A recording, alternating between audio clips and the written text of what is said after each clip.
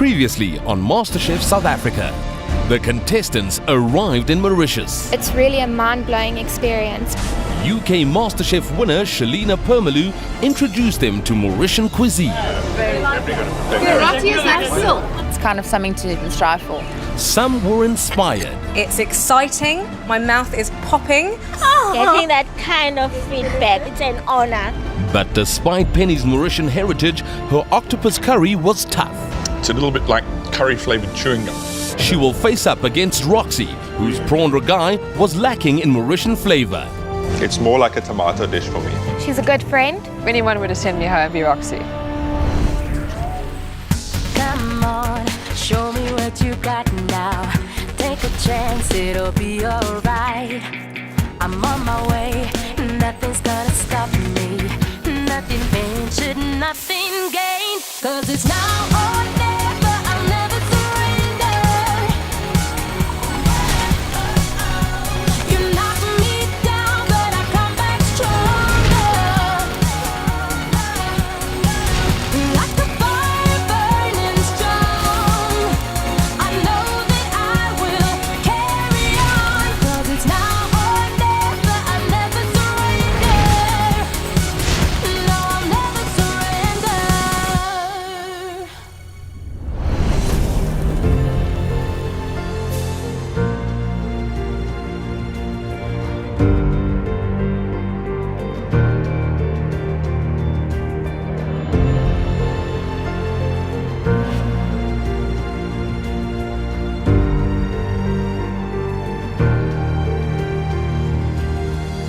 Our reward today is the use of the different sugars.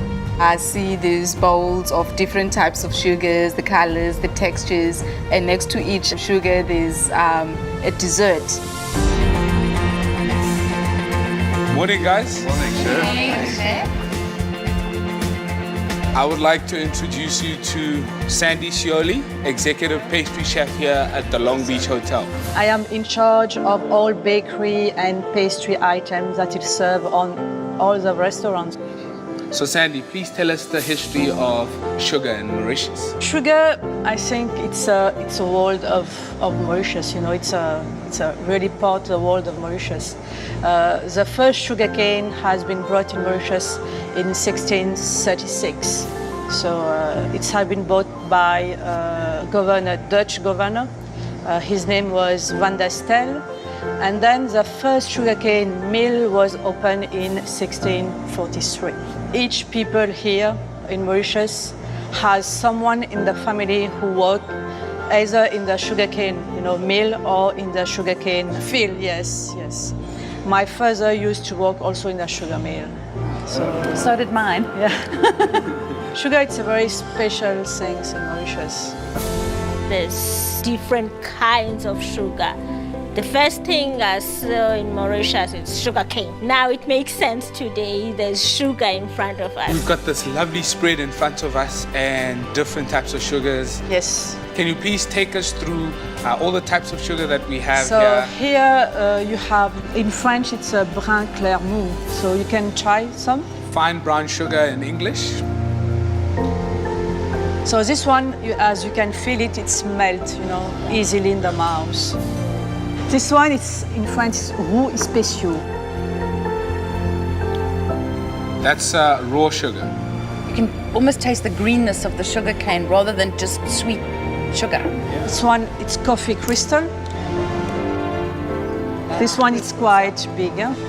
This one, we call it in French, brun foncé mou. So it's like a light muscovado. This one, it's my favorite, sucre mélacé. And this one has a taste of licorice. It's like a sweet, I wasn't aware that there were so many different types of sugar. So this is just a guide on Yes. you as a pastry chef through your experience throughout your career. Then you decide on Yes. what works for you and exactly what are you getting from That's which why type of we sugar. have made, that's a range Yeah. of desserts just to show you that, like a guide, what you can use with this sugar or this sugar. Can you please take us through the different types of sugars and what you would use them for? So here you have a sugar called demerara fin. This one is used for creme brulee. Take a little bit of sugar. You put a lot, and then you just like this. And as you can see, it melts, very quickly, with the burner. Obviously, this sugar burns quickly and then it browns quickly, Yes, and it's got that yes. snap at the end because of its It's size very, of the granules. thin on the top. Yes. What if you had to use a different sugar, like say molasses? This one, just to make an experience, and you will see, it's very. This is the This one is a muscovado. muscovado, so Yeah. as you can see, it will not stick on the creme brulee, as you can see. Yes. So we're going to burn it, and you'll see. It's burned, Yeah. it's burned, See? as you can see. And also that it's got a lot of moisture. Yes, that's why. moisture, and Yeah. it did not melt. You can see it. It's It's not even nice like this one. The brulee was amazing because often the brulees that I've experienced, they tend to have quite a thick disc of sugar on top, whereas she was quite liberal in putting it on top and then shook it off and burnt it. You still had the crack, but it was incredibly thin. It's a great consideration going forward for different types of desserts. This one, the golden semoule, this one I use it for the tiramisu, okay? Because it's kind of moisture sugar, and it melts very quickly, like a cream or eggs, and it's good for cooking also. Today the reward was very cool for me. I have a sweet tooth. It's very interesting to see how sugar can kind of be an ode to an element instead of just adding sweetness. Sandy, obviously different sugars have different melting points. That's dependent on the size of the granules. Yes, yeah? yes. Does the moisture content affect the melting point? It depends if you're going to cook or not. If you're going to cook, the moisture, just go away. But if you're going to use this cold, so this is important, yes. In terms of the tart shell, can you give a tip with exactly the type of sugar that will keep it whole and still snappy, even though you're going to put a Curd, wet... yes. It's even crunchy when you put the curd inside. What I do is to cook the shell before, the sugar who makes the difference. When you want to have a hard biscuit, you have, to cook the sugar inside the dough to keep it hard. So this is very important, For my first audition, I made a tart, and then I decided that I was going to use caster sugar, Yes. which is very fine. Fine, yes. And I thought I was being clever, and I blind baked it, and I couldn't get that tart the shell, to be yes. crispy. Crispy. And I now realize why. Now Because you know I why. messed my own tart up by using caster sugar. There's obviously different colors and different textures of sugar. In baking, if you use the larger granules, then it gives you an aeration and a crispiness because the sugar isn't actually completely dissolved. So it keeps that crispiness of the sugar granule. This one, I use it to make, like fruit cake, light muscovado. You can make also, if you have desserts with fruits, you can take this one. I've never thought that sugar would give you so much difference in whatever dessert you are making. For me, I just use sugar, whatever sugar. At least I have confidence today because I got to learn from a professional. Here I have made, like a pineapple roasted with this sugar. It's a molasses, sucre mélacé. It's bringing, a lot of flavor with the pineapple and with vanilla. It's very nice. The vanilla works so well with it. Yes. Getting that caramel at the bottom, Stronger. it's very Yes. nice. For me, it's important to have different texture when you eat a dessert. I'm trying to absorb as much as possible because, I haven't really ever been the dessert guy. One of the other big things that I learned is her approach to plating because it was very precise and very organized. And you can see that a pastry chef has got a calmness about them that is very systematic. But, what she put on the plate was beautiful. It was... you've got this science and creativity that happens, which seems to be in tension with each other. Shiny sugar. Thank you. Guys, we've just seen a clear demonstration of how important it is to choose the right sugar because it dramatically changes the outcome of the dish that you're cooking. Sugar will never just be sugar again. No. Going forward, we're going to see wonderful things from you guys. It's quite hard to remember everything, I must say. Hell of a learning for me. On behalf of MasterChef South Africa, our contestants here would like to thank you, Chef welcome. Sandy, for sharing your knowledge. It was a pleasure to share this moment with you.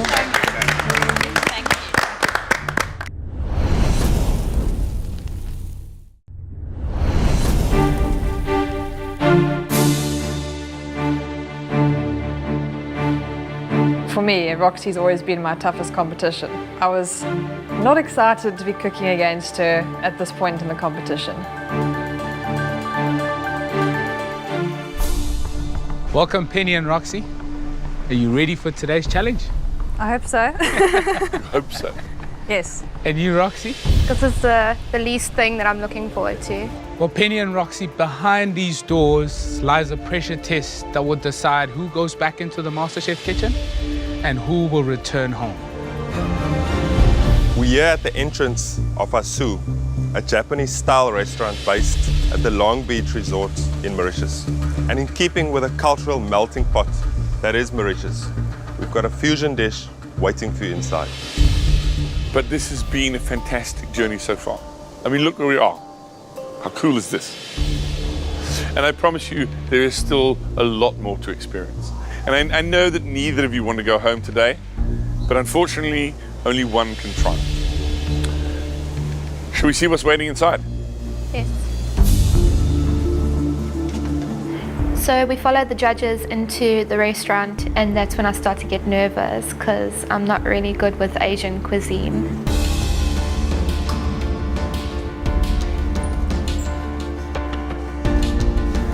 I'm a little bit shocked right now because I expected a Japanese chef.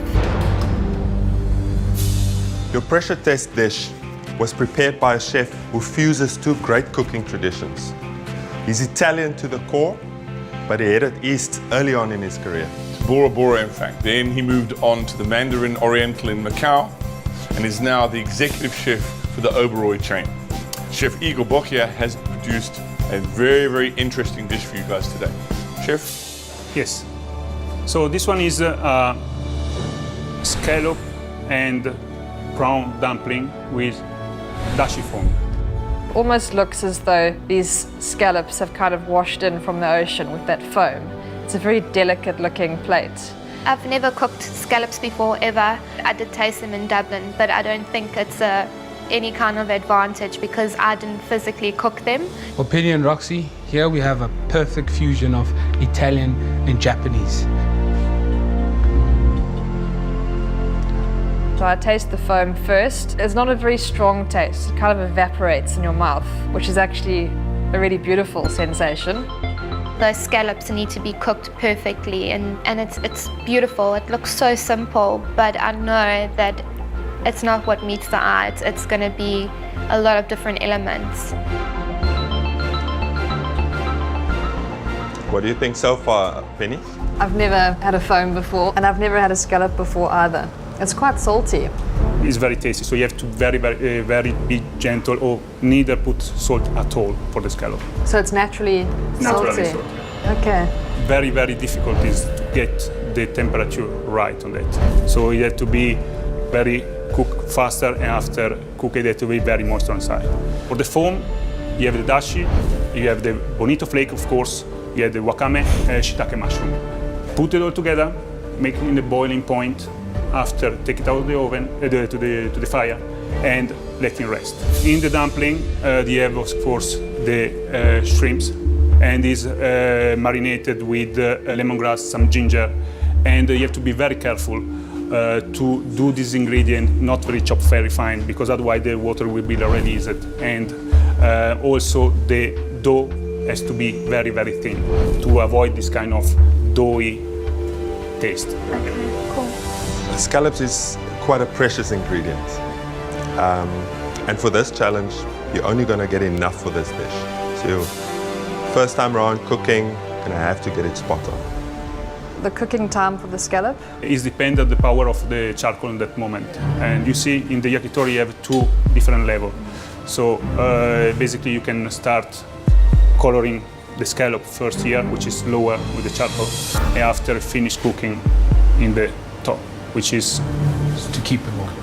Yeah. Cool. And contestants, for the second time in this competition, you're going to be cooking over open coals. We had it in a previous pressure test, and cooking something as delicately as scallops is going to be quite a challenge on the yakitori grill. I'm feeling quite intimidated, to be honest. Is it the same as a braai? You're not cooking a big piece of meat, you're cooking a delicate scallop on that fire, and it looks pretty hot. So Roxy and Penny, it's time to cook. Please go to your stations. What I'm most worried about is definitely cooking those scallops perfectly and definitely the foam. Penny and Roxy, you will have 60 minutes to replicate Chef Ego's fusion of East and West. The closest copy to his dish will take you back to the MasterChef kitchen. But for the other, I'm afraid it will be the end of the MasterChef journey.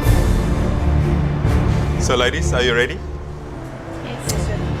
In that case, your time starts now.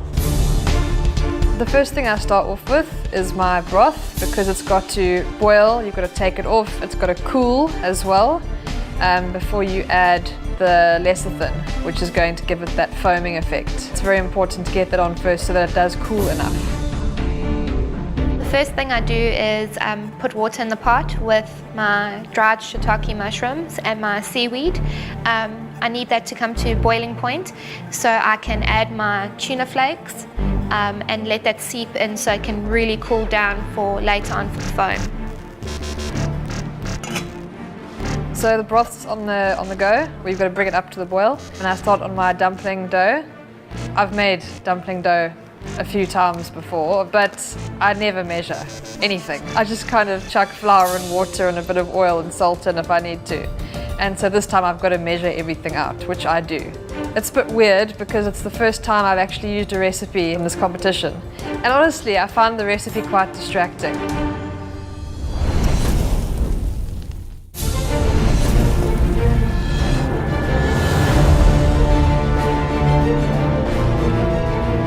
You can see the seasoning on the scallop. That's going to get difficult to get it right on that grill, huh? The grill marks are not too visible. So not only do you have to cook them properly, you also have to prevent them from burning. And dumpling is also going to be difficult because that mixture goes in there raw. So you've got to make sure the seasoning's right. Yeah. You don't overcook it so it shrinks and get watery. Yeah. It's going to be quite a challenge. And also the dough, that it doesn't break off, you know, while it's cooking, because obviously everything's going to pop out and it's going to be too watery. My next step for the broth is to add the dried tuna flakes, but they basically weigh like nothing, so nothing's being picked up on the scale. So I'm trying to read some form of grams on there so I can have a round estimate of what to put in the broth.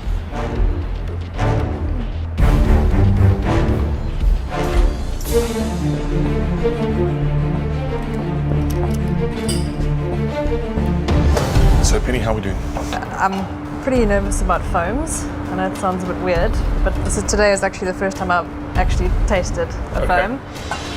Because I often think they look quite silly on a plate, but I think it actually works on this plate. It's quite an intense stock, and so you just get a hint of that with the foam. Otherwise, if you poured that broth onto the plate, you'd bring it far too intense for the scallops, which are quite subtle. I think it's a very exciting dish to cook, to be honest. I think we're both feeling very excited about making it because it's something different. Well, good luck, Pen. Thanks, Pete. I've got my dumpling dough sitting there and my broth is also seeping, and I start to clean the prawns. Penny, Roxy, 10 minutes have gone. You've got 50 minutes remaining. So Roxy, how are you feeling? I'm okay. I'm just trying to get all my ducks in a row, yeah? I'm not quite sure if I should cut those shiitakes in half to enhance the flavour or just chuck it in whole. I mean, I would assume if you cut it up, those flavors will impart quicker into the broth. So. Yeah, I thought as much. Something inside of me says I must take those mushrooms out of the broth that I've just made and cut them up so maybe more flavours can infuse in the broth. Are you confident you'll be able to pull it off today? I'm just worried about those scallops. That's the only thing that's really, really bothering me at this stage. So we'll just have to wait and see. You must also think about the fact that if you win this today, you could go all the way to actually win this competition. I mean, you must have your eyes still on big prize. That's what I'm actually doing. I'm cooking my heart out today. Okay, Roxy, I'm going to leave you to crack on and focus on the recipe. Thank you so much. Okay. Now start preparing the prawns. I've got to take the heads off, devein them, remove the shells. And I'm actually quite happy that it's prawns. I think if I'd seen octopus today, I think I probably would have walked out of the kitchen. I'm pretty comfortable with them, and I think I do them pretty quickly. So at this point, I'm still quite happy with my timing. They're pretty meticulous and they're going about it quite carefully, but at the same time, they need to be careful of not wasting too much time. And the last 15 minutes they're going to need to finish plate. They can't be thrown it on the plate in the last couple of seconds. It's such a beautiful looking plate. It's going to need 10 minutes to finish the scallop, spoon on the foam and get that plate looking nice and beautiful. Well, we've got two great contestants going toe to toe. It remains to be seen who is going to go back into the MasterChef kitchen and who's not. Well, it's going to be a great battle between the two of them. Let's see how it's panning out. I start weighing out my prawns. I basically need 180 grams of prawns that I'm going to mince up as the basis of the filling of the dumpling. And then I need 60 grams of prawns that I chop up to basically fold through the mixture for texture elements. You're not just relying on your own instincts, you're actually having to follow someone else's recipe. I actually think the recipe is what held me up a bit, constantly going back and forth. Next, I've got to weigh up my ginger and garlic to put into my prawn mince. And I never weigh up ginger and garlic. I usually use a lot of both of them, but I also usually rely on taste. So this also takes me some time to do. Roxy, how are you handling the heat in there? I'm okay so far. Penny, how are you holding up? I'm shaking like a leaf. Are you guys good on time? Because you've got 40 minutes remaining in this challenge. Seriously? That one, guys. Come on, 40 minutes? You can do this. Easily, easily. The next step is mincing the garlic and the ginger, a teaspoon of each. So I chop the garlic extremely fine and I add it to the food processor with the 180 grams of prawns. I finally mince the ginger as well and add that in, and I blitz it up until it's like a paste kind of form. I throw in my ginger and garlic into the blitzer and I start to mix it up. It minces a bit and then it kind of sticks. So I've got to take off the top and stir it up because there's still a few chunks of the garlic and ginger, obviously. I put it back on and I just let it go. I would have chopped the ginger and the garlic, before I put it in the marinade.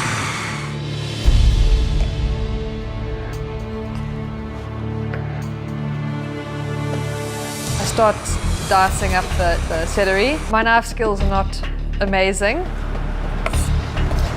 Can I ask your opinion? One of you. Is this fine diced enough?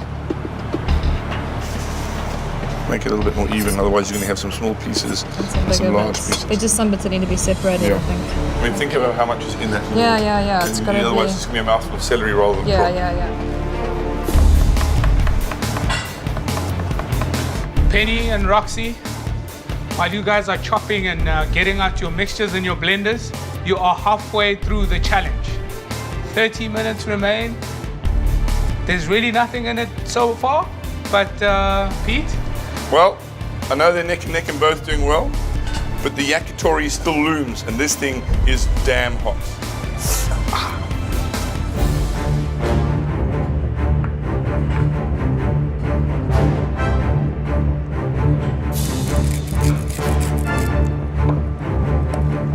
Roxy, Hello. how are you doing for time? I'm doing my miso scallop marinade at the moment. I got all the other stuff like it's there. So I'm just trying to do the marinade and then from there I'll start rolling the the dumplings out. There's about 25 minutes to go. Yes. Just keep that in mind. Yes. You know, just look at all the preparations that you still need to do. Because ultimately you want to leave yourself enough time also to, you know, spend some time on that plating, because it's quite a real, you know, nice, delicate plating that went on there. Definitely. Okay. I'm getting there. Okay, Rox, you're getting there, but you know, I'd like to see a bit more speed. Okay. Okay.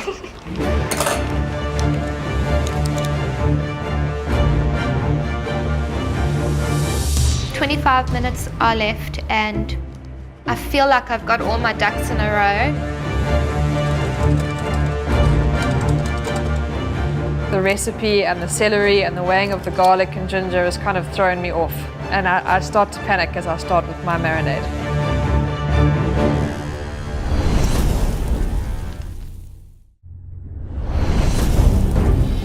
Rox, Penny, you've got 20 minutes left. I still see there's still a number of things that still need to be done. You've got to pod your beans, you've got to fill your dumplings, cook those off and still do the scallops. There's a bit of garnish that still needs to be finished. So make sure, keep this pace up. Otherwise, we don't want to run into trouble when it gets a little bit later. 20 minutes is going to go quickly and you're going to need a bit of time to plate up.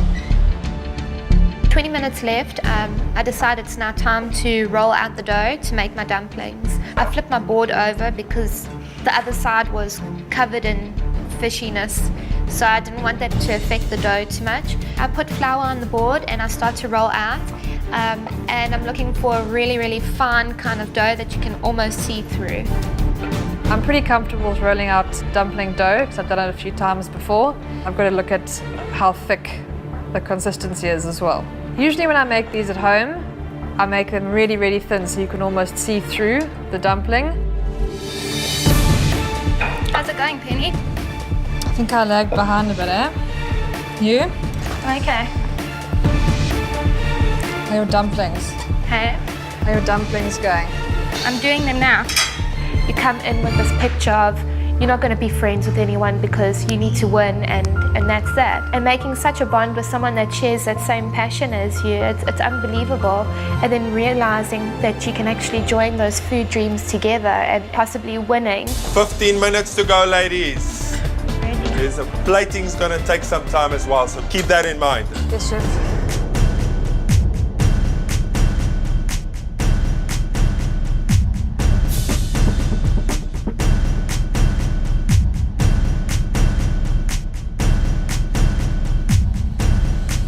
I end up making 6 dumplings instead of 4, just in case something goes wrong with one of them. I do all 6 together, so I place the filling in each one first, and then I only start to sort of bunch them up.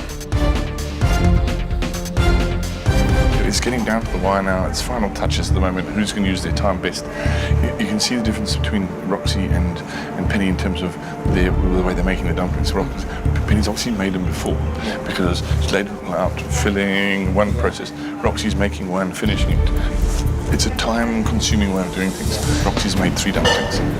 So if one bursts or one sticks to the steamer, Penny's made 6, so she's got the room to maneuver. When you've only got this much time, that's the kind of thing that's going to save you. But the scallops, you know, you have to cook them perfectly, and it's not going to be that easy. I mean, you know, we're not always accustomed to cooking on these yakitori grills, and especially when it comes to seafood. Meat might be easier, but seafood, especially something as delicate as a scallop. Really unforgiving.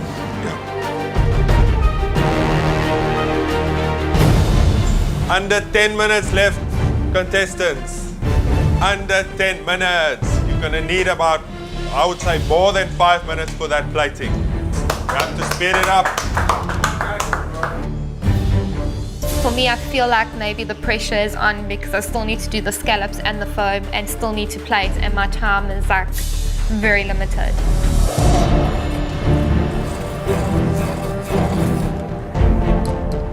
I take the scallops and brush them with oil on the yakitori grill. Careful with the oil. I didn't get to marinate my scallops as much as I wanted to, but I was really falling behind. Ruben? Too hot. It's good. You can use the spatula as well.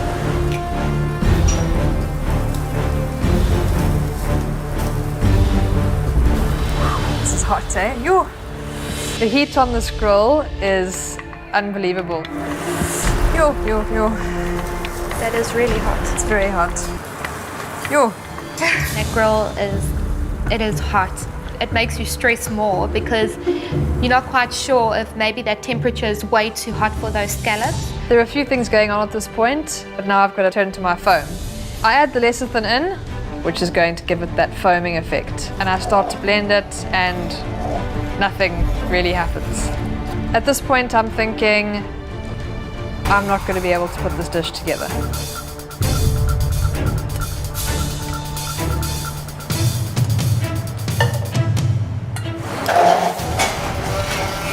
Guys, you've got 6 minutes left.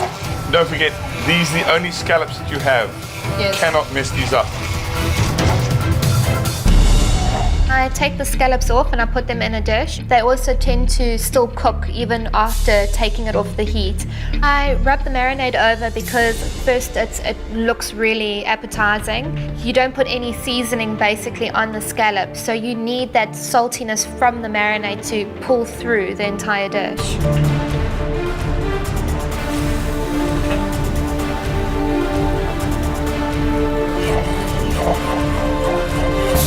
Still got to make my foam and it's quite difficult to achieve.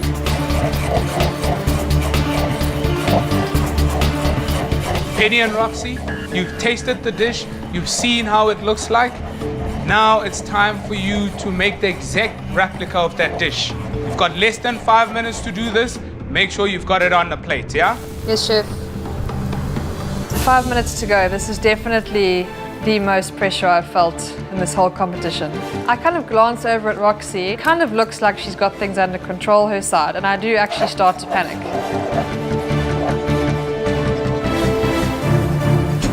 Roxy, Pen, you've got 3 minutes left.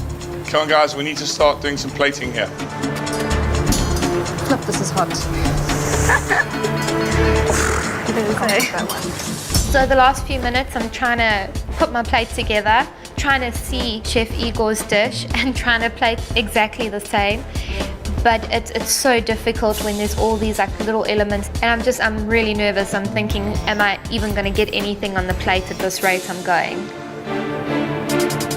2 minutes left, contestants. I've got my scallops on now as well. My mushrooms and them are still on the grill. I grab them off with my fingers, burn myself in the process, but don't feel the pain at that point.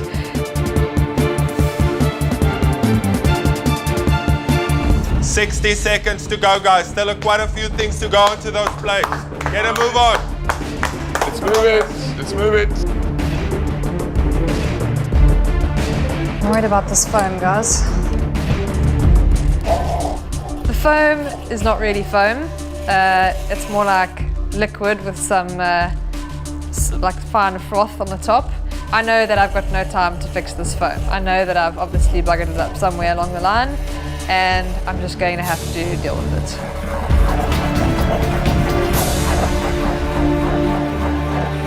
Ten, 9, 8, 7, 6, 5, 4, 3, 2, 1.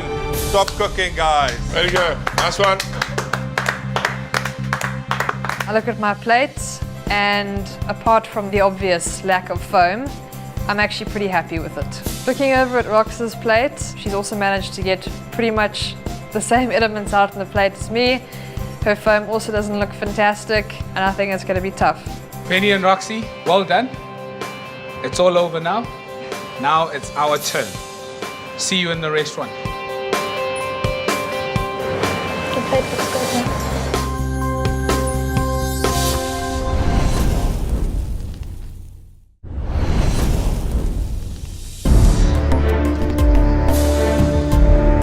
This challenge has been the most terrifying challenge, but also the most exciting challenge for me.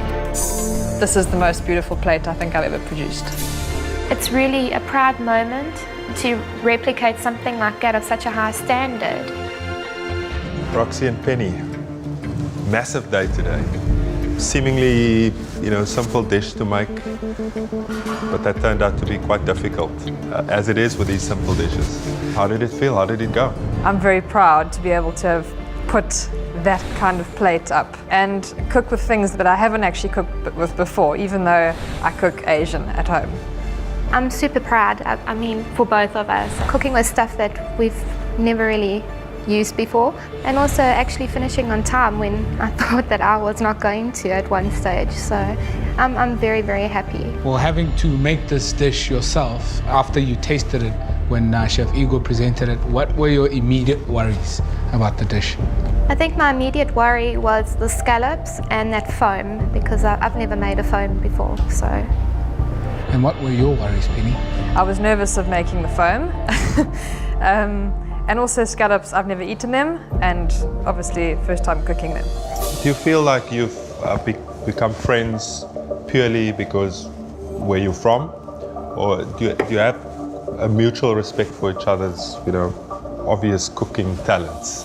It's nice to actually have someone to talk with about food. I mean, like, that share the same passion. Yeah, and also I think I've realized how much I actually want to work with food.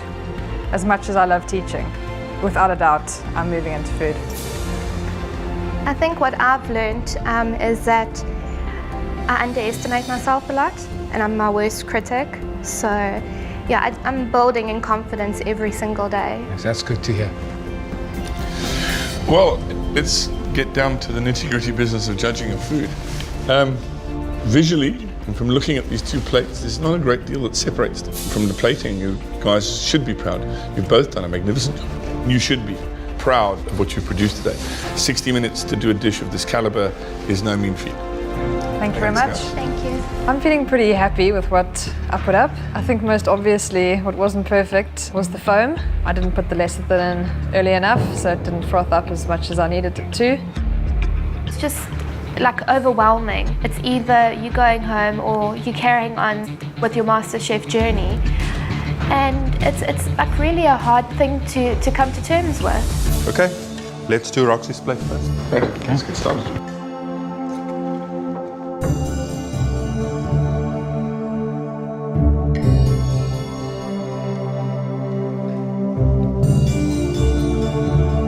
Pete? Thank you.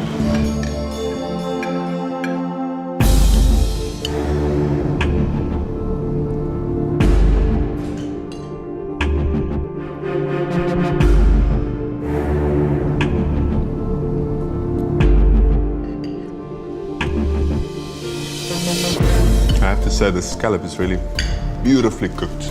Magnificent. It's evident, both of them, just from the look of the plate, struggled with the foam. Yeah. The scallops, beautifully cooked. I could taste that little bit of sweetness of the marinade. I think in terms of seasoning, she did a great job there as well. The foam, I didn't get a lot of that, which I needed that fish stock coming through, just to round off the dish. But for something that she's never worked with before in terms of cooking it herself, she didn't do a bad job. Dumplings, magnificent, beautifully seasoned, cooked to perfection. I really, really like this dish. It's awful because I don't feel ready to go yet. Regardless, we're going to do what we've got to do, but I don't feel like I'm done. Let's taste Penny's dish. Okay, let's get on. Thanks, Penny.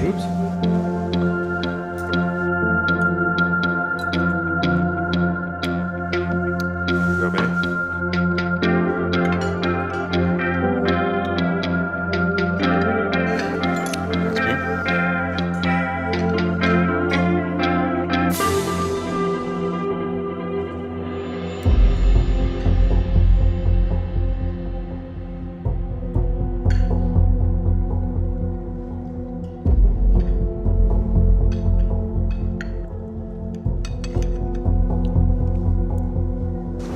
Again, I would say a fantastic job on the scallop. It's magnificently cooked. Once again, to perfection. It's beautifully thin dumpling pastry. You can see when it's got that almost see-through look to it, like a strudel. You can actually see the ingredients underneath it. So that's perfect. But it's the mouthfeel and the flavour that I think is not brilliant. The filling is very, very coarse, and I can taste raw garlic and raw ginger.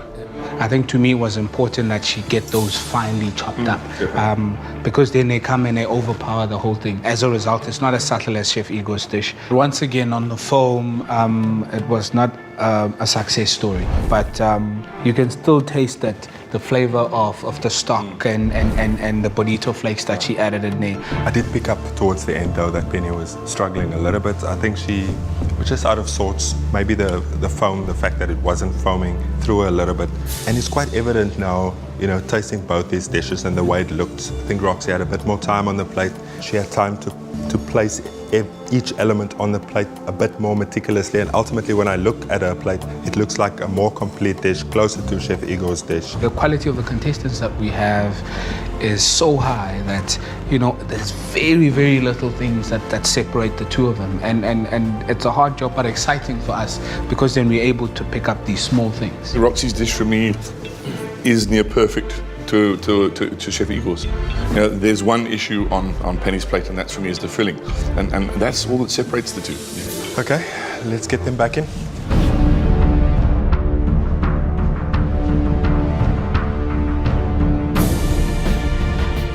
Roxy and Penny, the two of you have come a long way. Both of you winning challenges and really showing us what you came to MasterChef for. It's come down to this cooking together in a pressure test. But it was evident today that, you know, you've learned so much.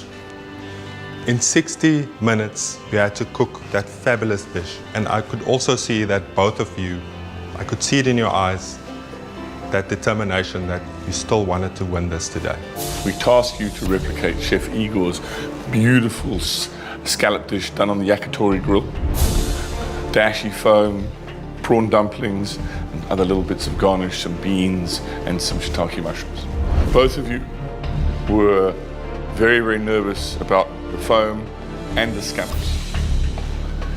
Penny, magnificent scallops, beautifully cooked, perfect.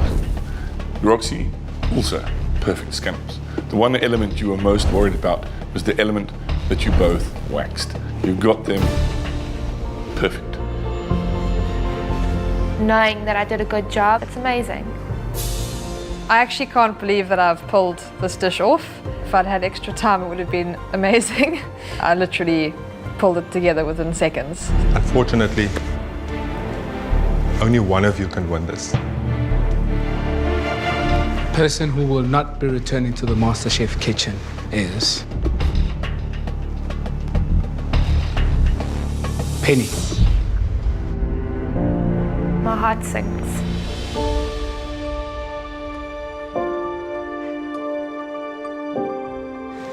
Penny, you've been a great contestant. We've tasted inventive and fabulous dishes from you. Keep cooking. Definitely. And all the best to you. Please hand in your apron. I'll make sure that it gets hung up in the MasterChef kitchen.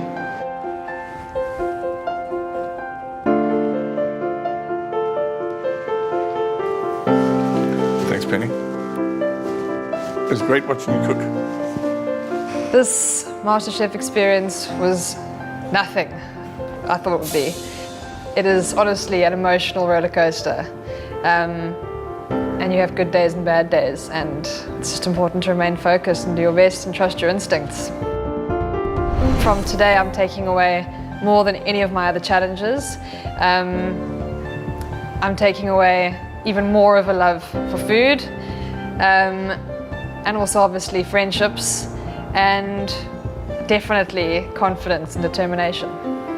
Penny is such a fierce competitor, and she kept me on my toes. I'm going to miss her so much. Now that she's out, I need to win. Next time on MasterChef South Africa, the contestants get a surprise reward in fine dining on their return from Mauritius. I felt like a queen. Back at the kitchen, now it's back to reality. A complex dish awaits. Go! I'm nervous now. That will determine who will hang up their apron. No!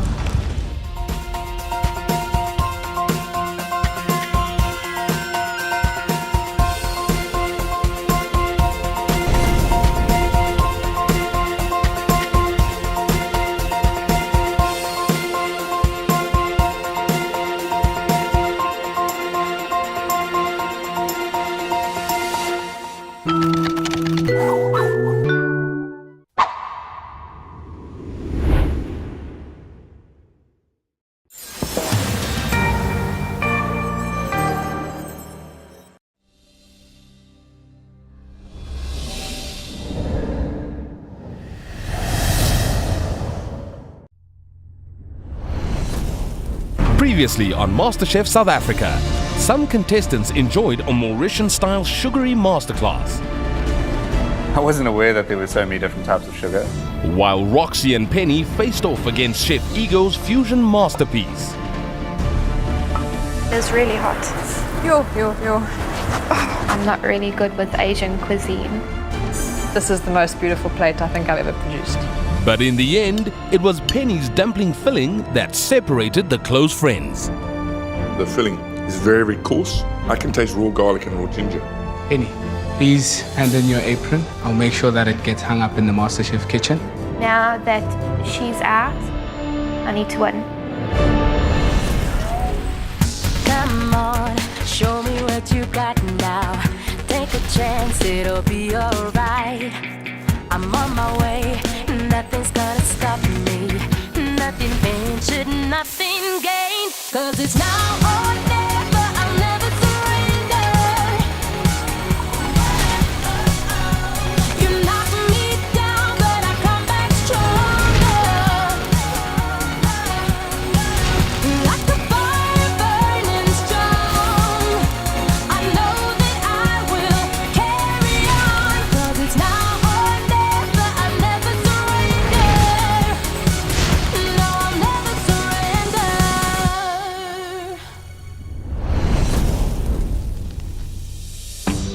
So we land in Johannesburg after a 4.5-hour flight. We get told that we're staying in Johannesburg. So as a treat, today we are brought to 500. Walking to the 500, which I've been to, so I know. I'm hoping for the chef's table. Yeah, we're at the chef's table, which is just going to be the biggest treat ever. I felt like a queen. There's a kind of a mesh curtain, and I know that at some other stage that curtain's gonna live. It's like theatre, but like tripled. It's amazing. Oh wow! Good afternoon. Chef David hates. Oh my freaking word. It's a very, very warm welcome from the 500 team. The lunch today is to say congratulations on reaching the final 6. And just a little bit of spoil and maybe a little bit of inspiration. Hi, my name is David Higgs. I'm the executive chef at the Saxon Hotel. And this is the 500 restaurant. The dishes that we put together today are some of the highlights of the last year and a half. For us, these are our favorite dishes, what 500 is about. It's about beautiful food, beautifully presented, flavors are great, different textures, and those are all very evident in these dishes. Basically, our inspiration for most of the dishes comes from our garden. We have a rooftop garden. You may or may not know that we planted about a year and a half ago. So we've prepared a 6-course meal. You'll see we do things a little bit differently. The chefs do all the serving of the food. And there's some beautiful Nederburg wines to also sort of enjoy with the meal that we'll be pairing with you. Just relax, take it all in, and big congratulations from all of us. Cool. Thank you so much. So the first one that I'd like to share with you today is from Nederburg, and it is known as the Anchorman. This is the Heritage Heroes collection. This is a Chenin Blanc, which they produce using a very sophisticated blending process. I have to focus because it's not just treating us. You have to learn and take some tips from the 6-course menu. So this is the first course, our prawn dish. Now what we have is our quail prawns. What we did to them first, we cured them lightly, then we seared them, and then we pressed them. And on the plate we also have a little broccoli stem, which kind of supposed to represent the coral underneath the ocean. Thank you very much. Thank you. Thank you. Yes, these prawns are beautiful. They are, hey? Just by doing something so simple as pressing the prawns, it changes the whole texture. It's like eating something different with a prawn taste. If all the rest of the dishes are going to taste like the first, we're certainly in for that special day. This is our salmon trout dish. It does have a herb crust on the top there, and then we have a orange caviar and a sugar glass, and then we have the orange dressing and the nasturtium leaves and flowers also from the garden. Okay. Thank you so much. Enjoy. Thank you. Oh wow. I think this is a bit It's better. gorgeous. Oh, it's beautiful. I was actually inspired on how the chefs have actually combined flavors with the visuals on the plate. There's so many different flavors and it's like mind-blowing. It's so delicate, but again, it hasn't been fiddled with too much. What we're doing here, we're pairing the chicken alongside quince. It's that lovely fruit that we have that gets better really as the weather gets colder. To the side with a little savoury granola, and just sitting in this is a little turn of chicken liver and quince parfait. It's been cooked very simply, and you know, there's that old thing with food, they call it KISS, keep it simple, stupid. And really, the simplicity is key. I'm loving the chicken and I hate chicken breast. This was just moist and gorgeous and it was fabulous. It really does taste like your Sunday roasted chicken. For me, it's... Me too. Okay, what you have on the plate here is a beef fillet, which has been poached and then seared. And I have dumpling. It's got a fresh parsley, thyme, and rosemary. And a caper custard on the side there. Beef is beautiful, huh? As much as everyone's plates in front of us are identical, it feels like your plate has been made for you. You know, and that's the attention that I don't think you manage to get in many restaurants. Thank you. This is our first dessert. Underneath we have a rhubarb jelly. On the top of that is the white chocolate mousse. There is a rhubarb cloud or foam in there as well. And then the ice cream is a Granny Smith apple sorbet. Oh, it's gorgeous. The apple Very actually clear, is just... the apple flavor. I would love to present a dessert that looks so beautiful on a plate like that. There's nothing on the plate that didn't complement the next ingredients. For your final course today, we've got a chocolate jelly topped with a chocolate ganache. On the side there, you'll see a white chocolate parfait. So enjoy. Thank you very much. You know, the idea here was to inspire a little bit, to give you new courage for probably the most difficult part of the competition. Wow. Thank you. I mean, travel safe. Thank you very much. All the best. Cheers. Thank you. Thank you. A little intimidated by the experience because you certainly don't get there overnight. That comes from years of training. This has definitely inspired me, especially from a plating point of view. I'm not sharing this with anyone, I'm sorry. Like I can't do it. Today's lunch was, without doubt, the culinary highlight of this mad, incredible journey that we've been on. Good thing you introduced this to me. Thank you. Again, I'm not used to wine. Oh my word. I was just blown away.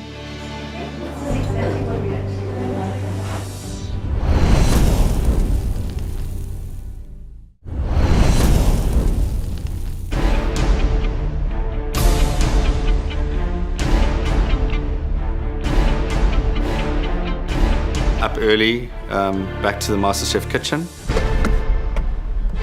I'm feeling happy because I had a good time in Mauritius.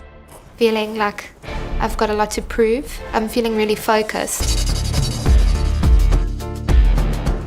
We walk into the kitchen and the first thing we noticed is cloches and black aprons.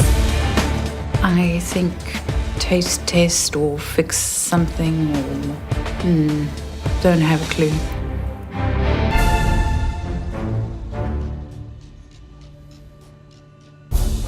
Welcome back to the MasterChef kitchen and to relative normality. Mr. Pukazi, you had a great trip. You did well in Mauritius, and you feel it's game on now that you're back? Oh yes, game on. Mauritius has been so good to me, so this is it now. It's game on. Well, you've had the taste of the high life, but now it's back to reality. And back with a bump. You've all seen the black aprons on your stations. You know what that means. For one of you, today's challenge will be your last. What is the challenge? Well, let's hope you remember everything you tasted at 500. First thing I'm thinking is, please God, let there be a recipe because my brain is not in the right place to be inventive. 6 dishes yesterday, 6 people here today. I put 2 and 2 together and I think we're cooking a David Hicks dish. He's won armloads of awards, including Restaurant and Chef of the Year in 2012, and Chef of the Year in 2014. His food philosophy is based on a multi-sensory approach, combining food, wine, and art. Ladies and gentlemen, your host at 500 and your guest chef today, Chef David Higgs.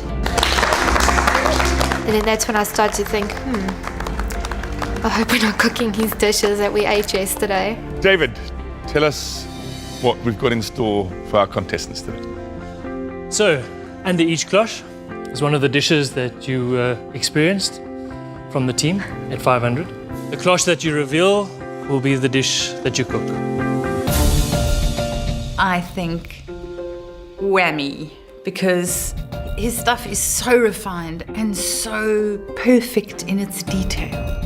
Like we said, we hope that you remember everything that you tasted at 500. Because there's a catch. You're not going to be tasting the dish that you're going to be preparing today.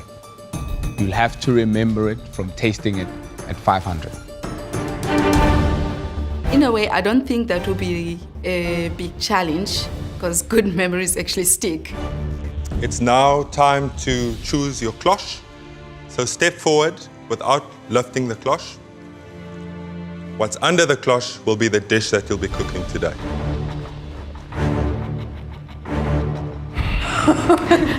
We're obviously the most scared. How are you? Good, thanks to the chef. Are you ready? Yes. Good. Oh, wow. Oh, wow. So, salmon trout with orange. Essentially, those are the flavors we got. It is a very simple dish. But the trick with the simple dishes is that you got to get it right. Yeah. But there's no room for error. It looks so pretty, it looks beautiful, and it's my style of plating as well. Don't look so nervous, please. You're making me Please nervous. don't give me the chocolate one. Please don't give me the chocolate. Yes! Wow. Excellent. Very, very simple. It's quince and chicken. The trick with this dish is the liver pate. Yes. So it's simple, but no room for error. It's the kind of tastes and textures that I understand.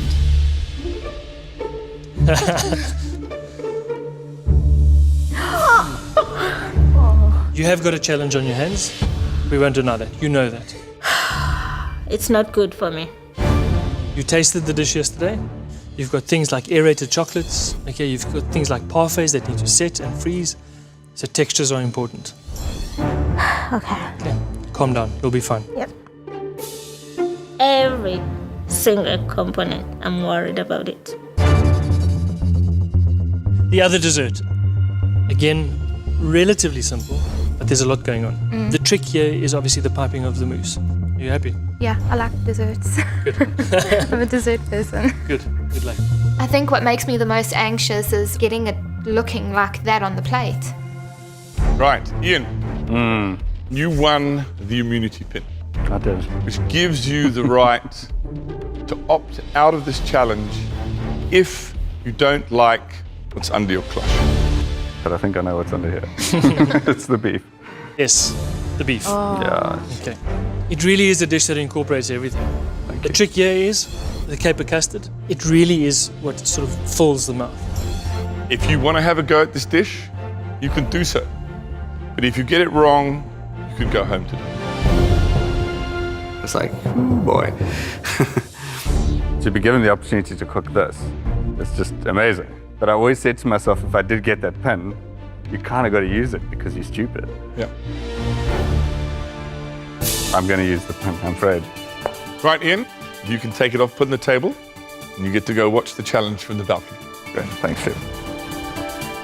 The last thing you want is, you know, to be arrogant enough to think you can be better than anyone else there and walking out with the pin on your chest and never using it. Sure, one last stir at that. Okay, thank you. Good luck, guys. I wish I could be in his shoes now. Well, no guessing. What I love about this is the textures. And you've got to execute properly. No room for error. Cool. This is my favorite dish of the day yesterday. Good. Glad you enjoyed it. Good luck. Thank you.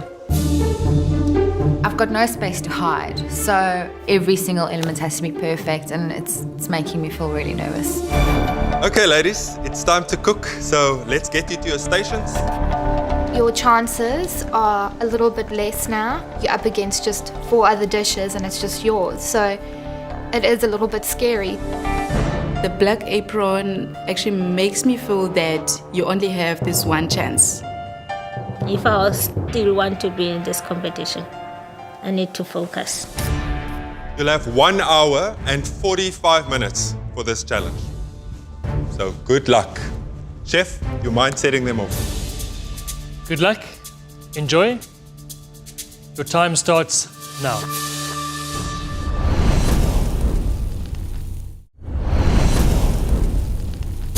You'll have 1 hour and 45 minutes for this challenge. Chef, you mind setting them off? Good luck. Enjoy. Your time starts now.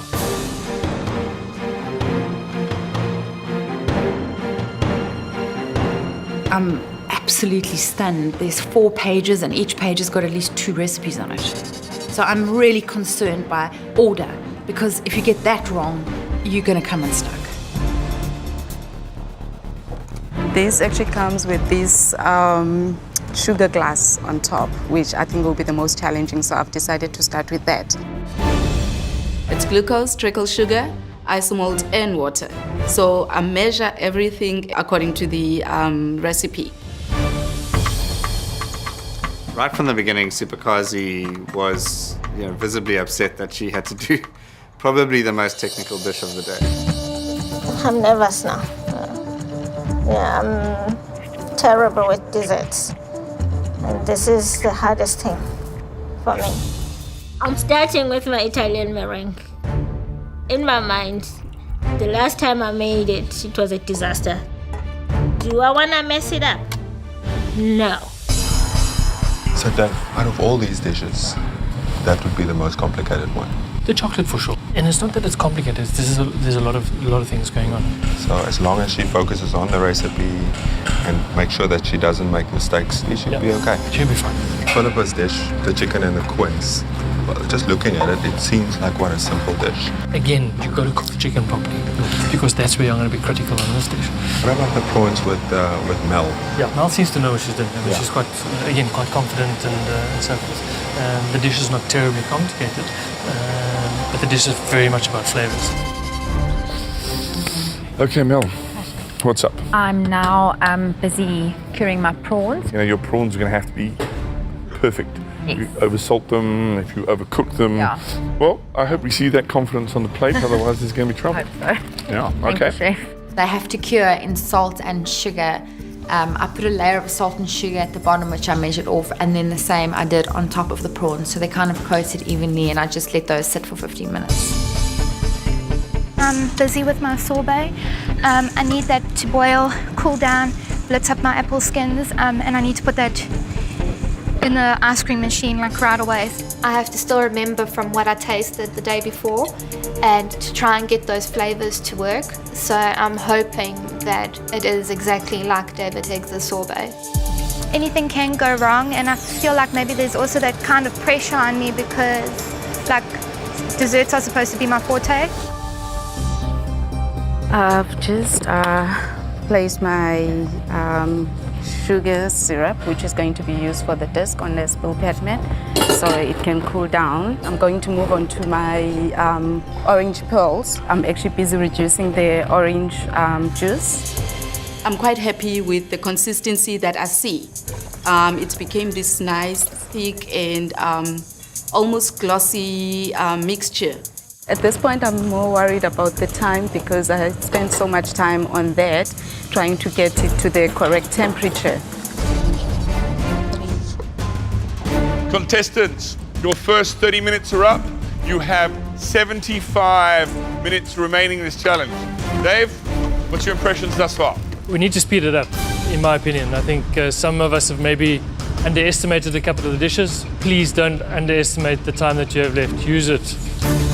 You really do need to get a move on. Come on, guys.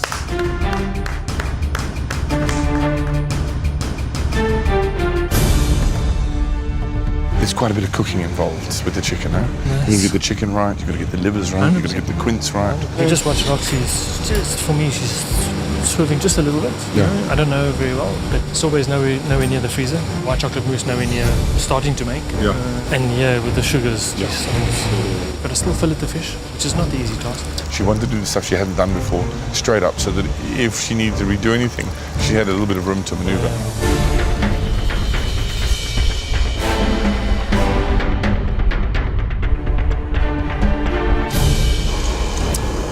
So Rox, Yes. how are you doing? I'm actually worried about not getting all the components done. I feel like I'm running behind. I'm just hoping like my sorbet will set because I got that on a little bit late.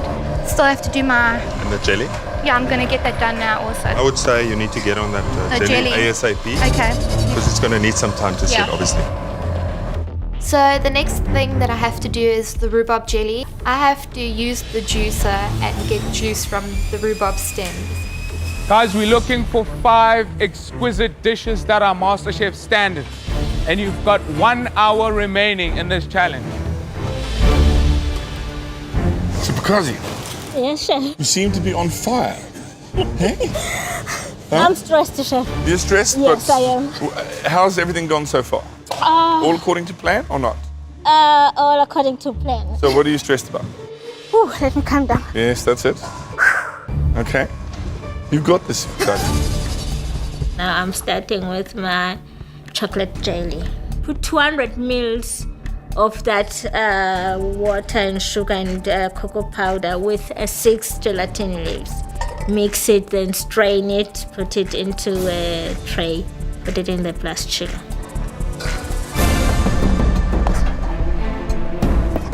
Yesterday in the dish, the prawns were pressed, and it wasn't mentioned in my recipe, but I decided to press them anyway. And I'm nervous because the prawns pressed and the texture of the prawns not pressed is totally different. But it is based on what I tasted yesterday and trying to replicate that. I'm making my orange pearl. My expectation is this should actually float up to the water and set those into nice little pearls. And I notice it's not happening. There you go. Found the problem. I look at the spoon that was in front of me. I had used the wrong measurement. Where's your fish? It's in the fridge. Have you started it? No. Okay. I'm going to You're going to get start on running it. into problems, yeah? Okay. Yes. Those are your main elements. These are garnishing elements. Okay. Okay? So, I was more worried about the processes. I don't know. don't worry. Okay.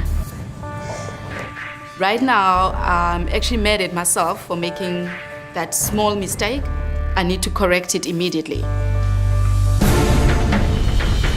Contestants, you've got 45 minutes left to cook. Trust your taste buds and trust your memory. So out of all of them, who would you say is behind? Who's really in trouble? Abigail's in trouble, without a doubt. She hasn't started with any of her main elements yet, you know? I think she's just wasted too much time, especially in the beginning with the caramel. Exactly. What about Philippa? Trying to be too sort of methodical and too controlled and too specific, you also waste time. You're just going to get on it, you know? Puree quince, adding some of the liquid until the puree is smooth. Contestants, you've got 30 minutes remaining. You need to trust your taste buds. You need to trust your instincts. David, what should they be doing now? You must understand that the plates will take time to plate. Okay, to put together, to finish off. So, in my opinion, you've got 20 minutes left. I have to redo the cloud because I'm not happy with the color. I mean, the cloud is supposed to be pink and it is not pink. So I start on the second batch of the rhubarb cloud and I pour a quarter of the rhubarb juice and I top it up with pomegranate juice to make it pink. Look at Bukazi. I mean, she's smoking the honey. Yeah. The mousse is in, the jelly, I think she's feeling. She hasn't done this stuff before, ever, No. you know? And she's absolutely fine. Contestants, you have 20 minutes left. 20 minutes left. I still actually think that I'm under control. that everything's coming together. Oh, no. It occurs to me that there's actually an entire page of recipe that I just haven't done.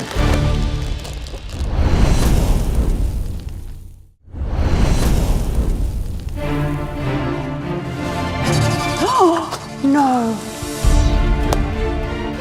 It occurs to me that there's actually an entire page of recipes, the granola and the onion, that I just haven't done. I don't even know where the granola is. 50 grams of oats. Philippa looked like, you know, the world was coming to an end. It seemed like there were still a lot of elements for her to do, and she started going crazy. I can't do this. 110, 125, go! Contestants, there are only 15 minutes remaining in this challenge. You really should be thinking about your plates right now. If you're still cooking, you're going to be in trouble. Let's get a move on, guys. Let's keep it going.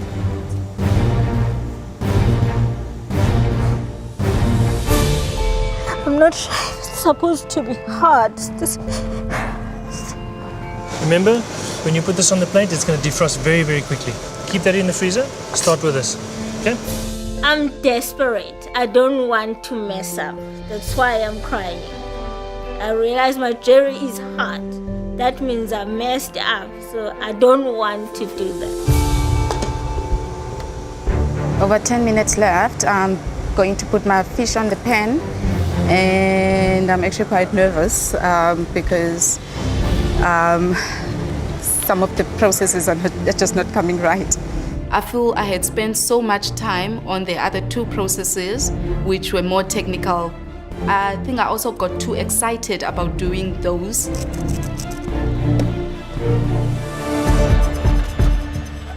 I decide it's time to start plating. I run and I get my jelly out of the fridge and I try and cut a pattern. But this jelly is just stuck. It does not want to come off. Rox, if you're struggling to get it out, Yeah. get out a shape that you can work with. Yeah? Yeah. I need to serve something. I don't want to leave that jelly off the plate because that is an important element.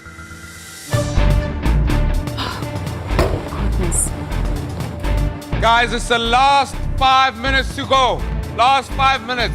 It's getting really exciting. But I want to see that food on the plate. Come on, guys. 5 minutes remaining. Let's go. I just burnt my sugar in the oven. I spent so much time getting it right, and it's supposed to stay in for 2 minutes, and I've burnt it. Yes. I actually felt as if a big cloud just fell over me. That gold smoke that came this way, I felt like it just went over me. You don't have time to make another one, so No. just get the rest of the elements on the plate. Yes, chef.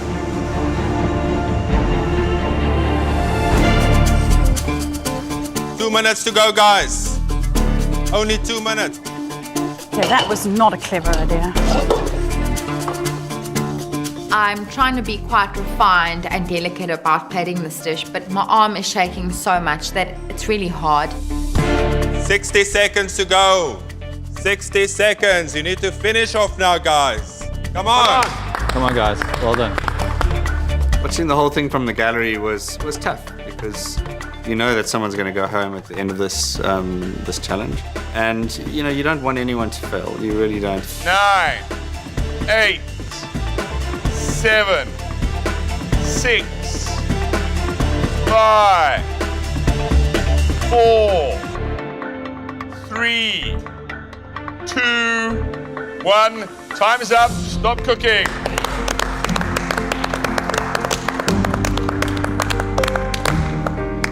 Well done, guys. Those were 5 very challenging dishes, and you guys have pushed yourself very hard.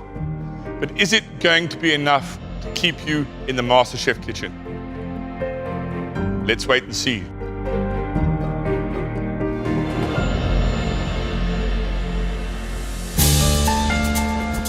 Good luck. Good luck. Thank you. There's a few elements in my dish that I'm nervous about. At this stage, I'm feeling a little bit negative.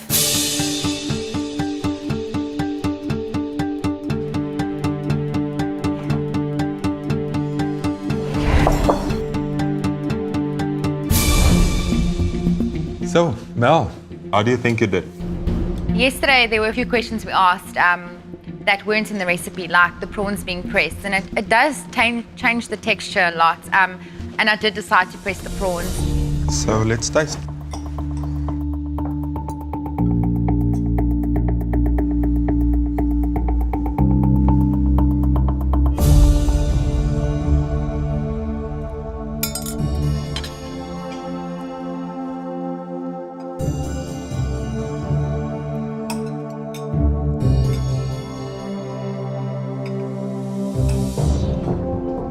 I heard so many times today the recipe says this and the recipe says that. But a lot of cooking you also do with feel. But the fact that you use a bit of common sense and a bit of imagination and a bit of thought, and you listen to what we said yesterday. So I must commend you on that, and I think very good job. Throughout the challenge, you worked at a pace that was calm. It showed that you understood what you were doing. Thank you. Just going by memory alone, I think you did a fantastic job. And you must be very proud of yourself. Tasting this in 500 and enjoying it is one thing. Replicating it here in the MasterChef kitchen under extreme pressure is another thing entirely. Beautifully balanced. Excellent dish, Mel. Very well done. Thank you. Well done, Mel. Thank you. Thank you. I'm so proud and I'm so happy to have given especially Chef Higgs a dish that he can be proud of. My dish was perfect. And you cried. I'm worried about Chef Higgs. I'm going to place this in front of him and I know there's something missing.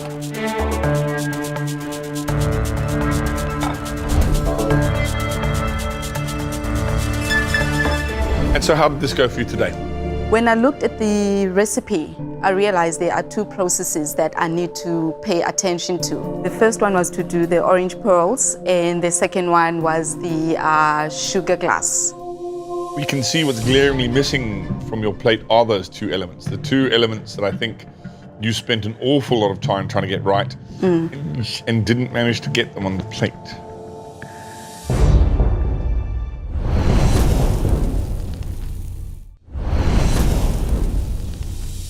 We can see what's glaringly missing from your plate are the two elements that I think you spent an awful lot of time trying to get right and didn't manage to get them on the plate.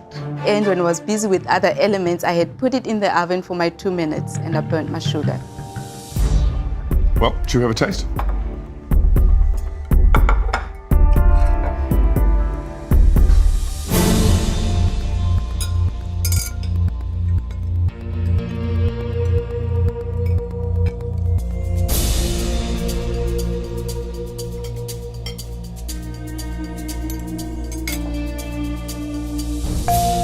Look, I think the main element on the plates was salmon trout. And unfortunately, the first thing with the salmon trout was overcooked. Okay, which is taken too far.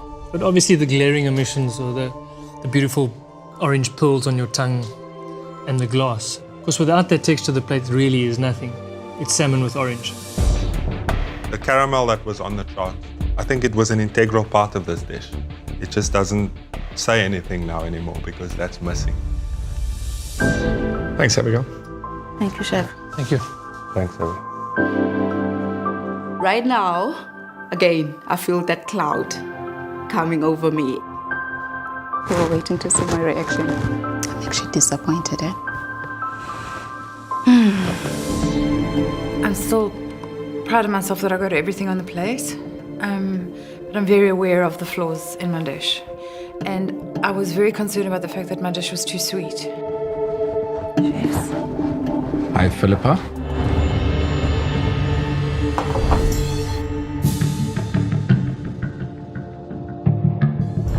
Are you happy? Chef, there's some things that I'm happy with and there's some things that I'm not happy with. I'm not happy with the chicken jus, but I'm happy with the way the chicken's cooked. I'm happy with my quince. Well, I guess we have to taste it and find out.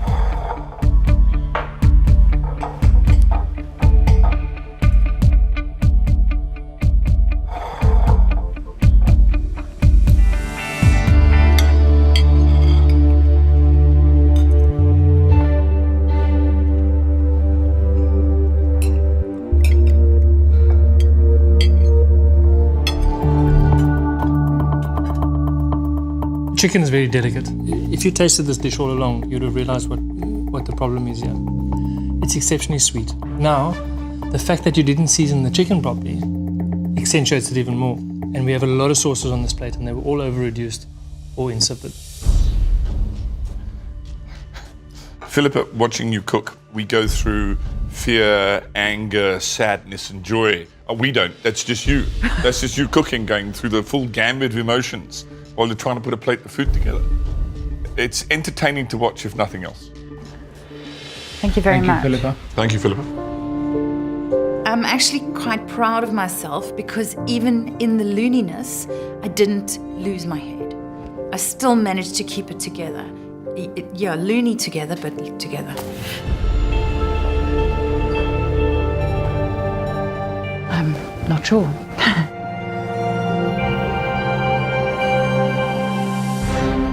I'm feeling extremely nervous because I don't think I've done it enough justice with the look of the plate due to the jelly not being the proper shape.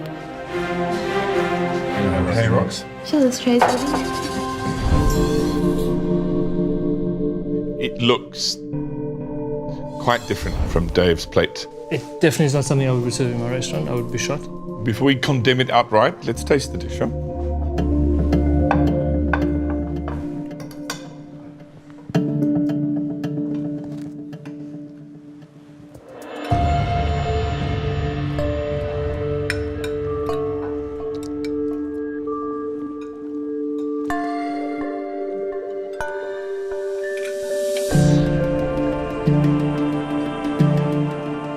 Dave, your impressions? I'll tell you what. You nailed the flavour. That apple sorbet is phenomenal. The cloud was fresh, it was clean, it had huge flavour. Really, I can't knock that at all. It's refreshing, it's light, and you can have more and more of this. Yeah, Roxy, for me, you messed up completely. Yeah. But only the plating. You are the dessert queen, so I was worried about you. Roti queen, not dessert queen anymore. You got to work on the plating, but the flavour, you nailed it. Thanks, Rox. Thanks, Roxy. So much. Thanks, Roxy. All the judges agreed that the flavours were spot on and it was really good. It's just presentation was terrible. Yeah, there'll be flaws. I'm not 100% perfect, but I'm confident enough to present my dish. Kazi. Hello, chefs. So, Sipukazi, I saw when Chef Dave lifted the cloche. It was like a pain that shot through your body when you looked at that dessert. Unfortunately, I got my worst nightmare. Is dessert. My opinion, you're a champion. Honestly, I mean, look at this. Well, it's time to taste. And the jelly, it freaked me out.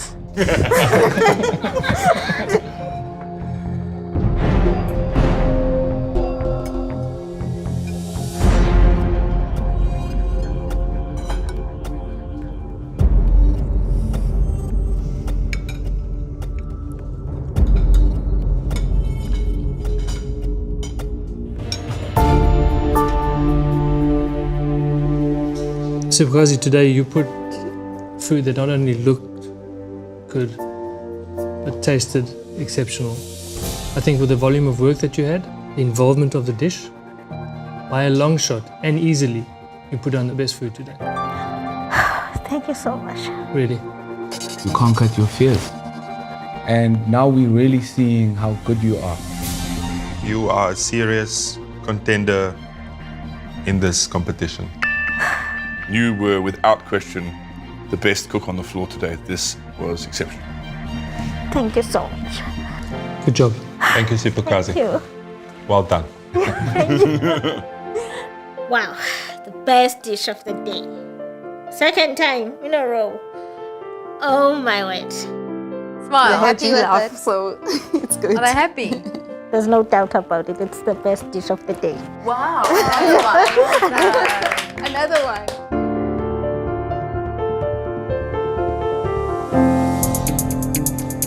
waiting for the final verdict. I am expecting that my name will be called out. I'm pretty sure that I'm in the bottom 2.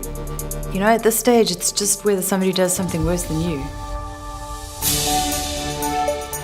I'd just like to say on behalf of the contestants and us, David, it's been an absolute pleasure having you on MasterChef again.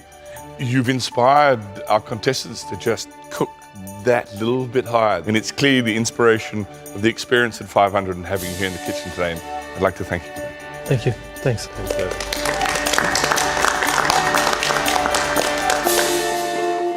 Chef David, how did they do? The dishes that were chosen, they were all challenging. But I really believe, and I hope you believe as well, that firstly you've really learned a hell of a lot over the last day. And I think you can really see that you've all done particularly well. We've given feedback, we've told you what we like, what we don't like, but there's a lot of positive to be taken from it. So well done. All of you had to cook different dishes. So it was like comparing apples with oranges. In the end, though, one of you didn't live up to the high standard that they've already set in the kitchen.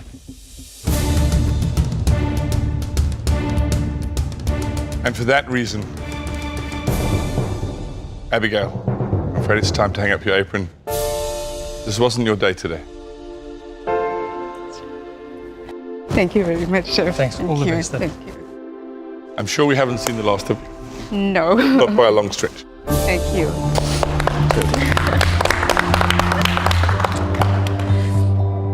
To me, this is an achievement. Having gone this far, being top 6, and having experienced all this exposure, and I've actually learned a lot. It truly has been an amazing journey. To the people who've been supporting me at home, the journey is only beginning. That's all I can say. It's only beginning.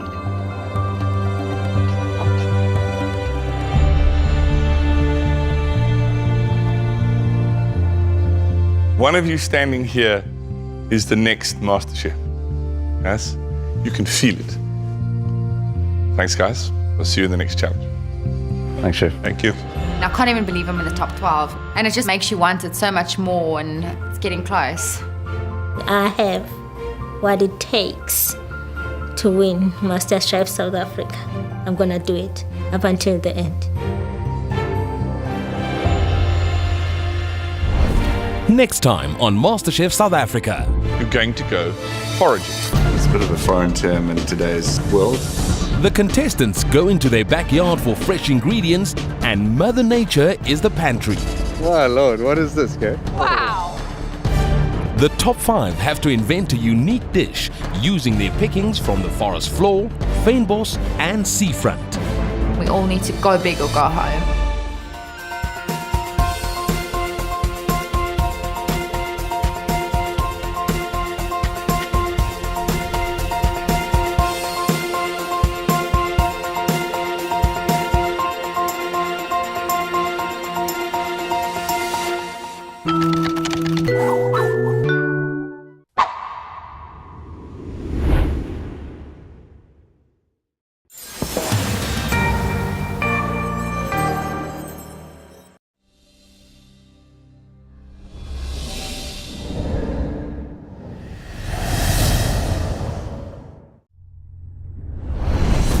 Previously on MasterChef South Africa, the contestants were surprised with a fine dining reward. Are you ready? Yes. What they didn't realize is that the dishes they tasted would have to be recreated from memory. Mel's intuition paid off. Very good job. Sipogazi overcame her fear of desserts. You are a serious contender in this competition. Philippa's dish lacked flavor. It's exceptionally sweet. While Abigail, It just doesn't say anything now anymore. left too many unmade elements, Abigail, this wasn't your day today. making her the next person to leave the MasterChef kitchen. Come on, show me what you got now. Take a chance, it'll be alright. I'm on my way, nothing's gonna stop me. Nothing ventured, nothing gained. 'Cause it's now or never, I'll never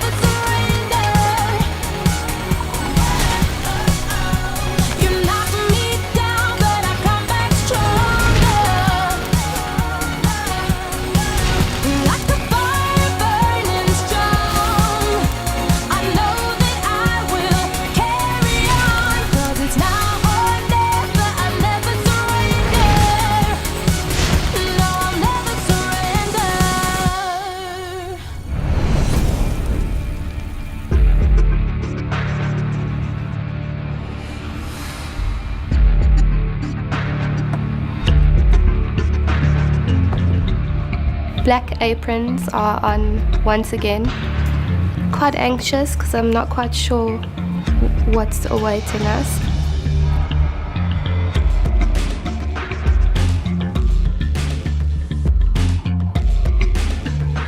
You immediately know someone's leaving the kitchen. And it could be yourself. I mean, no one's safe. So it's a scary thought. Freaks me out, but again it makes me realize that I have to up my standard.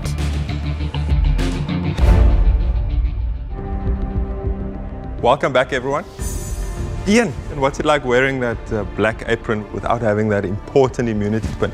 Yeah, very exposed. Hell of a surprise. Well, guys, you're officially the top 5 amateur cooks in the country. Melissa, how does that make you feel? I'm still getting used to being in the top 12 and now I'm top 5, so it's unbelievable. I always knew I loved cooking and I always knew that it was a passion, but I never knew it was this big. You're all good cooks. You all deserve to be here. But we've also made things slightly easy for you up till now in one important way. The pantry. Each time you walked into the kitchen, you've had full access to our amazing pantry bursting with Woolworths products. But today is a different story. For the first part of this challenge, you have to find your own ingredients. And you're going to do it in the way that we've been doing it for thousands of years. You're going to go foraging. And luckily for you, we're here in the Cape, which means we have access to an incredibly abundant source of natural ingredients from the forest floor, fynbos, and the ocean. Today, the Cape is going to be your pantry. We're going foraging, which is a bit of a foreign term in today's world, where everything's pre-packed and convenienced for us. Waiting for you outside are 2 fantastic Volkswagen Tiguans. They're going to take you in convoy to various foraging sites and then bring you back here where we get into the second half of the challenge. So, happy hunting. We'll see you back here later. Off you go. Thank you. Wow. Yeah, we're going to the sea, we're going to the mountain. I was really, really excited. Let's go forage. Makes me kind of excited because it's like a little road trip. We drive to Scarborough in our Tiguan, and it's very exciting because this is the car that potentially we're going to win. We drove through Misty Cliffs, and then we drive down to the beachfront. Scarborough Beach. It's quite chilly, but I mean the beach is just beautiful. Hello. Hi. Hello. Hey. Welcome to Scarborough. Thank you. We meet Roshana and we discover that she is a professional forager, which is pretty cool. My name is Roshana Gray. I am a forager, teacher and caterer of wild food, and it is an exciting and magical experience to be able to pick this food straight from the land or from the sea. They are packed full of minerals, vitamins, so it is an amazing superfood. With this growing trend of foraging, it's very exciting, but there is the concern of sustainability and remember your legalities.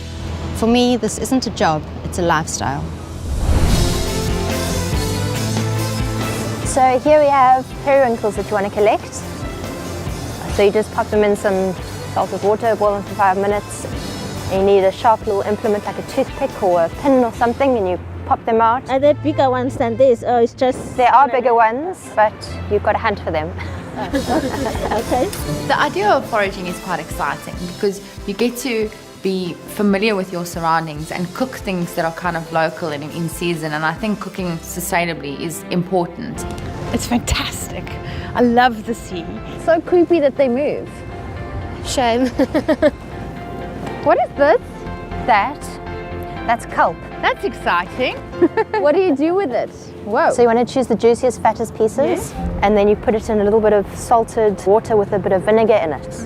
And then you cook it for about 20 minutes until it's nice and tender. Can I taste this now? Yeah.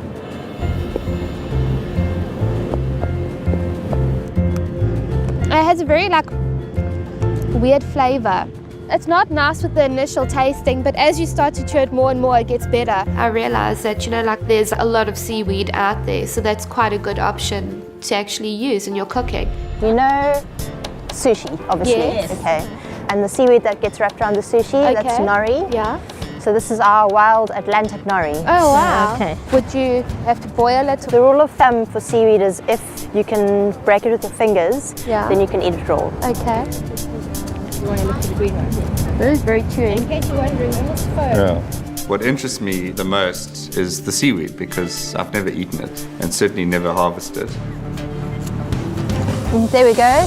So that's sea lettuce. You can also serve it raw, or if you flash fry it, it's delicious. Oh, is it? Everything you pick there is fresh and you're gonna use it right away. Luckily, there's still lots of mussels in here, buried in the sand. Okay. Oh, wow. There you go. Can I have that one, please?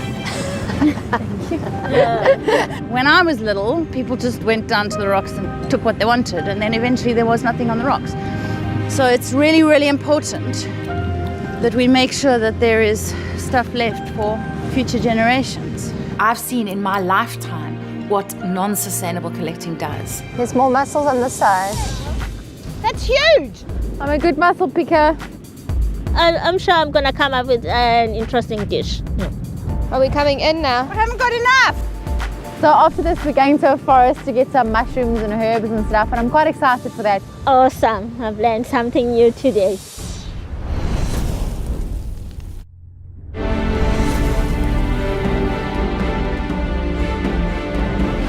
We done foraging on the beach and we head up the mountain a few kilometers and we get to a fynbos forest. And the smells, it's just amazing. It's quite fresh and perfumey, and I'm excited to be picking herbs here. Has any of you ever cooked with fynbos before? No. It's going to be fun.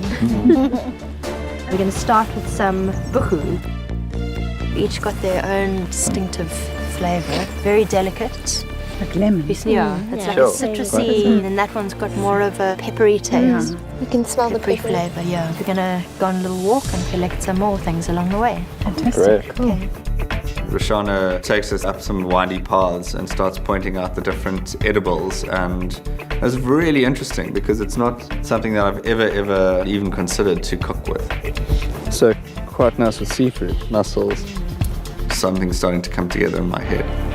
And this is oxalis, wild sorrel. Oh. It's quite nice as an alternative for lemon in ceviche. And I think traditionally it was used as a salt substitute. Oh, wow.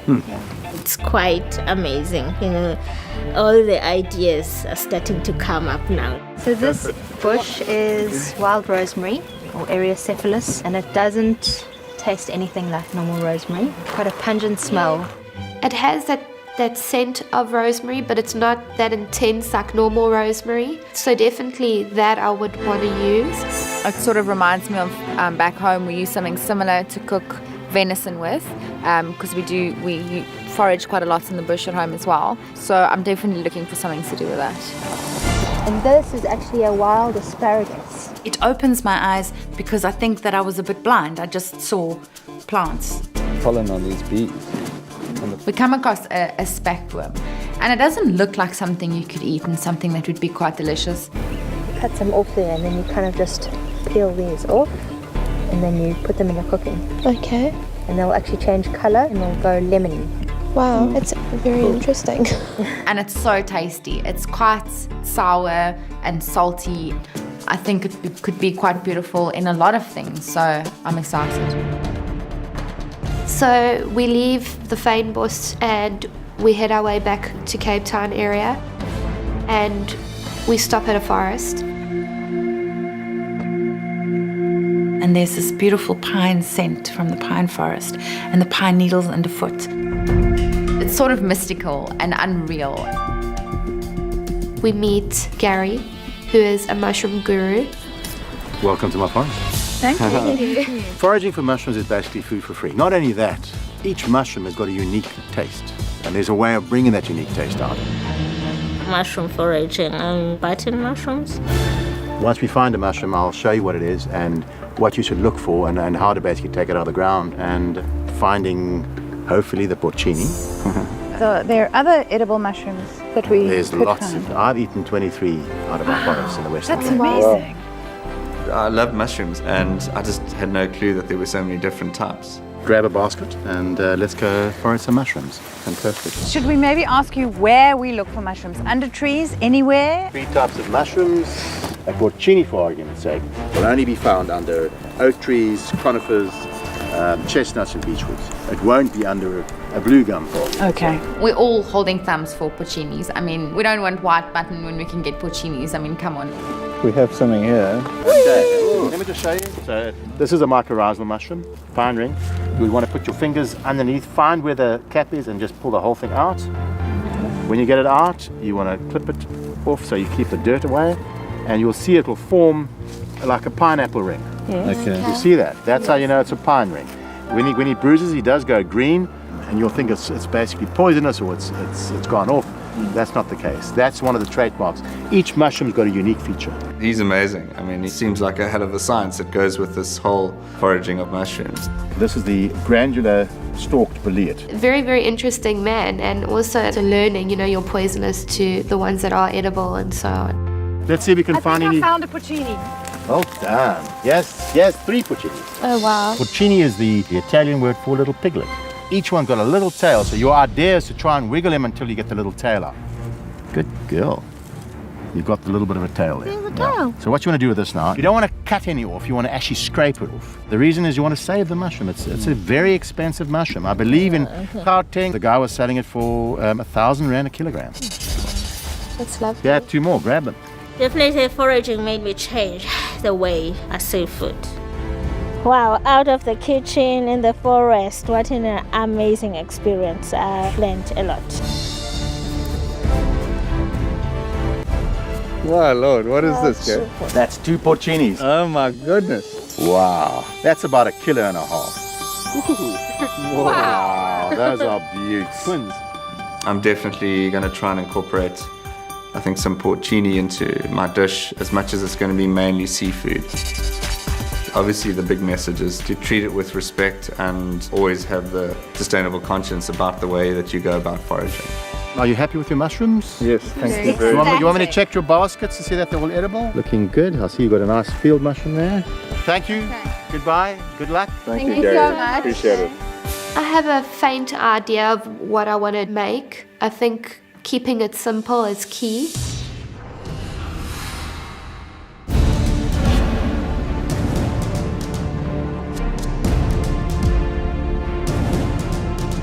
Getting to the kitchen, it's nerves as always. Welcome back, guys. Hey, guys. Ian, how did it go? Got a massive porcini. Wow. Fantastic. Good. Right now I'm feeling ready to cook, so I kind of want to prove my worth in this competition. I don't want to be middle kind of sailing anymore. Right, guys, well, I hope you had fun gathering your ingredients, because now it's about to get serious. Today is an elimination challenge. Have your black aprons on. The final 5 is about to become the final 4. Making it to the top 4 it would really affirm my growth as a cook. Okay, guys, it's time to make MasterChef magic with those wonderful natural ingredients that you picked. You will have an open pantry available to you. But the ingredients that you picked should be the stars on your dish. Obviously, everybody will be doing mussels and periwinkle, which is gonna be tough. You'll have 60 minutes to impress us. Your time starts now.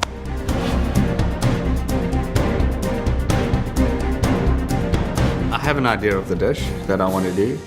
There's a fairly extensive pantry outside of the protein, so we're going to have to make a hero out of one of the more substantial items that we've brought back. And I'm going to work with the mushrooms, but I won't be able to balance flavors properly because my taste buds are not so good now from having the flu. I'm just hoping that I don't oversalt things.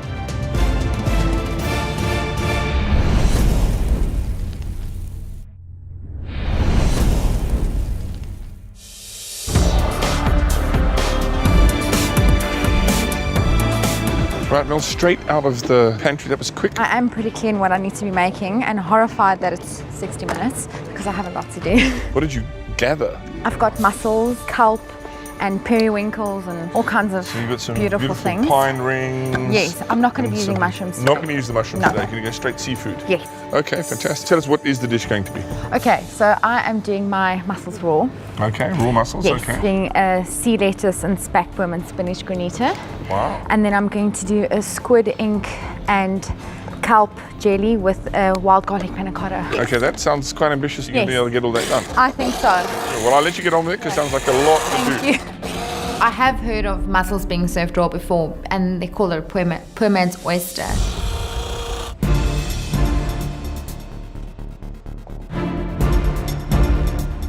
Today I'm planning on making a mushroom broth. My plate is going to be roasted porcini mushrooms with wild garlic, herb and sorrel dumpling, and ice cream. And then the broth gets poured over and the ice cream melts into the broth, and that provides the creaminess. I get started with my mushroom broth. I've used mushroom stock, but I want a much more intense flavor. And I use some dried porcinis and dried chanterelles to further boost the stock. Roxy, so you've got some cake flour here and some eggs and nuts. What are you going to prepare for us today? I'm gonna do, it's a millefeuille, which is usually sweet, Yep. but I'm doing a mushroom one, and that's using these beautiful mushrooms with also hazelnuts, caramelized onions. Good luck. Thank you so much. So it's basically layers of puff pastry with fillings in between. The first thing that I do is the puff pastry. I roll it out and I cut it into equal rectangles because that I want it to kind of puff up and be nice and golden brown. Contestants, you are 15 minutes into this challenge. You have 45 minutes remaining.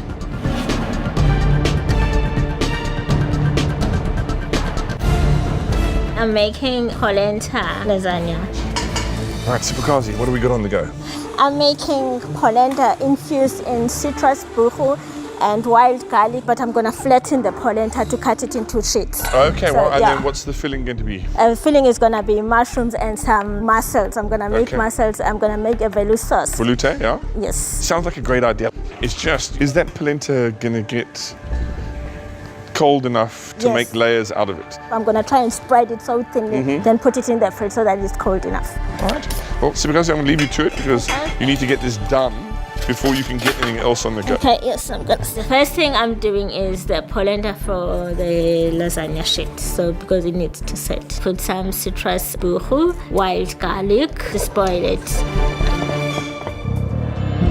What is interesting about this challenge is that, you know, we've tasted all these things today, and some of them react differently with heating processing. So I'm doing quite a lot of experimenting as I go. Ian, what have you foraged? Well, I got mussels, I got periwinkles, I got some beautiful, that huge porcini. Yeah. Yeah, Humongous. I know, unbelievable. So I'm going to use that. Beautiful, beautiful mushrooms Yeah. that you picked, man. I'm going to try and create almost like a rock pool looking down. Yeah. So I have seaweed underneath it, mussels. I'm going to fry some kelp to make it crispy, almost look like a sea urchin. Are you comfortable cooking that huge mushroom? No, I'm going to break it down very small. Then I'm going to create some kind of limpets out of the porcini. They're not going to be the main hero. My mussels will be the hero. Good luck.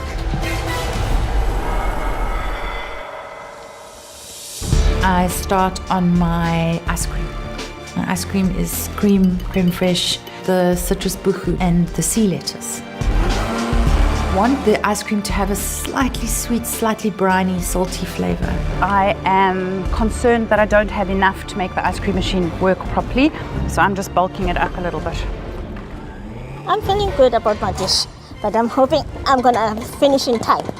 As soon as the polenta comes out of the pot, spread it on the tray, put it in the fridge so that it cools down. Then I'm gonna cut it into layers.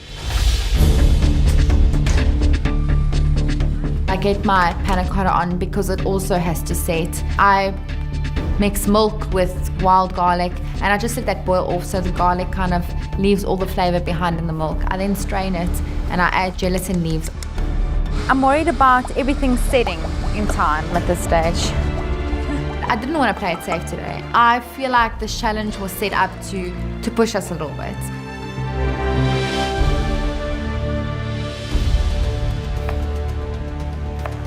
For the filling for my dish, I'm using porcini mushrooms, which I liked. Slice them, then just pan fry them in garlic, onion, and some thyme. That's it. So that you can taste the natural freshness of the ingredients.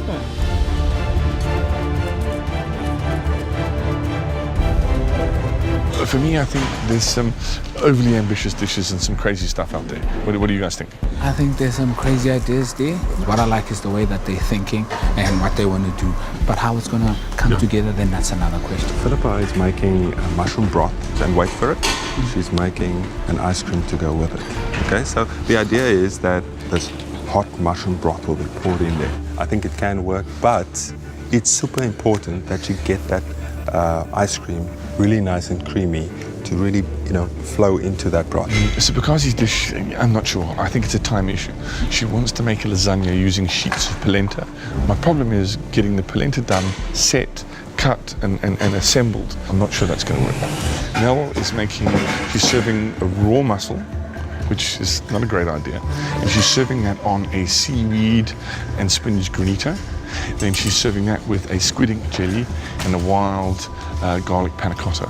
To me, those combinations just doesn't make sense. It's going to be unique if it actually works. But let's see what's happening. Here it comes up. Ian's got this giant, lovely mushroom that he's going to cut up into small discs. He's making something to resemble a rock pool. He's got the mussels and also the kelps. I'm sorry, you pull out of the ground this magnificent, huge porcini and you cut it into little round discs. Instead of getting the best out of his ingredients, he's trying to come up with some conceptual dish, and I think he's losing the point of the cooking. Let's see. You're using natural ingredients. Not really ingredients you use on a daily basis, but still, we want to see MasterChef quality dishes today. You've only got 30 more minutes to go.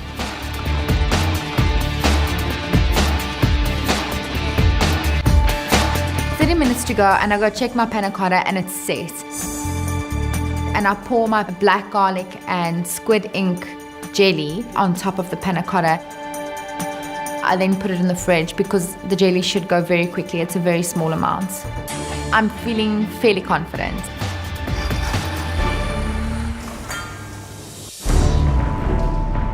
The problem is that I overturn the ice cream, so it starts to freeze into quite hard crystals. I haven't actually made enough, so I put it back in the liquidizer and blitz it and then put it back in the ice cream machine just for a couple of minutes just to cream it up.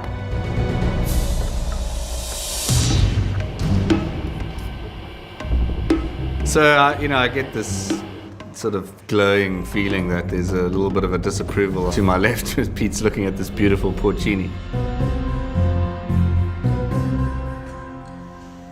I'm busy cutting it into rounds and I'm going, I don't know if this is a great idea. What are you going to do with the little porcini discs? I wanted them a little smaller, but I'm going to fry them off in garlic and butter. Oh, you want to make it smaller? Yes. I wanted to make it like half a round of that. There is a part of me that is going, we've just foraged for this item and now I've taken these porcinis and created little micro discs out of them. So yeah, I probably only wasted about $1,000 worth of porcini. But at the same time, I do think it complements the thoughts in my dish.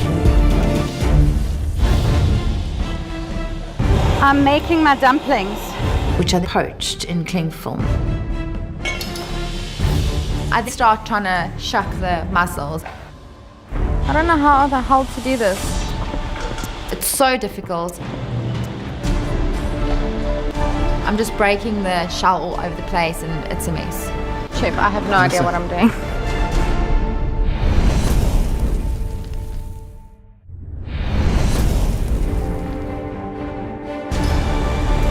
I start trying to shuck the mussels. It's so difficult. Chef, I have no idea what I'm doing. Normally you do it when it's a bit steamed, a bit, yeah. Yeah. Not so easy. I'm wondering if I shouldn't just throw them in quickly. Depends on how you want to serve them. Yeah. I have to throw the mussels in boiling water just for them to open. Contestants, you have 15 minutes left.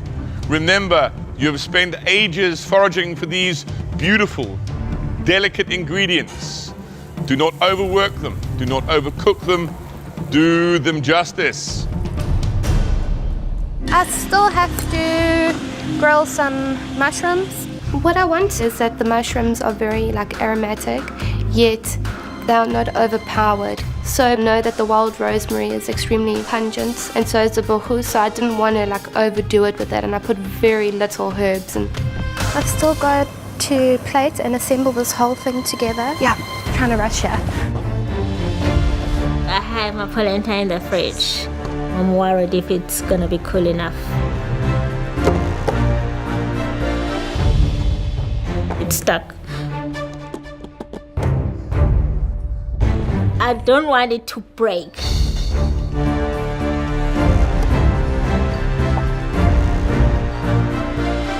I'm hoping if I cut it, it's not gonna break into pieces because I need equal squares. Freaks me out.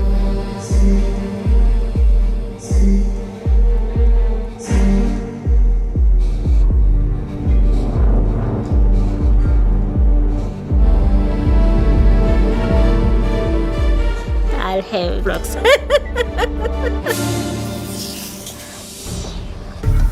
I love ceviche seafood because it kind of maintains the integrity of the seafood. And when I pull them off the shell, they were kind of fresh and they smelt of the sea, and that's what I wanted. You have 10 minutes left in this challenge. Let's hope your plates reflect the time you took to go and find that, pick that, and bring it back to the kitchen.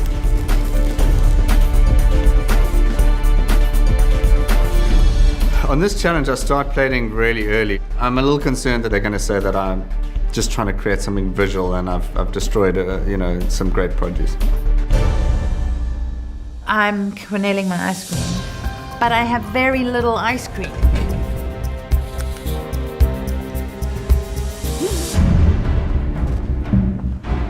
The quenelle fell on the floor.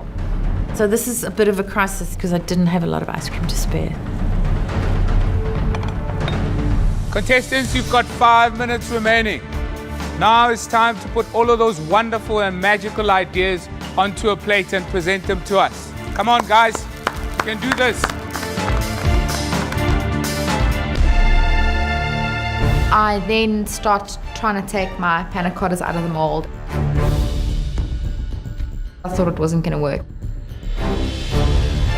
And then one just popped out perfectly and big sigh of relief. How many do you need? I want 3 perfect ones.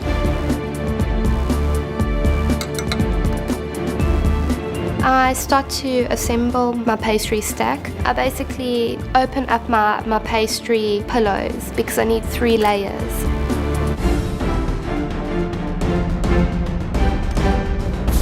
"60 seconds remain, contestants. Get it on the plate."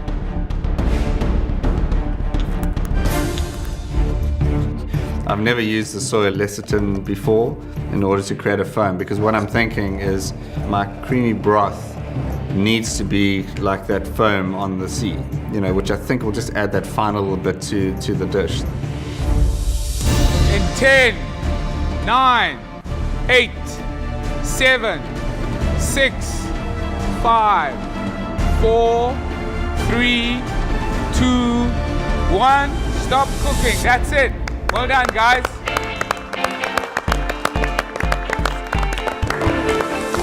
I'm terrified that it's just too simple. I don't know if it's enough. It definitely looks very weird. It looks different.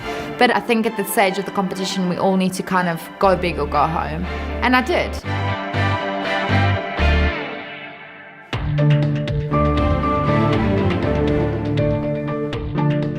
Ian.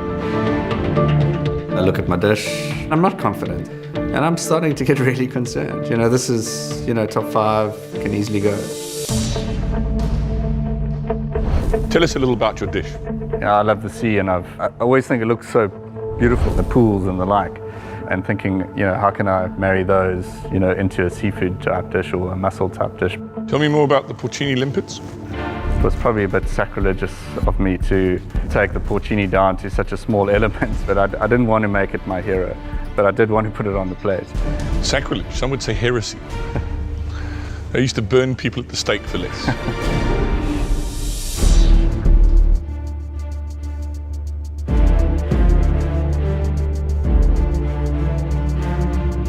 I'm getting some nice texture off the seaweed. I like the foam, but you need something that lifts this because all these flavors are quite intense. And you want something that's a little bit gentler, maybe more of that cream rather than just a foam to lighten it up a bit. We're not even going to talk about the limpets. To take that entire porcini and just use that. We know the brief wasn't, you didn't have to use it in there, but please don't drill holes in such a glorious mushroom next time. Sure.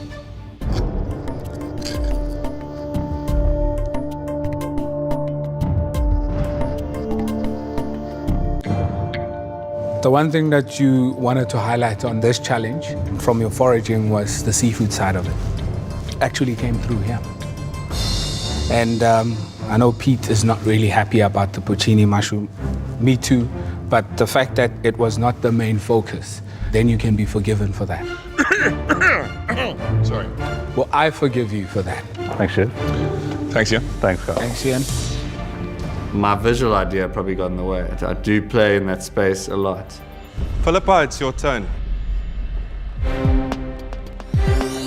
I wasn't confident in my dish at all. I knew it was simple, and with any simple dish, you have to get the elements right.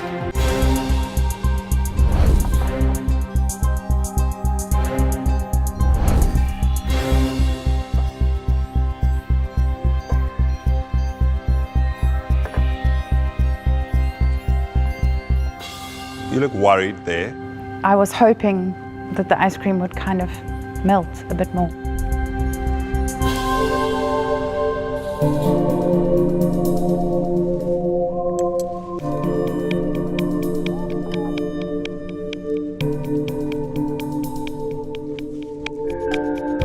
I like the fact that you always take chances. This is again taking a chance, quite a big chance.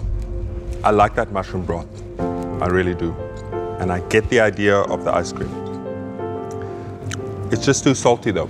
It doesn't have that balance in that ice cream, but it doesn't have the texture, that nice texture where it just melts into the broth. Maybe it would have been better if it was more like a creamy mushroom soup. And then the dumpling, I don't think it works. It's a bit rubbery. So something simple like this with all the elements, now you have to have, each element has to be spot on. I think it was a brave attempt. You succeeded before. You didn't quite succeed this time. Thanks. Thank you, Philippa. That's part of MasterChef, is that you learn. You do things and you learn. Spogas, bring us your creation. I prepared polenta lasagna. Gotta taste this.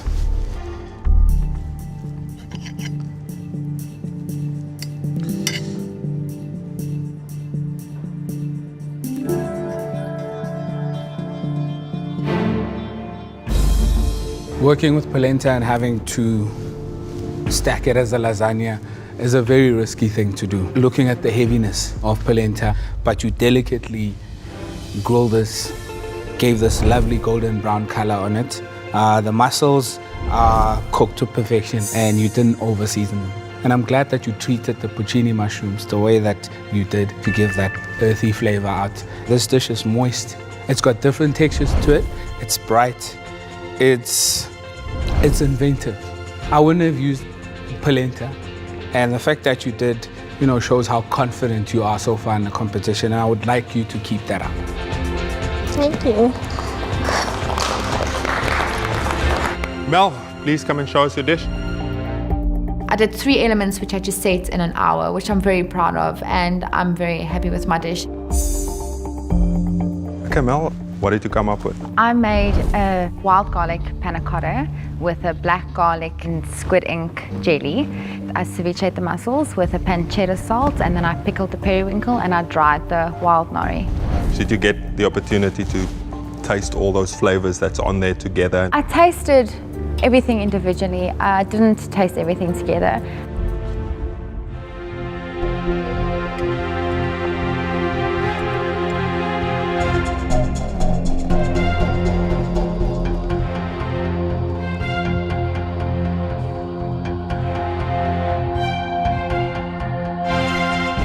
The little jelly and the panna cotta, I quite like that. But when you work with these type of ingredients, you have to treat them slightly differently because balance is important. You have the nori, so you dried it. You're actually making that saltiness more intense. The mussels are too salty again. You've added the little pancetta bits that adds more saltiness to it.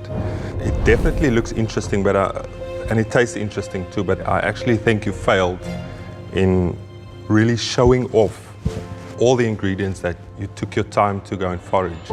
I don't know if you try too hard. It just doesn't work for me. Thanks, Mel.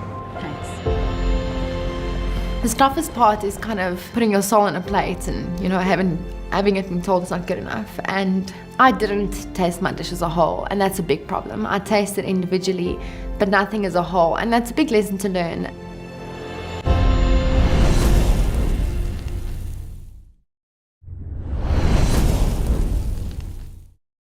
Roxy, it's your turn. Being the last to be judged, I'm feeling really nervous because mine is just it's a rustic kind of looking pie thing.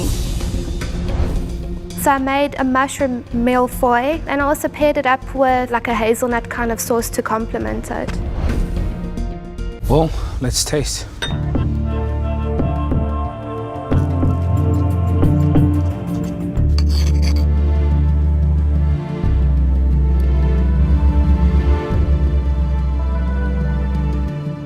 I like the sweetness from the onion marmalade. I like the way you cook the mushrooms. You still taste that earthiness. And I'm glad that you thought of something that would go with that earthiness, that you roasted your hazelnuts also. I get all of that here, the balance is there. And it's surprising that it's like that. If you can't taste anything, but the way that you managed to create that balance here, this is delicious. Thank you.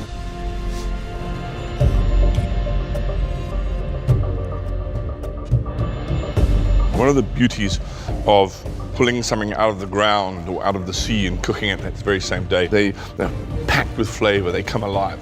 I want you to come close to this plate. I want you to put your ear to this plate. Listen carefully, you can hear something. Just listen, just listen. You know what that sound is? It's the sound of porcini singing. No singing. Yeah. Okay. Lovely stuff, Rox. Thank you. Yeah. Okay, maybe he's on my medication that I've been taking. Your task today was to cook a dish that made those ingredients sing. But what we were looking for was creativity combined with MasterChef level cooking. And when it came to the cooking in this challenge, there were clear differences in what you presented to us. The best dishes today found that balance between that authentic natural tastes and MasterChef excellence. And for us, one dish did stand out today and it's worthy of a mention because the hero ingredient was clearly the hero of the plate. It was treated with respect, it was a beautiful dish, and that dish belongs to Roxy. Well done, Rox. Sure. It's really an awesome feeling, and I'm feeling so proud of myself right now. One dish, however, didn't quite do justice to the beautiful foraged ingredients. Well, that's it. I took a bit of a chance. And if I have to go home on today's dish, I'd be very proud. The next person leaving the MasterChef kitchen is...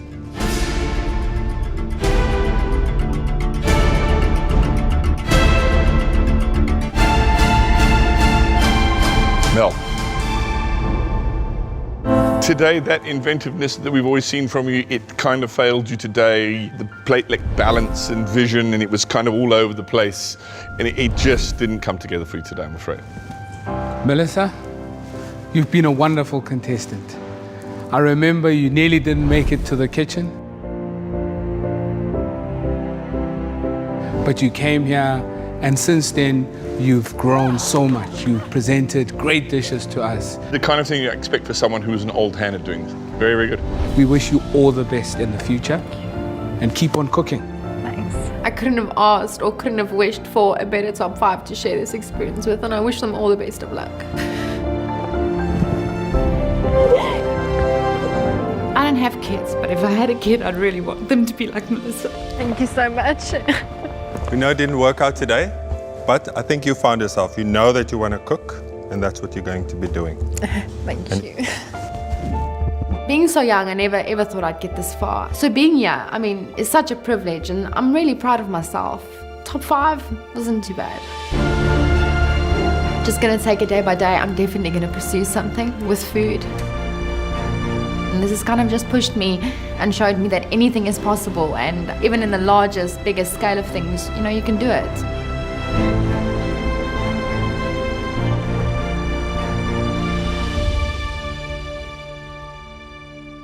Well, guys, I know you've just lost a competitor and a friend, but there's a silver lining behind this dark cloud.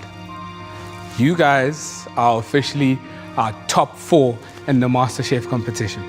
Well done. Thank you. Thank you. Goodness, top 4. I can't believe it. The next time we see you, it will be for a shot at the final 3. It's big. Yeah. Off you go, guys. Thank you. Thank you so much. Cheers, guys. Thank you. Wow. So proud of myself. Nothing can stop me now. Hell no. Next time on MasterChef South Africa, Chef Lorraine Meany returns to the kitchen with an epic gâteau that strikes fear into the hearts of the contestants. Great to have you back in the kitchen. Thank you. This amazing cake, it's blonde, it's got like chocolate trails on top. Whose gâteau will rise to the occasion?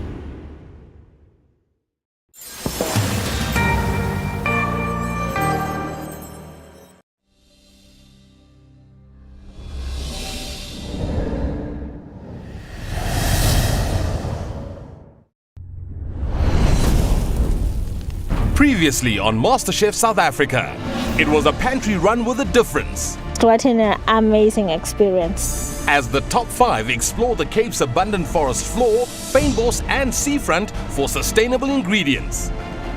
It's really, really important that we make sure that there is stuff left for future generations. Roxy and Sipogazi crafted dishes that accentuated the natural glory of the ingredients. Just listen. It's the sound of Porcini singing. Yeah. But with a predominantly salty dish that lacked an overall harmony, it was Mel who had to leave the MasterChef kitchen. Come on, show me what you got now. Take a chance, it'll be alright. I'm on my way, nothing's gonna stop me.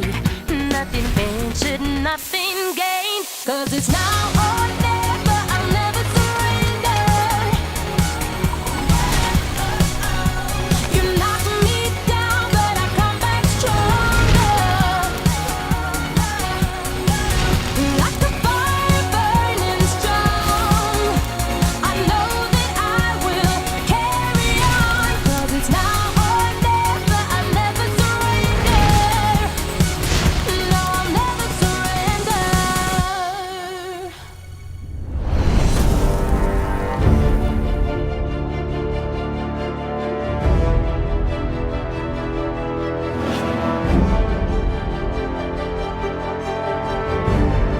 I have one thing on my mind, and that is to get to the top 3.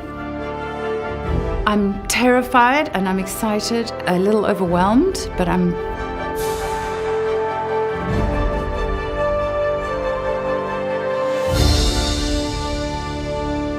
Yesterday 5, now 4. Black aprons again. This is hectic.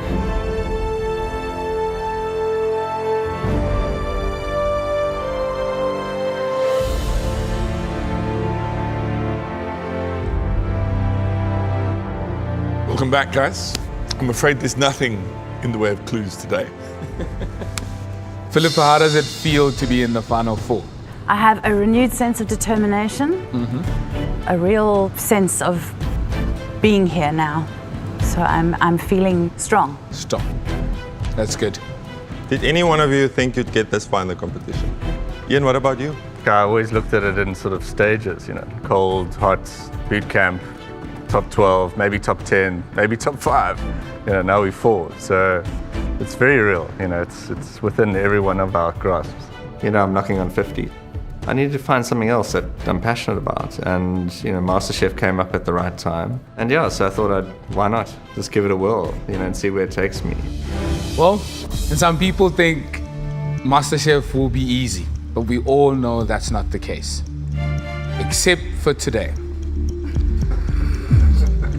Because your challenge is going to be a piece of cake. Literally. So your challenge today is to create a cake fit for a queen. So, to help you make the best cake that you can, we have a very special guest today. Your mentor for today has worked for culinary royalty. She was scooped up by the world-famous Fruleith Chef's Academy, where she spent 8 years as head pastry chef. She's currently head pastry chef at the famous Cape Grace Hotel, and she's also no stranger to this kitchen. Yes, some of you may remember her passion hazelnut gâteau that caused all the drama in season 1 of MasterChef. Oh yeah. I remember it from the first season because I remember that everyone battled.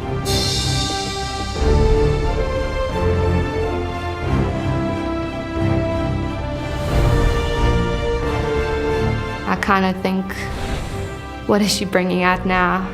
Contestants, please welcome Lorraine Meany.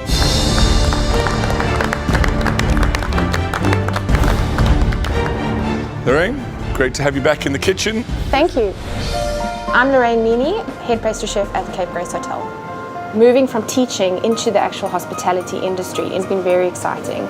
My philosophy is based on using good ingredients and following technique. We are very in favor of time and lots of time, and sometimes that's not possible. I think a lot of people don't realize that pastry chefs don't go to work every day and just make cakes. They manage kitchens, they develop people. It's not only just about making choux pastry and macaroons, it's a bigger job than that. I love it when people appreciate what I make. So if somebody looks at it and goes, oh, it's so pretty, I don't want to touch it, I kind of want to go, well, just please dive in because I made it for you like this. Lorraine, tell us what you've got for them today. We have a cardamom lemon chocolate gâteau.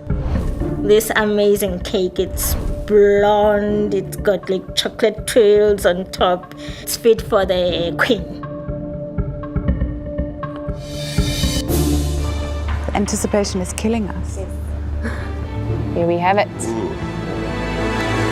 That. You guys want to come and taste? And there are layers and layers of interesting textures, colors, and you just know this is not going to be a simple day. 1, 2, 3, 4, 5, 6, 7 layers. Yeah. So you've got a cocoa streusel on the base, and then your chicory sponge. Then you've got a cardamom scented caramel on top of that.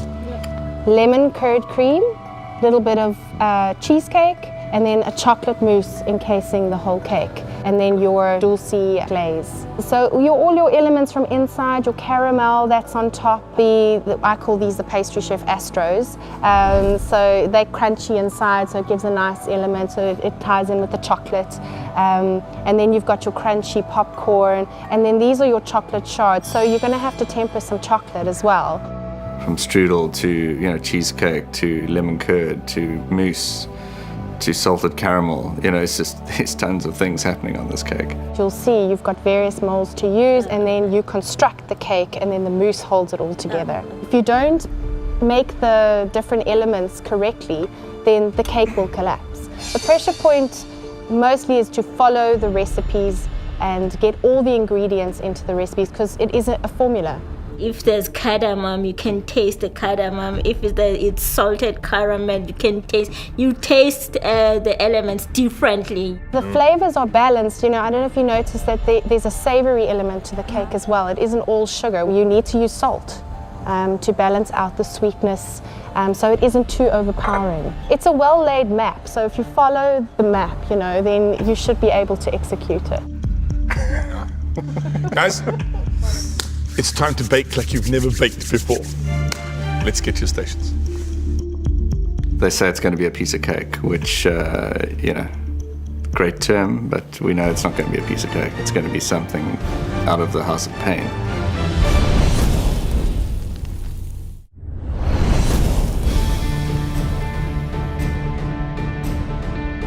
Contestants, you have 3 hours to complete this challenge.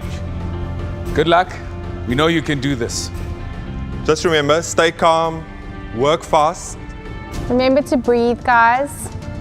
Your time starts now.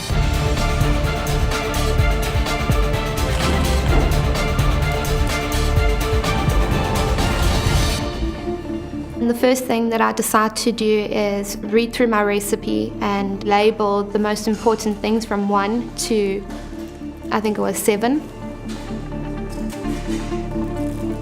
The cake is intimidating, but, we've got a recipe and it should be doable, if you don't make too many mistakes. Going into this challenge, I feel really, really determined. So I am a little bit emotional, but I'm hoping that the determination will win over the emotion. I'm ready for this challenge. Yeah, today I'm just calm. So I decided to start with my hazelnut streusel kind of base. I first roast off some hazelnuts, and whilst that is roasting, I quickly sieve some cocoa powder and flour, and I put that in a dish with my sugar.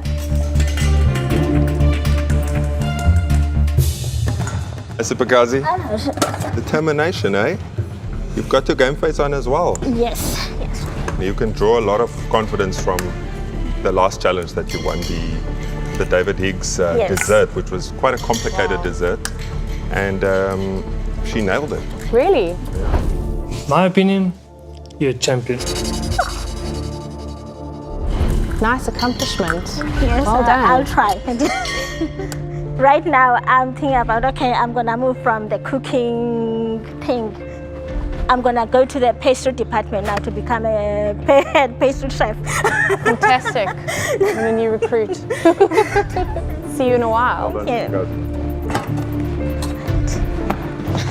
I'm starting with the hazelnut streusel, and the big point in that is that you have to roast the hazelnut perfectly. Contestants, your first 15 minutes are up. Looking good, everyone seems to be on track.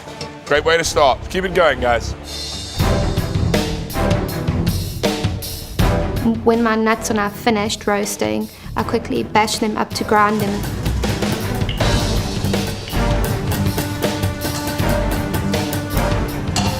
I add it to my dish that has the cocoa and the flour. I switch it on, and I look for like a dough ball consistency. When that is sorted, put it in my little ring. And in the oven it goes for 20 minutes. Strudel, it's going quite well. Once that's in, I start, move on to the sponge. You've got to melt the granules of the sugar granules down first. I put it into the machine, whisked, and I think I've got it to Savion state. Sieve in the flour and coffee powder together. Fold the flour into the Savion and put the butter in. And, it should be a slightly thicker mixture than what I've got. You need to let that run constantly. You should actually never stop a Savion, ever, because then it just starts deflating because it's just eggs. You should never turn it off. And I'm gonna put it onto the mat, put it into the oven, and just see where it goes.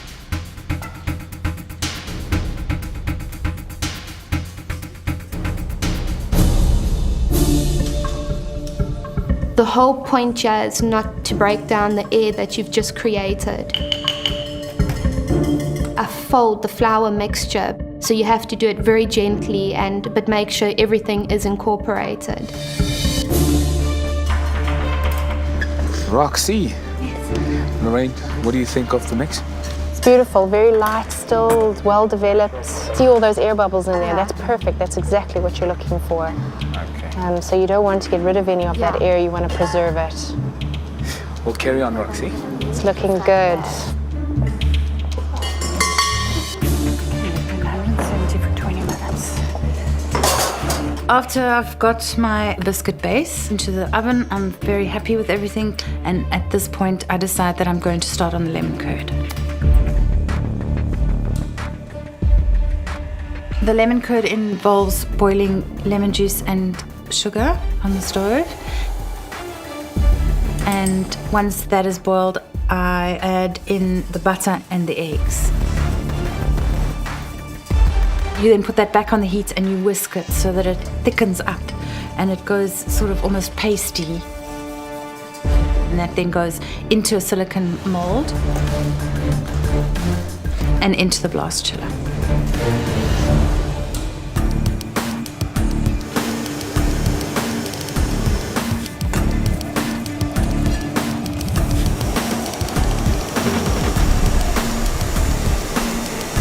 I'm finishing my streusel base and I'm confident. The next thing I'm gonna do now is my chicory sponge. You have to do a sabayon, demerara, sugar and eggs. And I'm looking, no man, this is not right. It's like dark brown. Did I put too much coffee? But I'm sure everything I measured was correctly. I measured correctly, but what could be wrong?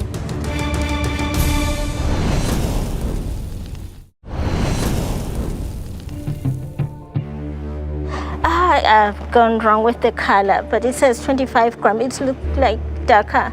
It definitely does, yeah. Did you read through your recipe for your Genoa sponge? Yes. Maybe it's the coffee.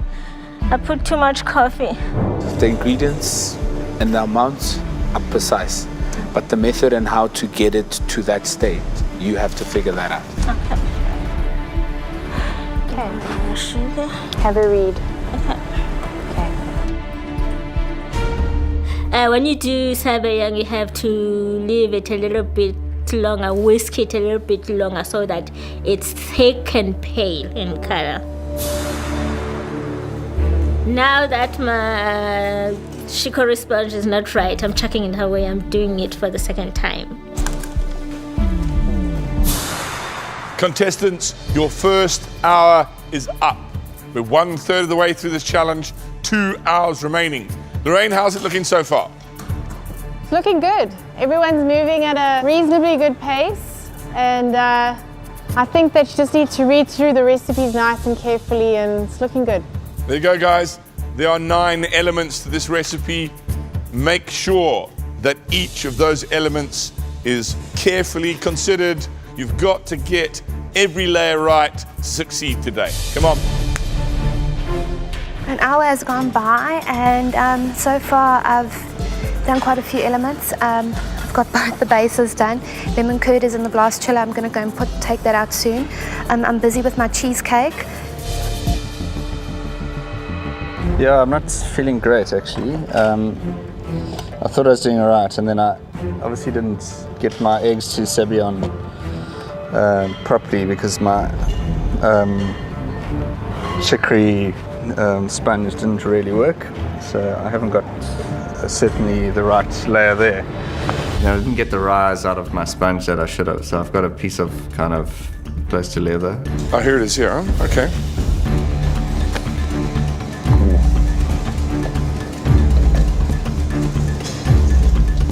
If I get one element wrong, you know, it is what it is, and maybe I can catch up and do it again.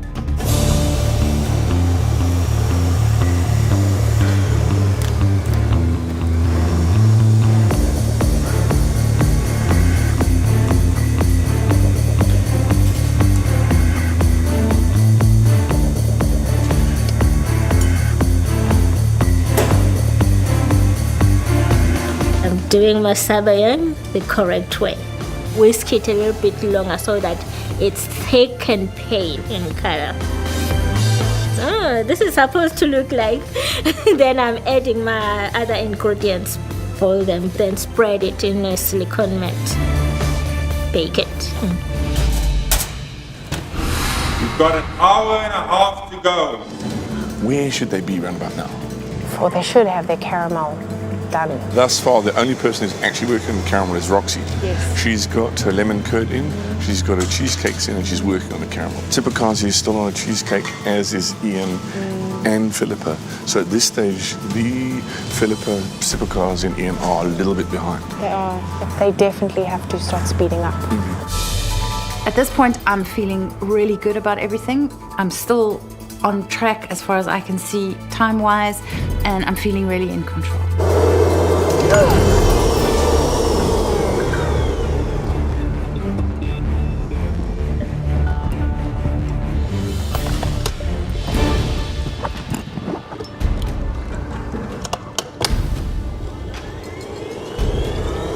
I made cream cheese, which is not what you're supposed to do. It's supposed to be light and fluffy, not small and clumpy. I'm sorry, I can't speak because I have a blast chiller emergency.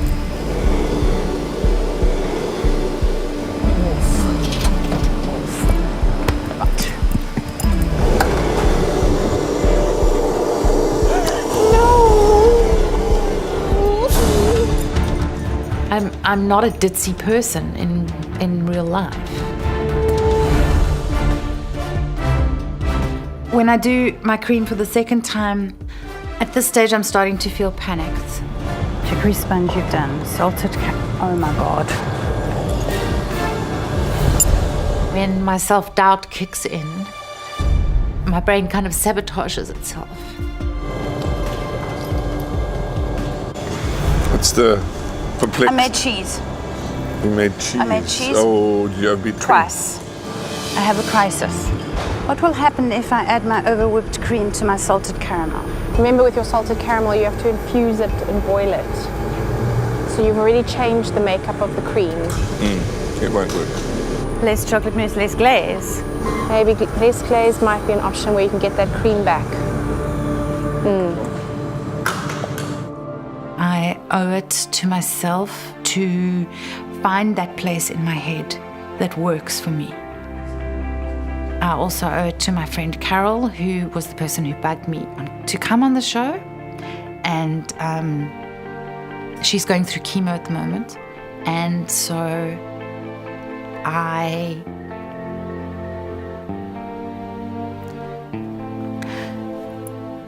want to prove to her that it's possible.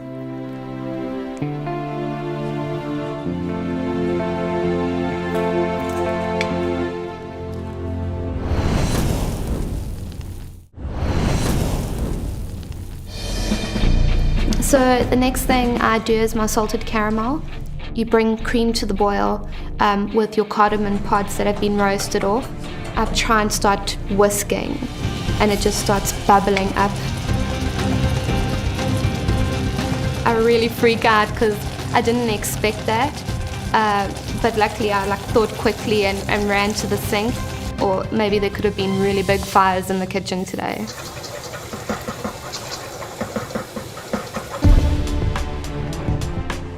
Doing the salted caramel, I have started my mousse, but I realised that I should have done this first.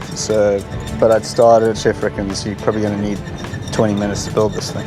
I think that's conservative.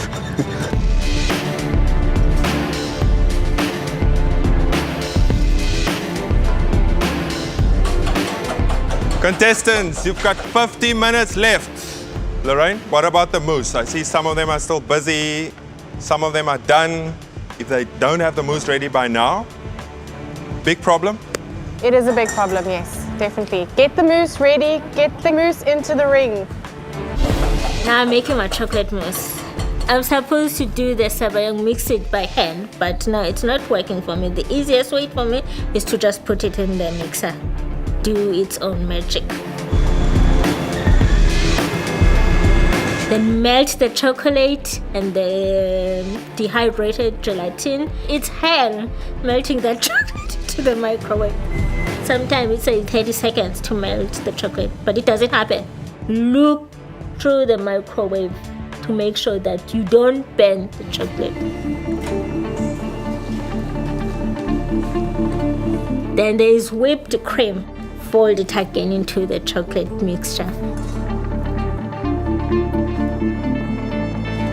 Then you set it aside. It's too hot there. I'm worried that it's gonna be a mess, flop plate. Yeah. Contestants, you have 45 minutes remaining. Start building your cake if you haven't. Time is running out fast. Come on, guys, you can do this. 45 minutes.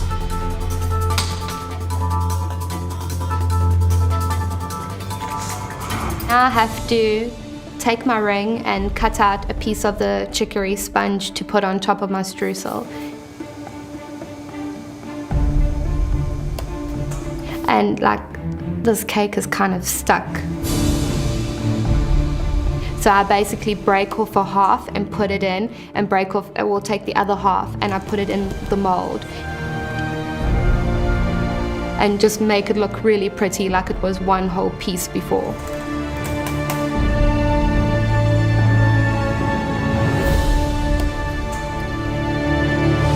I decided to move on to the chocolate mousse.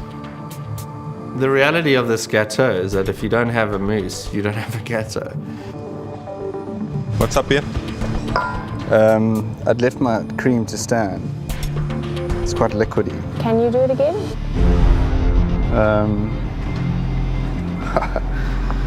With the time, I don't think so. 'Cause I mean, Okay, that's not going to work, so you're going to have to start over again. Just move quick.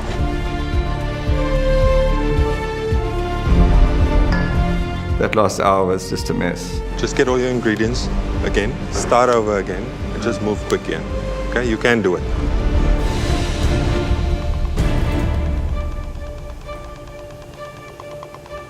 When I start assembling the cake, I am going to pipe a disc of caramel over the sponge cake. I fill the sides with chocolate mousse and put a thin layer of chocolate mousse over the caramel disc. I then place the lemon curd disc on top of the chocolate mousse. I am then able to place my semi-spheres of cheesecake on top so that each slice gets a piece of cheesecake.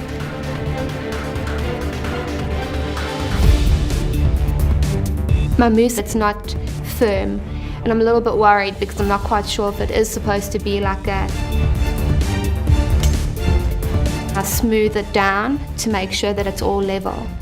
I put that in the blast chiller. That needs at least 20 minutes to go quite solid before I put my glaze over. What I'm scared the most of is that if my mousse doesn't set properly and when I pour that glaze over, that the entire cake will just be like a landslide and... I'm losing time. With 20 minutes to go, I just looked like it's not even worth carrying on, you know. I might as well just throw the towel in right now. But I thought, let's just carry on, you know, let's put something on the plate.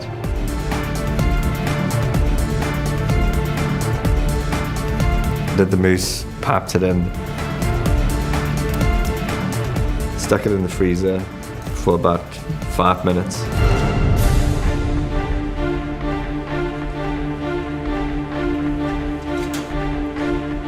Contestants, you have 15 minutes remaining. That's all that's left. You really should be decorating and finishing off your cakes by now. I don't see any cakes with glaze on yet. Starting to get a little bit worried. Come on, guys. 15 minutes to finish this challenge off. Now I'm doing my chocolate twirls. Melt the chocolate, then spread it thinly on baking paper.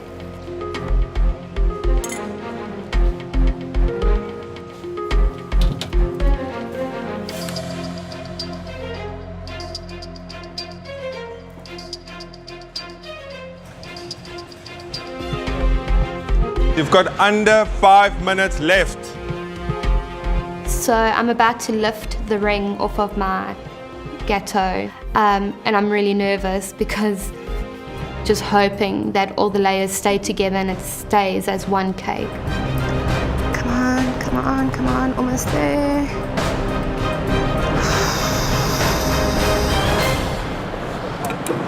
Lift it off, and it's perfect.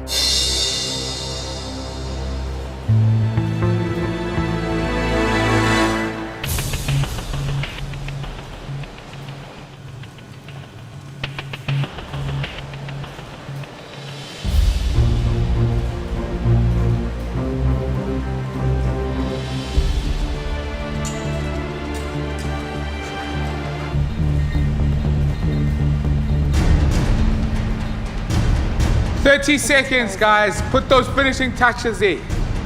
With 30 seconds to go, I'd pull it out of the freezer. Yeah, I'm very worried that if you pull the wing out, it'll slide all over the plate, so. You have 10 seconds remaining. And 9, 8, 7, 6, 5, 4, 3, 2, 1. The time is up. Stop cooking. It was fun for most of it, but in the end it was a bit of a mess. So. Waiting for the tasting, I'm anticipating being taken to the cleaners. I have a lopsided cake that has more popcorn than any self-respecting cake should have on it.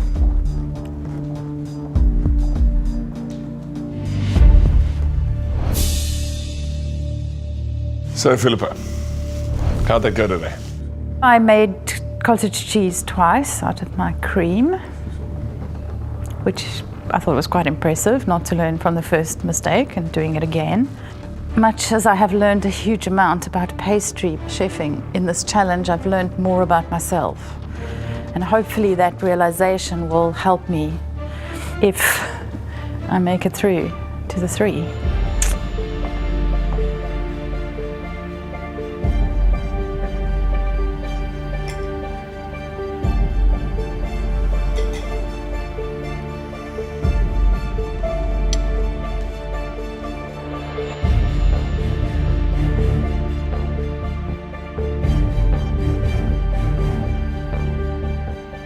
Rain, what do you think? Cheesecake is really good and it's well executed. And the lemon curd as well. The taste is there, it's just that the appearance of it is not doing what I'm tasting justice. I quite like the base. I mean, it's nice and crunchy, but what I picked up in Lorraine's cake was that it was a bit more savory almost. It had a bit more of the saltiness that's not in here.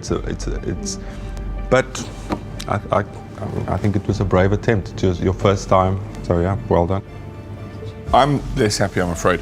I find the base too bitter, and there's no element of that savoury at all that toned down the overt sweetness, or what could be an overt sweetness in the cake, and gave it balance. There was, Lorraine said this morning when we were doing the tasting, there was almost like a savoury element to that, and for me that's gone completely, and this is just sickly sweet, which I don't really like.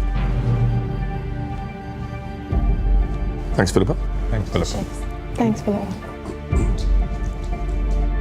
Pete's feedback was unremittingly negative. He hated my cake. I feel deflated, but I also think that it's very realistic.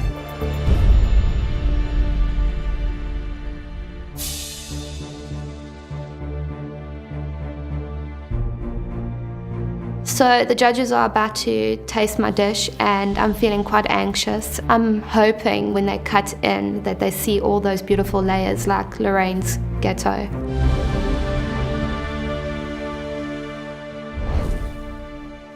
Roxy, 3-hour dessert challenge. Yeah. How was that for you?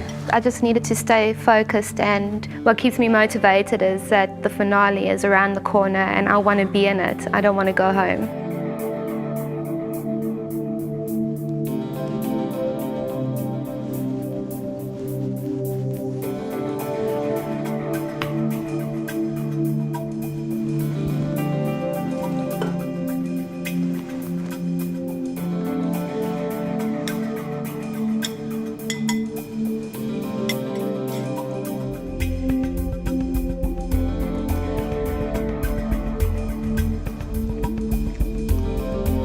What do you think?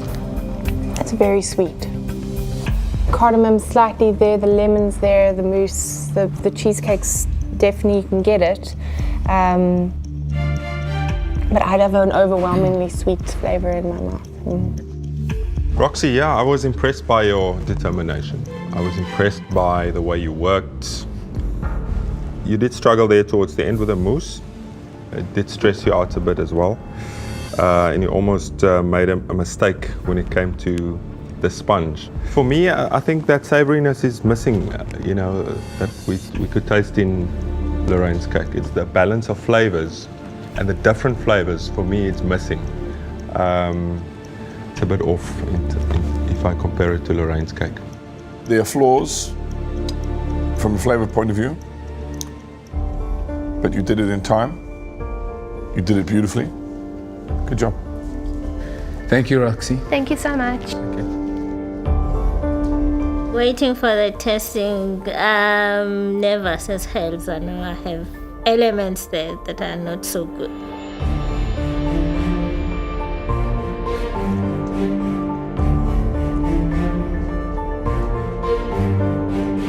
Hello, Superkazi. So it was a bit of a struggle, but I have to give it to you. You just kept on going, and that is very impressive. You know, when you just don't give up.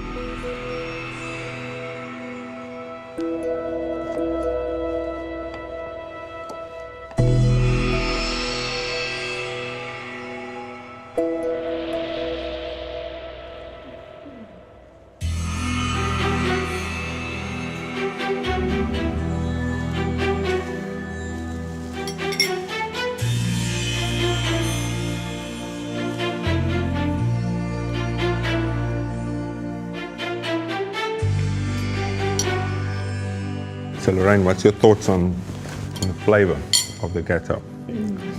All the flavours are out of balance.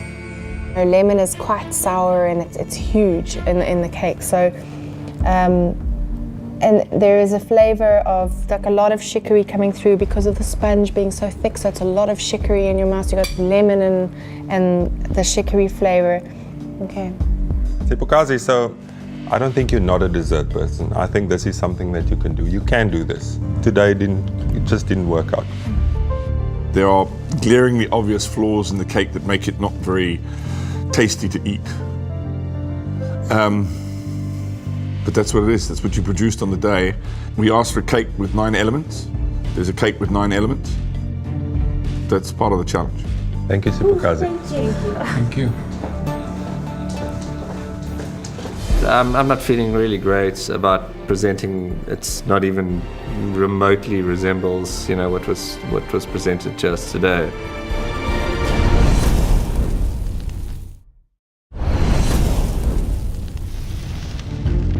I'm not feeling really great about presenting. It's not even remotely resembles, you know, what was presented just today.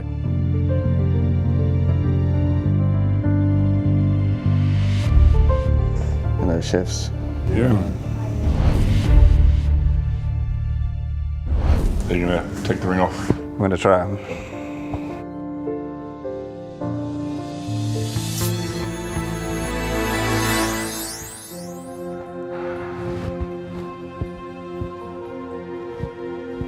What happened? I started doing the chocolate mousse before I should have done the salted caramel, and it threw me. Sabion again with the sponge. It had some air, and then you... You know what, I only realized later, even after the challenge, that I didn't whisk it. I had the paddle on, you know, so I didn't get the air in. It's not great, I know that.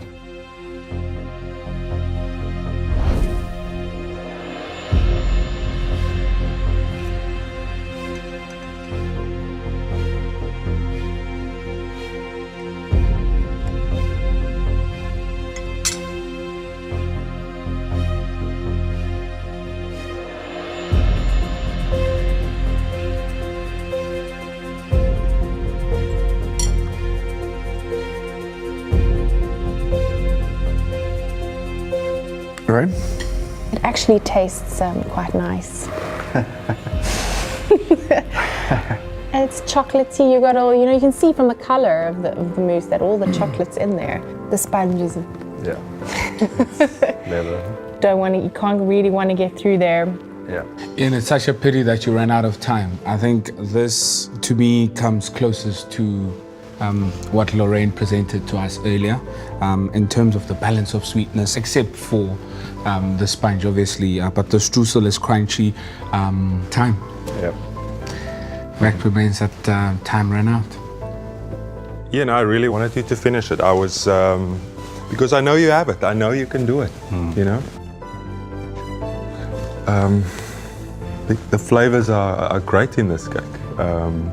In terms of that savoriness, it was so close, so close. Yeah. To be honest, this is the best tasting cake of all four, by a long stretch.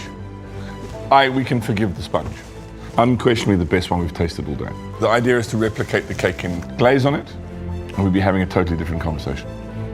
You were on the right track with the recipes you got right, without a doubt. Thanks, Chef. Thanks, Ian. Cheers. Thanks, Ian.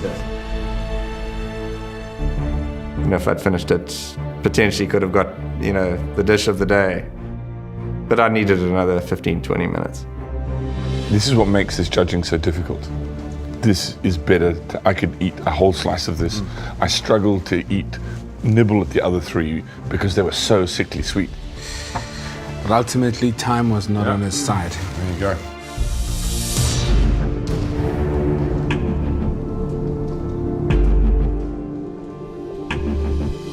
Standing in front of the judges, I was 100% sure that my name is gonna come up. We keep on turning up the heat in this kitchen, challenge after challenge. And today was pretty intense. You can just look at your aprons. I mean, it's pretty evident. Battle zone. Lorraine, how did they do? Well, guys, I think you did very well. This challenge was very difficult, and most professionals, junior professionals, would take some time to get into knowing how to execute each technique. And what you produced today, I hope it doesn't stop you from going forward and looking at the techniques and developing them even further. Once again, one of Chef Lorraine's creations causes considerable fireworks in our kitchen. But it's to be expected. We've asked 4 amateur cooks to recreate something from a world-class pastry chef in only 3 hours. It's a tall order. It was great having Chef Lorraine here to inspire and to get you guys going and give you the tips where it was needed and give you the boost. So thank you very much. Thank you very much. Thank you. You needed to be fast, you needed to be ordered and unflappable to beat the clock today. Ian, it was clear that things didn't work out for you today. But what we admire is that you soldiered on, you didn't give up, and you worked right till the last second. Big ups to that. Ian, it's time to hang up your apron. Thank you. Can I come and say thank you? Yes. Thank you, Chef. Cheers. Appreciate it.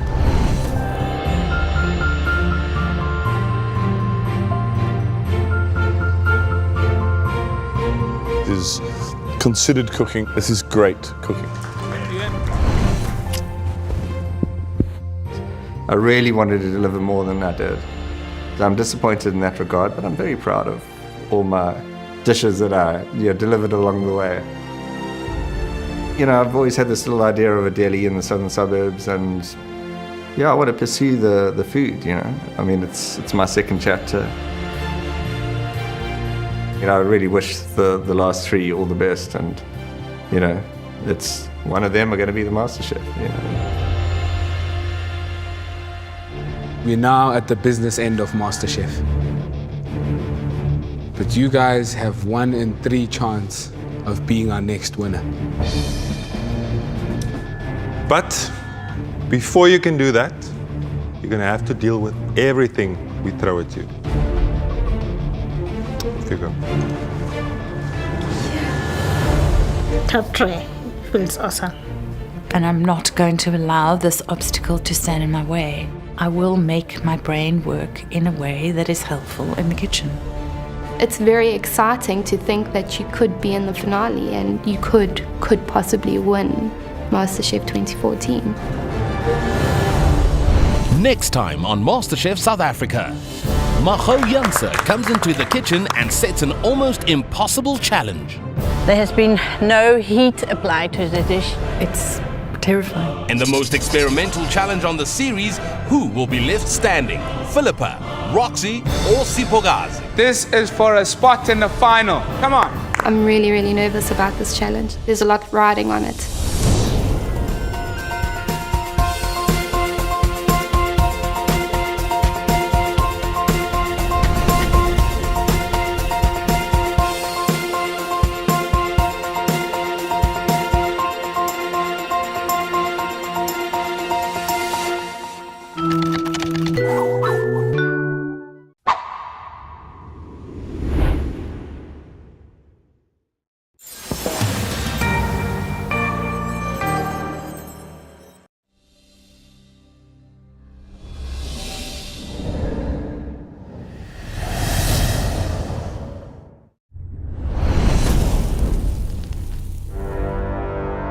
Previously on MasterChef South Africa, Lorraine Meany returned to set another massive challenge for the top 4.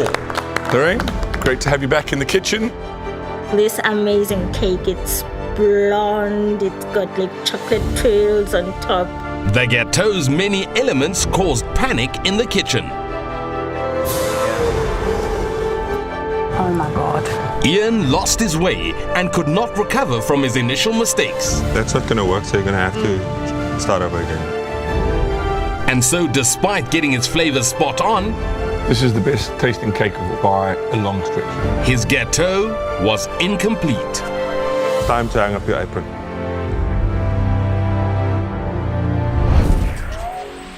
Come on, show me what you got now. Take a chance, it'll be alright. I'm on my way, nothing's gonna stop me. Nothing ventured, nothing gained. 'Cause it's now or never, I'll never surrender. You knock me down, but I come back stronger. Like the fire burning strong, I know that I will carry on. 'Cause it's now or never, I'll never surrender. No, I'll never surrender.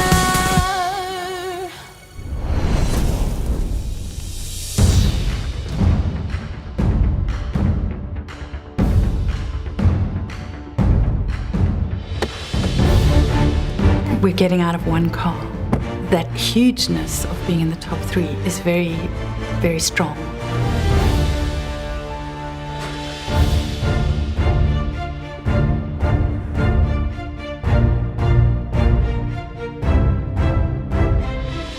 I immediately noticed that we don't have any ovens or stoves, and I just see a whole lot of fancy equipment.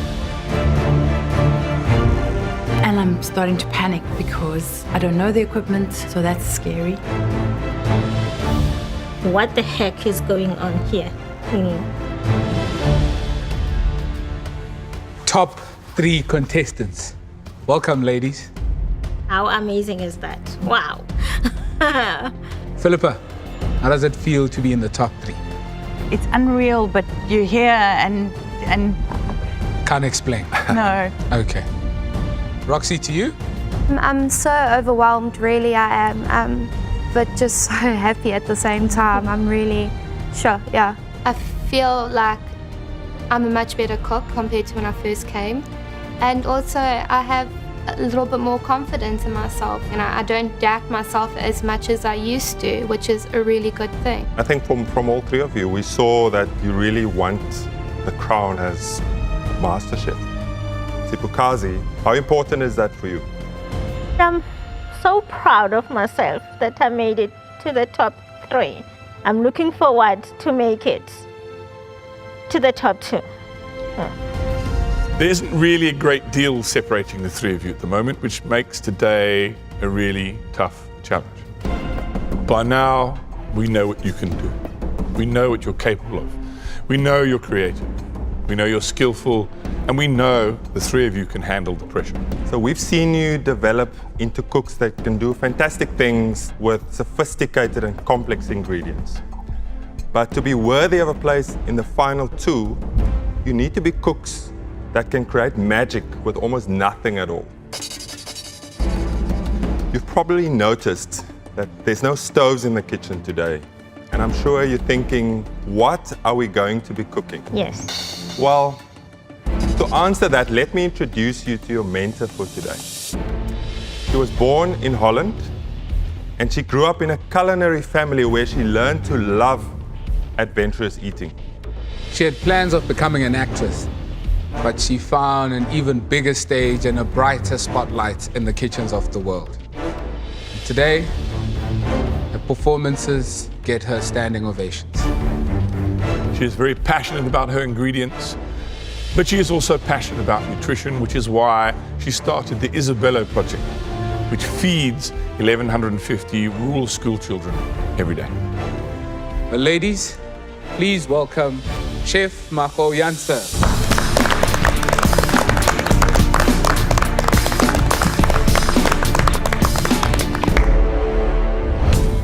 I'm Marco Jansen and I'm the executive chef at Le Quartier Français in Franschhoek. My philosophy is really about celebrating the indigenous produce we have in this incredible country.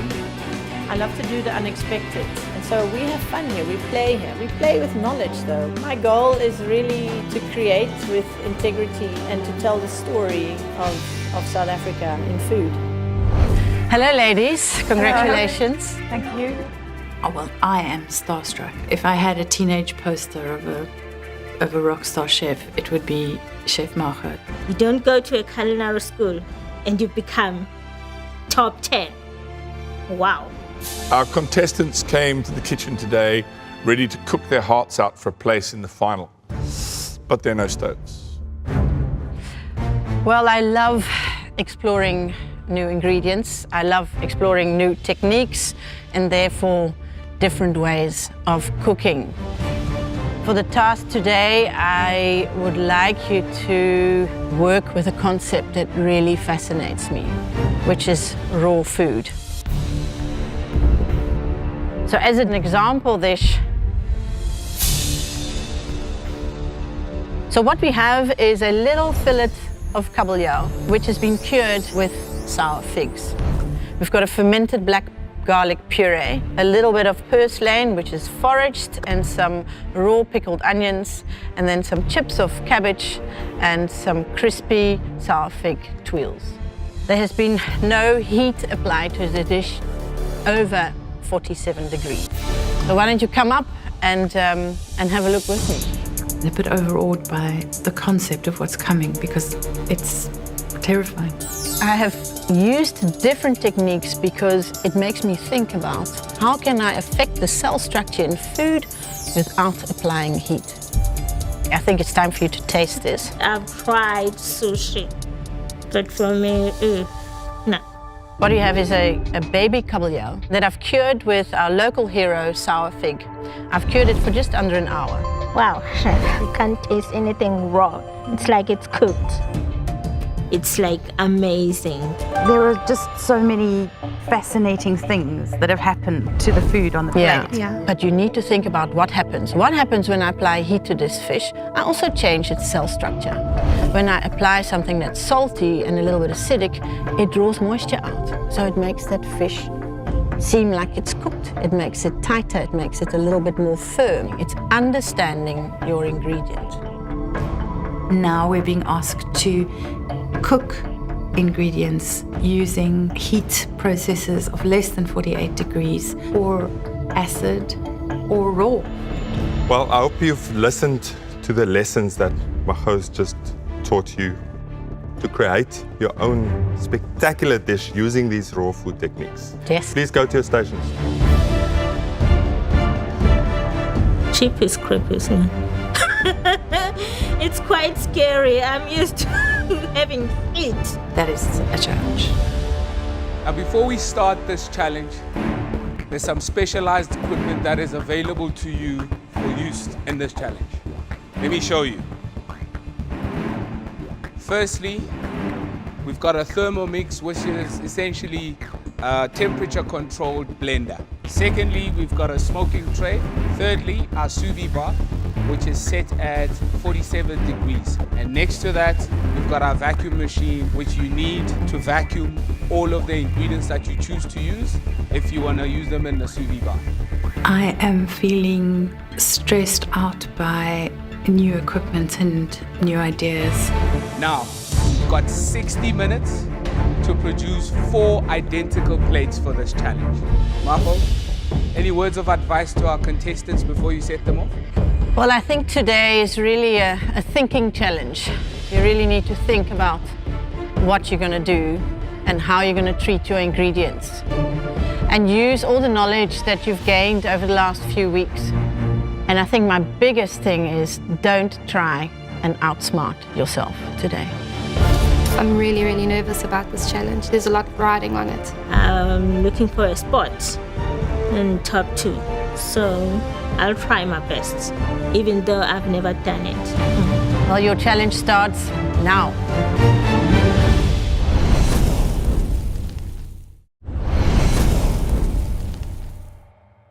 You've got 60 minutes to produce 4 identical plates for this challenge. And we need to do that using heat processes of less than 48 degrees. We had no stoves or ovens to use, so you really had to go back to basics. Well, your challenge starts now.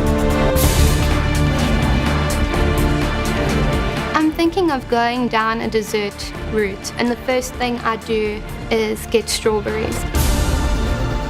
Philippa? Yes. Can you please come and help me? I need a packet of venison steak there, please. Thank you.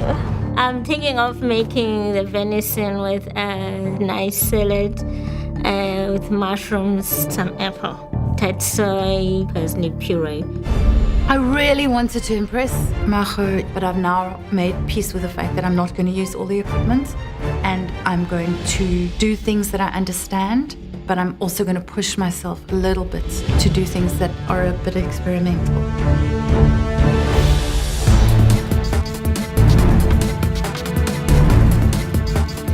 I'm really anxious because I'm hoping I'm making the right decision with what I'm choosing to go with. Okay, Rox, what have you got on the go? I'm sticking true to what I know, and that's dessert. Dessert, cool. I'm going to be doing like strawberries in a million different ways. Okay. But I'm also going to be adding a bit of basil, also a little bit of almond. I'm going to do whole strawberries, some kind of like vacuum packed and sous vide in a bit of champagne and a little bit of sugar so they get a little bit tender. The others I'm going to keep it quite natural with sugar and vanilla. I'm going to then do a strawberry and balsamic vinegar kind of sorbet. Interesting. Interesting. Let's hope I can pull it off. Yes. Good luck. Thank you. And I was just going according to what I thought was right in my heart. I have to run back and get the fish because it's ginormous.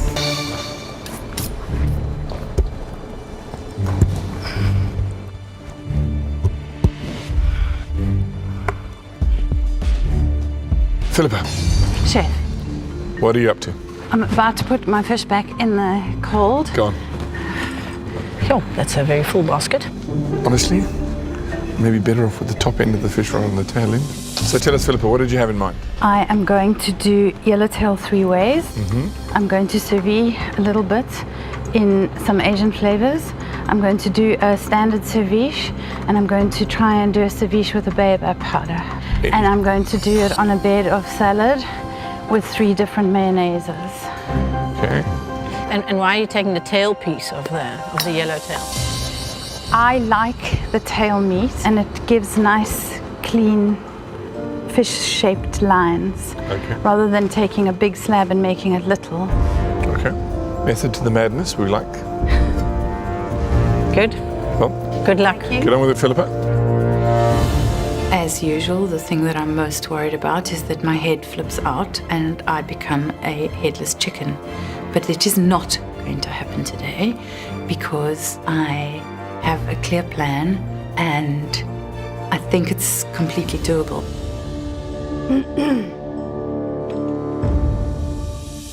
I'm worried about the combination of the taste of what I'll be putting there because it's raw food. Supakazi, Hello, chef. tell us what you're thinking. I'm making thinly sliced venison steak, but I'm gonna marinate it in soy sauce, white wine vinegar, olive oil, hoisin sauce. Then I'll just put that in the sous vide machine. How are you going to make a parsnip puree? I'll just shave the parsnip, then vacuum it, then put it in a sous vide, then I'll just blend it, hoping it's gonna be soft enough. If I shaved it, then blend it. Yes. Okay. Let's get a move on. Yes. Good luck. Slice the venison thinly because that sous vide thing is not cooking. You need to cook it for like hours. So if I just leave the whole big fillet there, it's not gonna do anything. 10 minutes up, 50 minutes remaining.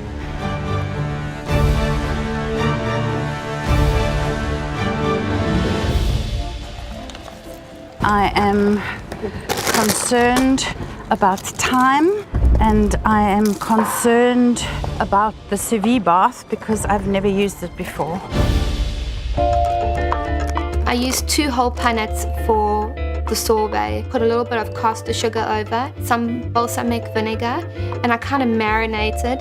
Vacuum that because I want all those flavors to go into the strawberry. So I like the sound of Roxy's. She's playing to her strengths.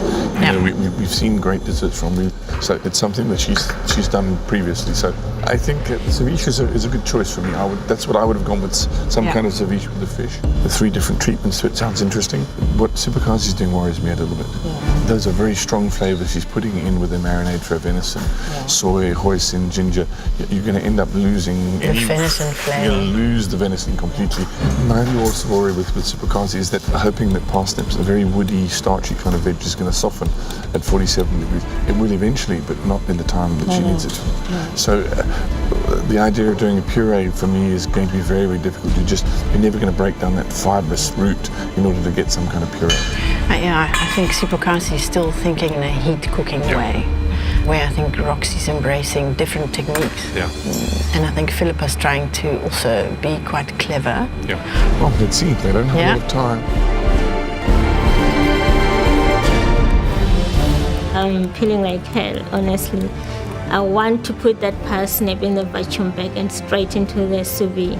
So the idea is to just shave the parsnip as thinly as I can so that it absorbs the heat to soften the parsnip.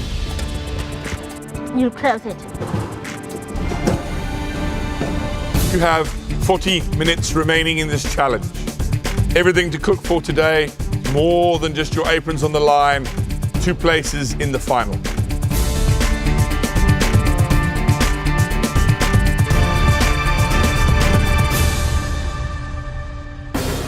As I try to slice the tail section, I realize that there's this massive muscle that goes through the tail section.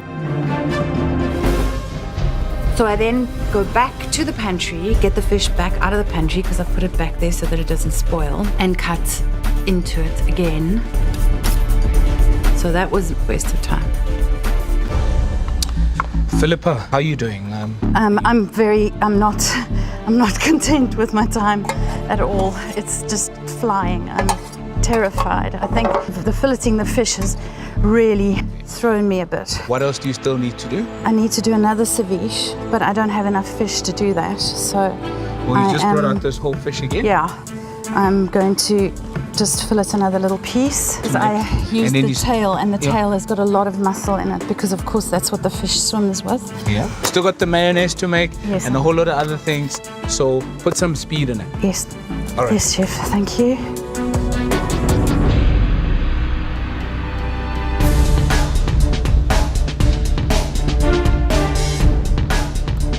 So I start with the next batch of strawberries.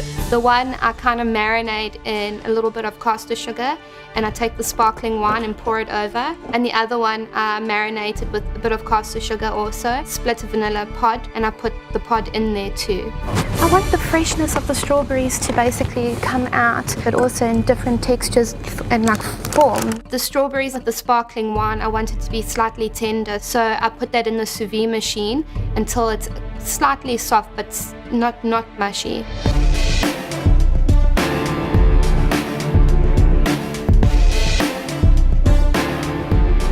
Right now, I'm gonna slice my mushroom, then I'm gonna put them in white wine and some sugar. Marinade is just for flavor because we can't cook anything, which is very frustrating. The thing I'm most worried about is my parsnip puree, if it's not gonna be soft enough. I put the sous vide with the coriander and lime, lemongrass and mirin into the sous vide bath. I then start on my ceviche with the lime. And I realized that it's gone in too soon, so it's going to overcook. So I slice some more. You've been cooking for 30 minutes, so 30 more minutes to go. A lot on the line today.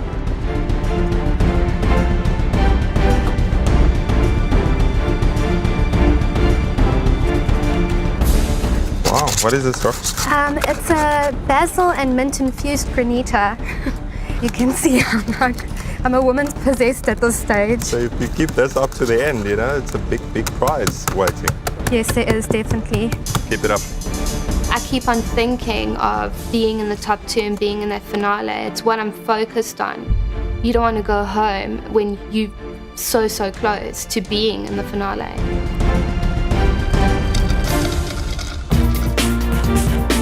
Start my baobab ceviche. I've never used baobab powder before. It ended up being slightly bitter, so I added a tiny bit of sugar and then it lost its sourness, so I had to add more baobab powder. So that was a balancing act, but I think that I got it right. My fish goes into my baobab powder. I then put the extra fish into the lime so that I didn't have too long. I'm feeling confident. You know, everything for me is in control. Super Kazi. Yes, sir. Okay, so your venison is out. Yes. So you're just shaving this fennel, and I just saw you peeling your parsnips as well. My parsnip is not soft enough. Do you think you have enough time to wait for it though? Yes, I'll just wait for 5 minutes, then take it and do it. And if it's still crispy, then you're gonna have to rethink your puree. You know, you can't be completely 100% sure that it will soften up in time. Think of a plan B, okay? Do I have plan B? What do I do now?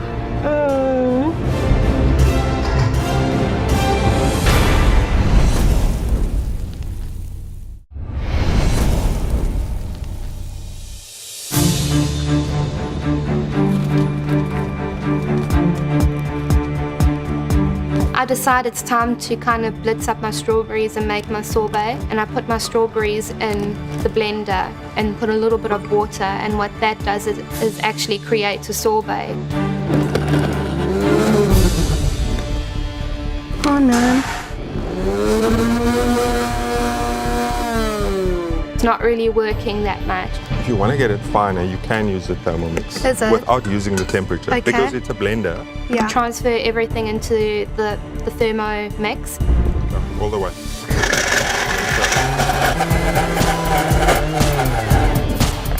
Perfect. And it actually blends it perfectly. So you're gonna puree this? Yes, I'm gonna puree it. I just have to make this work, parsnip puree. There's no other way I can do a puree. The idea is to use the Thermomix, blend it as smoothly as possible. So now we just...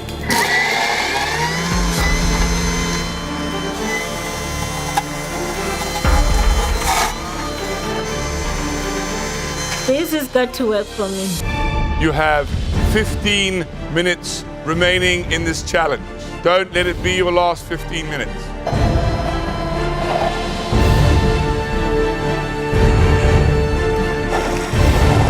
And started to work on my mayonnaise. So Philippa, you have all your elements ready.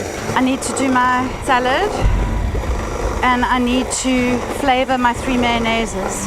What are you making? One mayonnaise and then you're going to Yeah. separate them and flavor them individually. I was going to make them separately, but I've Okay, but that's a good idea. changed that plan. It's going to save you lots of time. What's in your salad, Philippa? It's going to be pea shoots and wasabi shoots, sous vide onion. You don't have a lot of time. Yes, I Seems know like that. a lot of work still to do. Thank you, okay? Chef. So just keep that in mind. My mayonnaise is made. I desperately want to get the 3 tastes because I'm realizing that my dish is really simple.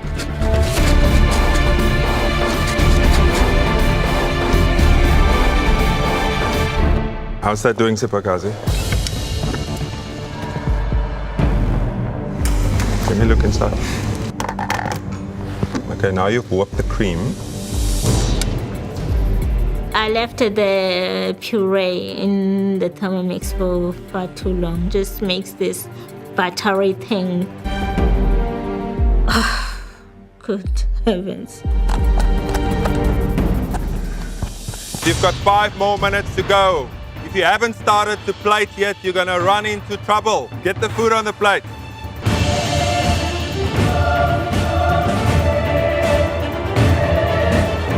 Start plating it.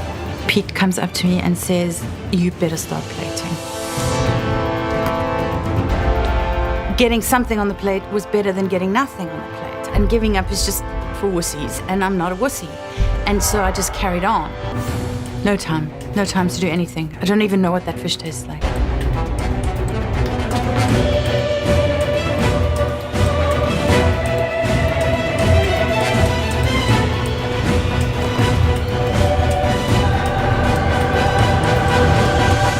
Seconds remaining, guys. Remember that this is for a spot in the final. Come on. And that's when I decided I need to put my granita on. I've been holding back because I don't want it to kind of melt on my plate.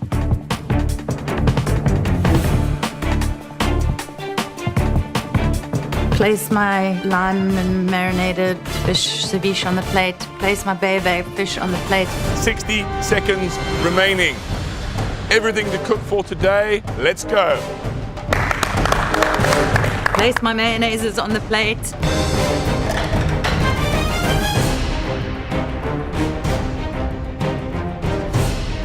In 10, 9, 8. I'm throwing things at the plate from 1,000 miles an hour. 5, 4, 3, 2, 1. Stop plating. That's it.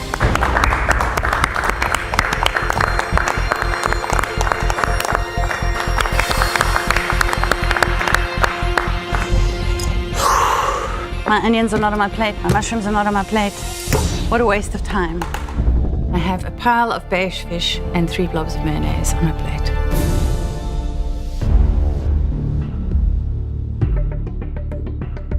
I'm angry because I tried to do too much in the time given and there's no salad on the plate.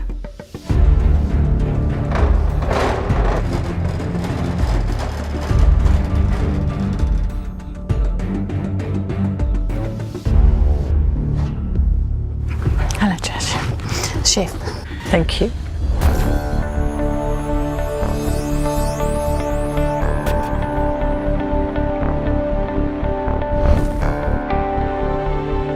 Do you think this is going to be enough? No.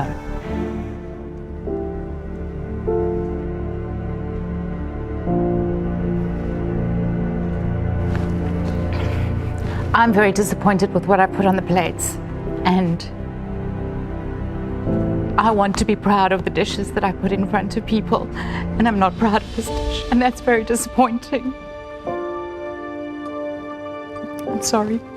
It's the sign of a good cook who feels for what they put in front of people, and first and foremost, it cannot go out of the kitchen until you're happy with it. That's a good thing. You should never apologize for feeling that about how you make food.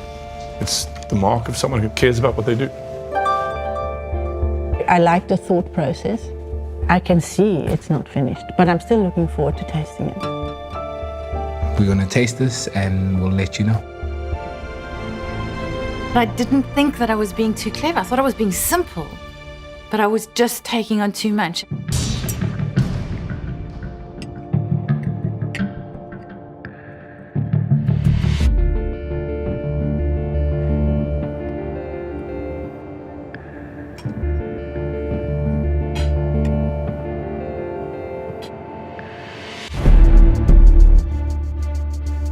Well, my first thought is, where is the salt?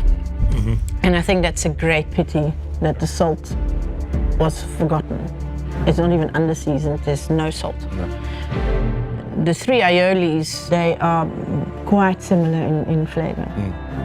I would have loved to have seen what it was going to be like. Yes. Almost like the foundation to something quite interesting.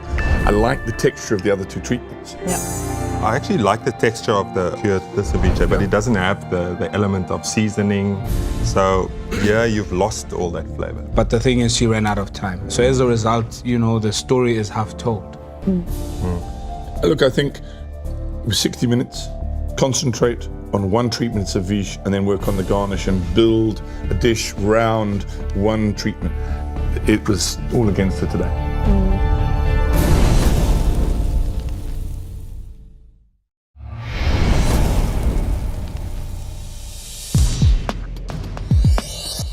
I was really, really focused today, and I put a lot on their plate. It may not look that way, but I try to use a lot of different kinds of techniques of trying to infuse flavours, and I really, really hope I have done enough.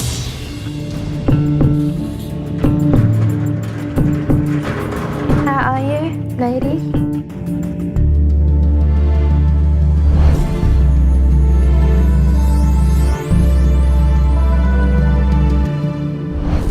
So Roxy, Yes. tell us about this creation. I was really drawn to the strawberries, and I went with my instinct, and I decided to go for a dessert because I feel comfortable doing it. Well, I think you listened when I tried to seriously give advice before you started.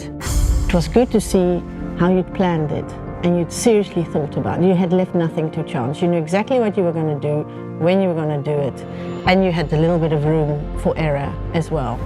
Let's also be honest here, you didn't do this in 60 minutes. You were plating with 15 minutes to go. So all these elements that granita, sorbet, there's the crumb underneath, there's the 2 treatments of strawberries, there's crystallized basil, there's this cream of almond. I still don't understand how you got all this done in 45 minutes. I'm blown away. I was a woman possessed in the kitchen today, I'm telling you I was. Great. I've got my eye on one thing, and that's being in the finale, and I knew what I had to do today to be there. So we're gonna taste this, and yeah, we'll let you know what we think. Thank you so much.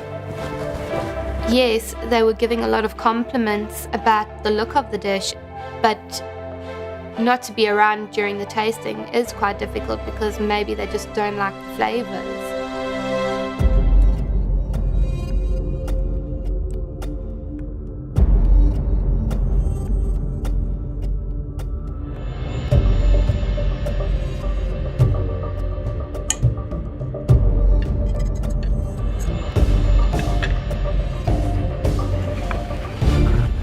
I like it. Yeah. I think she's really honoured the strawberry.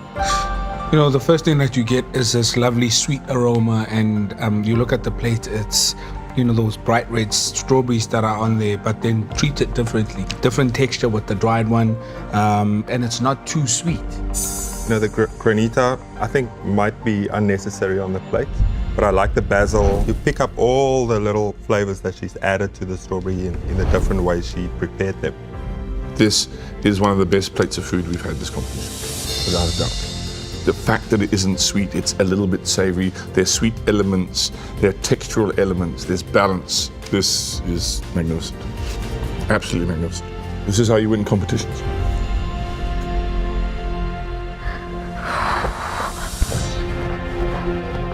I'm just looking at my plate. Oh dear, there is that parsnip puree, which is not a puree, now it's butter. Thank you.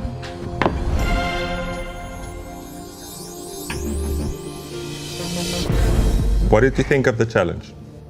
It was hard because there's no heat, and it's something I've never done before, so it's quite a bit intimidating for me. Tell us about the parsnips. Oh. I'm not feeling good about that parsnip puree. The cream just became like butter, so yeah, that's the problem with the puree. I think with you, Sibokazi, today, I think we saw the biggest thrown out of comfort zone moment. I wanted to come and hug you and say, please just leave those parsnips and continue, because you had great ideas. You had great what I'm smelling, it smells great. We're gonna taste. Okay. And gonna see how all those flavors go together. Thank you. Thank you, Chef. Thank you. I still have a hope that I might go through. It's just the parsnip butter that's the biggest threat.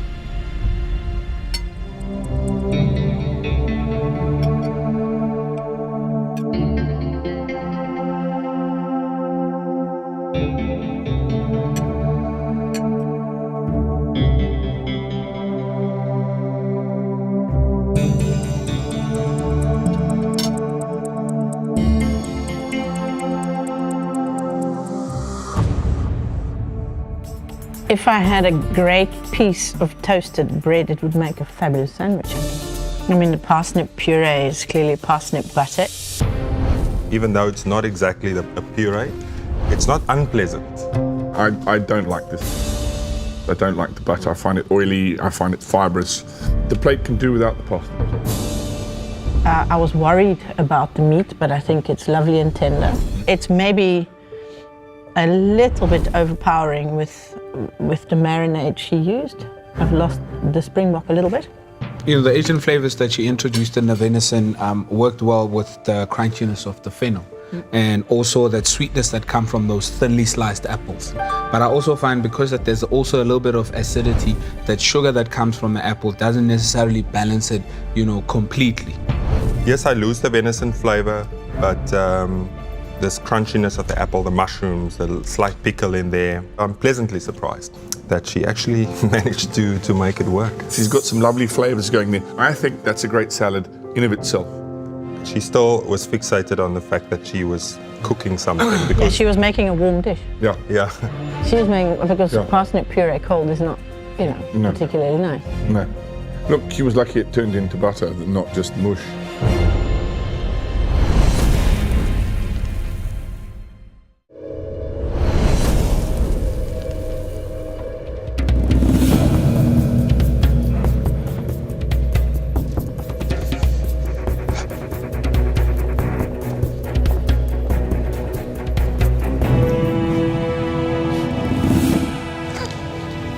We set you the toughest challenge yet.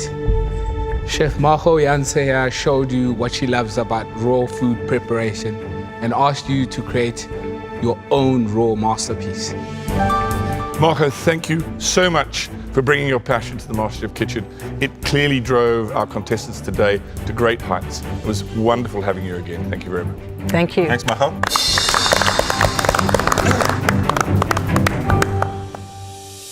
I'm really not looking forward to what they're going to say about what actually was on my plate.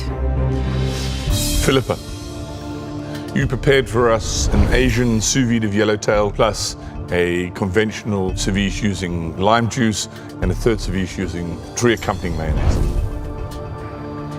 We ran out of time. But I still think the creativity behind it, your thought process, was in line with the actual task given. Thank you. It felt good that she acknowledged my thought process. And then we have Roxy, who brought us a slate with a number of raw strawberry treatments, a whole manner of strawberry flavors. You didn't have a lot of different ingredients, yet you had many techniques. And I think it was a job well done. Hearing that from her, it's mind-blowing, and also just I have that sense of like pride. And thirdly, we had Sipukazi, who did a sous vide venison and a salad with tatsoi, some shaved fennel and some crisp apple. And then we had a parsnip butter, shall we say. Which was a test of your nerves and way out of your depth. And instead of translating it into a challenge of different techniques, you turned it in a challenge of cooking at a low temperature. There were great flavors, however, and textures. Whatever happens now at this stage, you know, I've achieved a lot. So, yeah. Now, this was a difficult decision, and we don't take it lightly. The next person to leave the MasterChef kitchen is Philippa.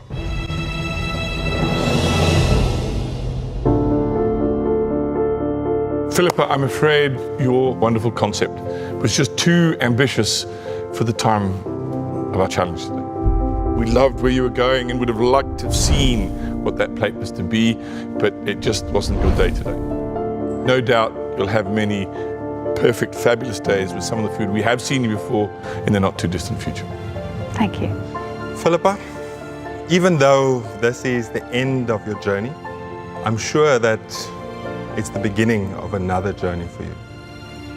And we believe in you, and we believe and know that you can do it. Thank you. It's time to leave the MasterChef kitchen. Please hang your apron up. Oh, well done. Thank you. 3. I think that the overriding feeling I have at the moment is of a huge gratitude. I've learned so much through this process. This is the nicest place I've tasted all day. And I've made fantastic friends. And I've met awesome chefs. Don't look so nervous, please. Please don't give me the title. I went foraging in the forest and went to Mauritius and wow, I mean, who gets to do that?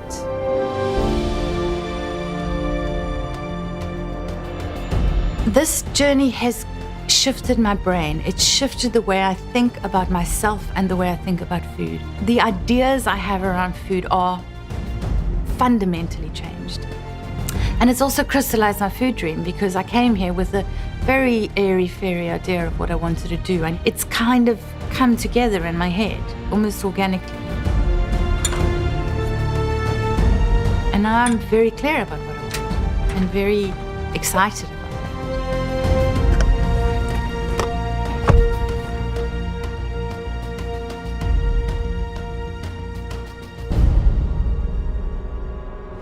There is no more time for doom and gloom. Roxy, Spakazi, this is unbelievable.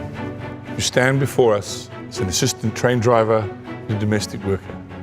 And the next time we see you in this kitchen, you're going to be cooking for one of you to become the next MasterChef South Africa. This is... Oh, I'm getting goosebumps. Wow, final 2. How awesome is that? Wow. It's so crazy, and I'm so proud of myself. Like, finally got there. The pressure is going to be huge and your nerves are going to be in shreds. That dream of becoming the next MasterChef is within your reach. But you need to take everything that's happened thus far, store it somewhere, and put it behind you, and come to this kitchen for one last huge effort. Thank you, ladies. Thank you so much. Well Thank done. you. Well done. Congratulations. I don't deserve to win just because I'm a domestic worker who needs to be upgraded. No, I deserve to win just because I'm a great cook. Even though I have a toughest competitor, I'm winning this. What scares me the most is actually the unknown, because you just don't know at all what's going to happen. I just need to stay focused and eye on the prize at the end. It's game on now. Next time on MasterChef South Africa, it's the most anticipated culinary showdown in the country. Only Roxy and Sipogazi remain. I want to cook now. But standing in their way are 3 epic challenges. This is it. Culminating in a nail-biting cook-off with legendary chef Marco Pierre White. Puts fear in everyone's eye. The clock's not being kind to you. You better push. I'm in shock right now.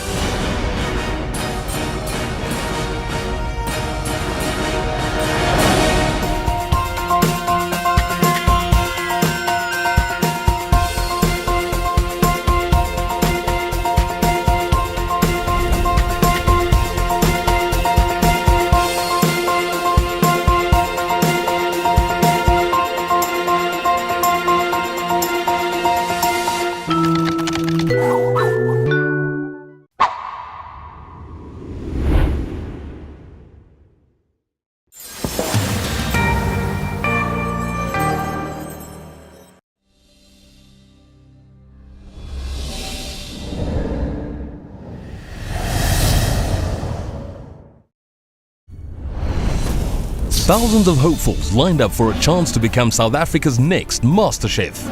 12 made it to the kitchen. Welcome to the MasterChef kitchen. And along the way, cooked amazing dishes. Trust your taste buds. I'm a woman possessed at this stage. Met world-class chefs. Chef Macho Janse, Lorraine Meany, Chef Nicholas Ekstad, Chef Luke Dale Roberts. And traveled to incredible locations. It's really a mind-blowing experience. It made me change the way I serve food. One by one, they hung up their aprons, until only Roxy and Sipogazi remained. That dream of becoming the next MasterChef is within your reach. Roxy kick-started her MasterChef journey in spectacular fashion. Butternut, chocolate, red wine. Fantastic. Jetting off to Ireland for a first-class dining experience. It's something that I'm going to remember for the rest of my life. You know what that sound is? It's the sound of Porcini singing. Singing. Yeah. Roxy consistently turned out fantastic desserts. So Roxy, this for me is just amazing to see. But was challenged when it came to savory dishes. This just tastes like potato and chicken. But the setbacks seemed to make her more determined. This is one of the best plates of food we've had this competition. I've got my eye on one thing, and that's being in the finale. My name is Sipogazi Mdangomo. I'm a housekeeper. Sipogazi, the 39-year-old domestic worker from Cape Town, entered the kitchen on a mission. Initially, Sipogazi made dishes with fantastic potential. Not bad at all. Layers and layers of flavor, and each and every one of them just meets the Chenin Blanc halfway. But lacked the confidence to create her own style. It's not good for me. The determination to be the best paid off, earning her high praise along the way. By a long shot and easily, the best food today. Thank you so much. Really. Now Sipogazi and Roxy will face off in the most anticipated culinary event of the year. And for the first time, the next MasterChef for South Africa will be announced live at the end of the show. I'm winning this. It's game on now. Come on, show me what you got now. Take a chance, it'll be alright. I'm on my way, nothing's gonna stop me. Nothing ventured, nothing gained. 'Cause it's now or never, I'll never surrender. You knock me down, but I come back stronger. Like the fire burning strong, I know that I will carry on. 'Cause it's now or never, I'll never surrender. No, I'll never surrender.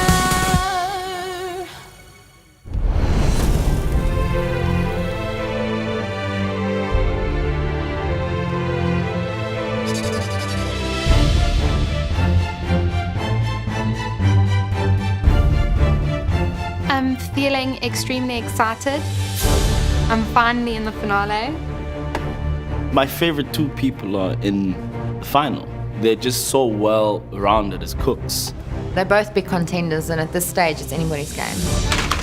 Ladies and gentlemen, please give a warm welcome to our MasterChef finalists, Roxy and Sipogazi. I'm so proud of both of them. It's such a great moment. Sipogazi is such a role model, and she's just said, damn it, I'm good enough. I think already the competition's changed Roxy's life, and she's definitely realized that food is her dream. Today is a celebration about two special people. I don't think there's a MasterChef series anywhere else in the world that have two contestants the likes of the two of you in their final.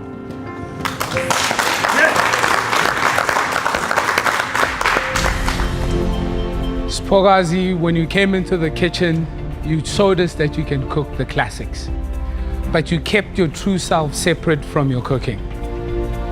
But as you grew in the kitchen, you showed us more and more of yourself. There's always light at the end of the tunnel. You know, you can't be a domestic worker, but you can do something out of that. Roxy, you came to us as a shy assistant train driver. We knew you'd be tough, but we had no idea you'd be as strong as this. I'm so overwhelmed with emotion, and I know I shouldn't be because I need to be focused. You are surrounded by familiar faces. but we have some far more familiar faces who are here to support you today. Let's bring them out. Come on out, guys.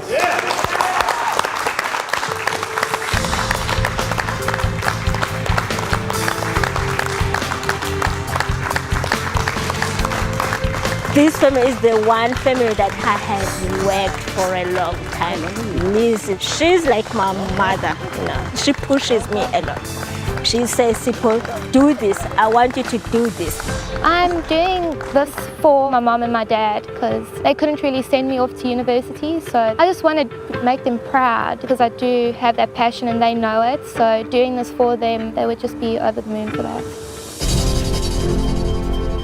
Judging by your reactions, these are obviously very important people. Who do we have here? I've got my father, Brian, my boyfriend, Byron, and my mother, Zara. And all in leopard print. Team colours, like it. And you, Sipukazi? Yeah. It's Liz, the lady I work for, and it's Cole, my favorite boy in the house, and Sean, my boss. Yeah. So up till now, you've only ever faced one challenge at a time. But as you know, this is the MasterChef final, and it consists of 3 challenges. The first challenge will be an invention test. This will be your last chance to wow us with your creativity. In an invention test, you can cook to your strengths. But in your second challenge, we'll see how well you can react to unexpected ingredients. Yes, it will be a mystery box. For the final pressure test, we have a guest chef who is an international rock star in the cooking world. My mind is starting to work overtime because there's quite a few chefs that fit that kind of description. After each challenge, we'll give your dish a score out of 10. And by the end of the last challenge, you'll each get a score out of 100. And the person with the highest score will be South Africa's next MasterChef. Spogazi and Roxy, it is time to start the first challenge. Please go to your stations. I'm hoping, so I'm praying that I'll be just calm, do what I know. I just know it's going to be a really long day. We want quintessential South African food, starring as restaurant quality cuisine. Your ingredients for this challenge are the best South Africa has to offer. Got a wide range of protein, spices, and fruits. What you do with it is up to you. We'll have 90 minutes for this challenge, and the pantry will stay open. The first one is an invention test. It's a classic South African, which I'm not scared of it.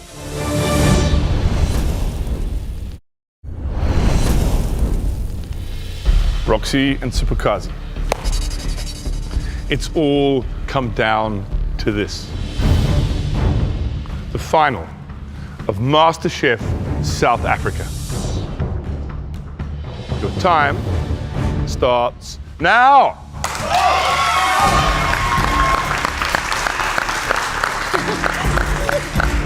Today it's not time to experience something new in the kitchen.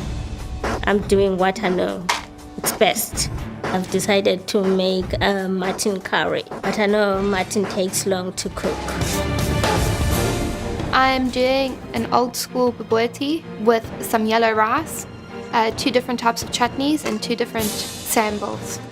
I want to give the bobotie a little bit of a different twist and get that little pop of like sweetness but also sourness at the same time.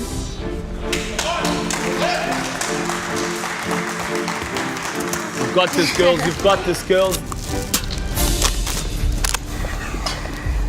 Hi, Sipukazi. Hello, chef. So, the finals. Tell me, what are you cooking? I'm making a Cape Malay curry, lamb curry, I'm gonna make a samp infused in saffron and some coconut milk. Wow. You're gonna change it a little bit. I have tamarind paste, which is something don't use often. So It's got that nice acidity, yes. so you want to play with sweet and sour almost. Yes. Okay, good luck, Sifukazi. Thank you, chef. This time, I mustn't risk. I must just use a pressure cooker to speed up the process of cooking. The spices, eh? Sifukazi and I cooked with pressure cookers at the Potluck Club, and I don't know if she's cooked with them since. But it's a big gamble because, you know, with pressure cookers, you throw all the stuff in and you kind of wait.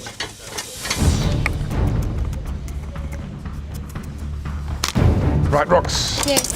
Last invention challenge. I know. What have you got for us? I'm actually going to do a little traditional bobotie. And how are you going to give it this sort of restaurant kind of vibe? I'm going to have different samples and chutneys to go with it. I'm also going to do a bit of the apricots inside of the bobotie. So you're going to have to really give it that restaurant twist to wow us today. Yes, definitely. Well, I'll let you crack on. Thank you. And we'll have a look later.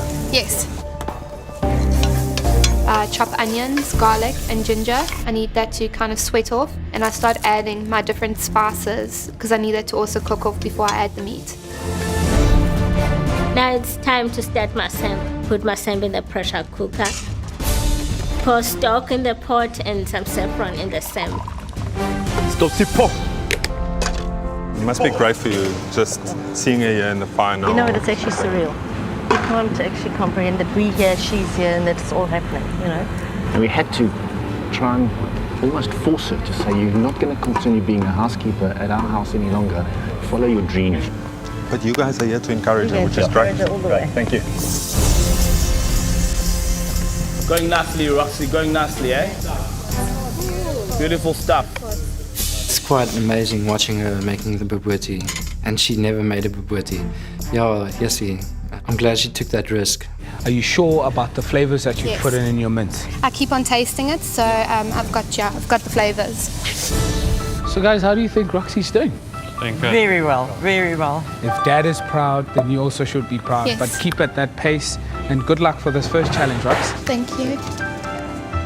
Oh, my dad is awesome. I'm his little blue-eyed girl.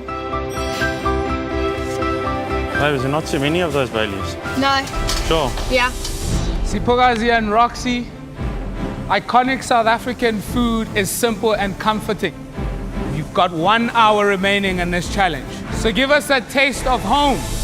Now it's time to start with my banana samba. I slice the banana, mix it with caster sugar and salt. Then I coat it in some shaved coconut.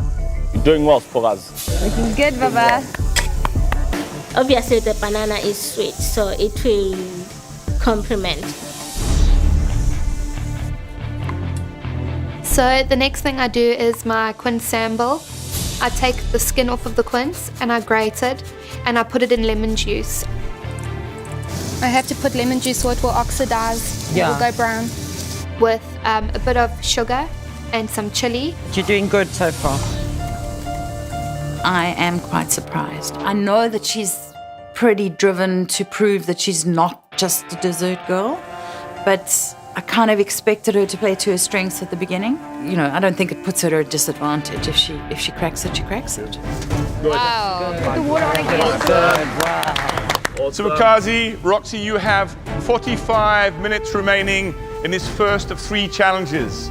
Guys, you need to get this right the first time. I've noticed that there's too much liquid, but at least I still have time to cook, and the samba is still a little bit tough. Sifukazi, remember the time of taking it off the stove and cooling it down, opening and checking it and putting it back, and then doing all of that back and forth is eating into your cooking time. Honestly, I'm willing to take that risk in order for me to just have burnt food, just because I didn't want to disturb the process of cooking. So I'll take that risk of opening it. Only 30 more minutes to go, guys. Keep it up. You guys are doing well. 30 minutes to go, and I've got my components basically almost all done. I'm doing my other little chutney now, basically. So the next thing I do is just like an onion kind of chutney.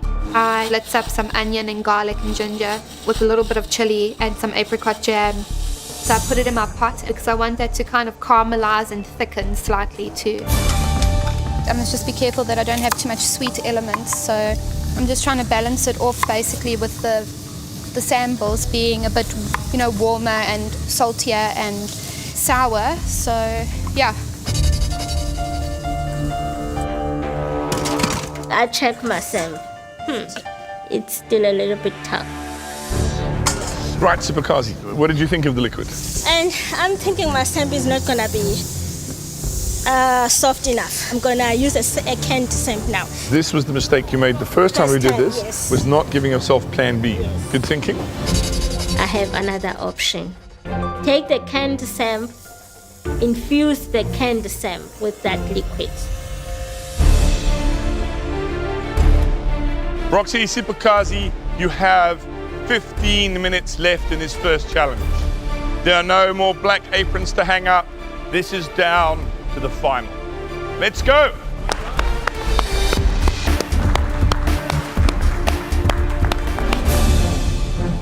So the boboti's looking good. Yeah, it's looking quite toasty on the top. Nice, Pogaz. I take my curry pressure cooker, check it. It looks good, and I taste it. It's a little bit salty. Add a little bit of water and a little bit of sugar. Spogas, Yes, chef. less than 15 minutes to go. Where are you at now? I'm trying to reduce my sauce in my curry. No, because it was a little bit salty, so I added more water. All right. Roxy and Sipogazi, you've got 2 minutes remaining. Finish off your plating.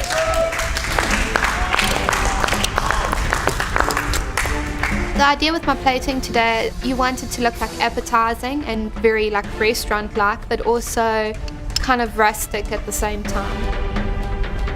To me, a black slate, it's like traditional and South African. It's not like a modern.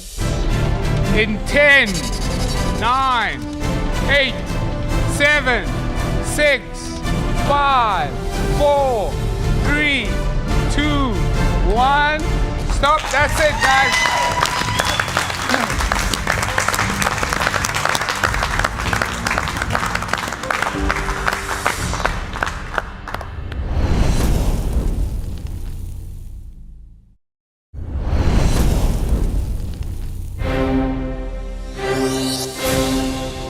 Sipokazi, let's see your dish.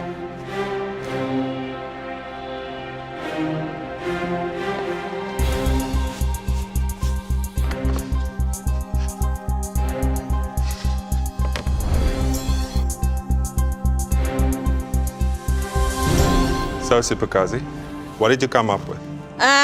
Today I made samp infused in saffron and coconut milk. And I made some mutton curry with bean, cucumber, sambal, and some banana sambal. Well, it's time to taste. Yep. I think it was a great idea to then go with a black plate, just in terms of, the colors just standing out much better.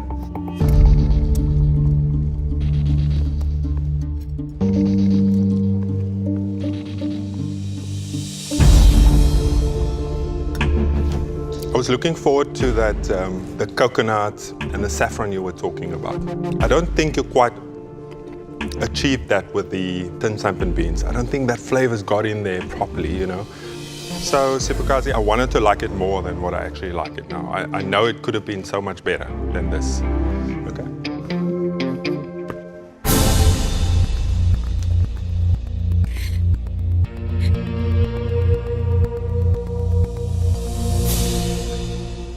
The meat is cooked properly.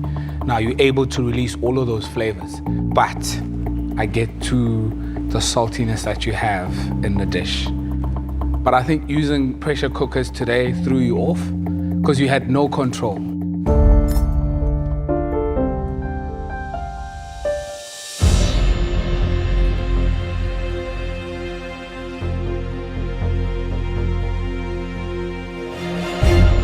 banana, I thought was inspired.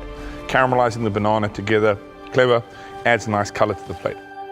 But on balance, flavor, I think you've got a problem that the salmon is not bringing anything to the party. Thanks, Sipakazi. Thank you. Thank you, Sipakazi.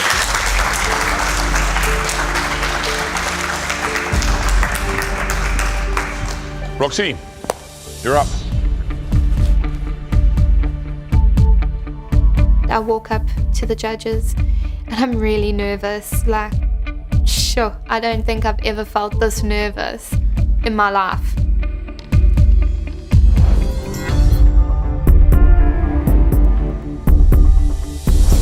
Okay, Rox, you had 90 minutes. South African iconic dish. Tell us what you've done. I chose to do a bobotie. I've got two different types of samples. So I've got a quince one, and then I've got the old trusty onion and carrot. And then I've made two different chutneys. The darker one is a date chutney, and the other one is like an onion and a bit of an apricot kind of chutney. Okay. Have you made bobotie before? I've never made bobotie before. Dessert's your strong point, and you decide to make something you've never made before. What's the thought process? I felt like I wanted to push myself a little bit today. Make something that's not really expected of me to make. But I think you've proven to us already that you can cook other food. I mean, that label is long gone. Thank So you goodness. can relax. Well, let's tuck in, shall we?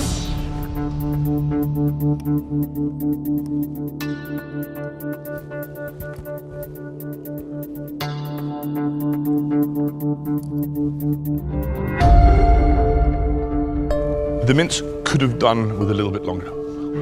There's a chewiness to mince that shouldn't be there. The best thing on the entire plate is without a doubt The quince. the quince. It's not too bad.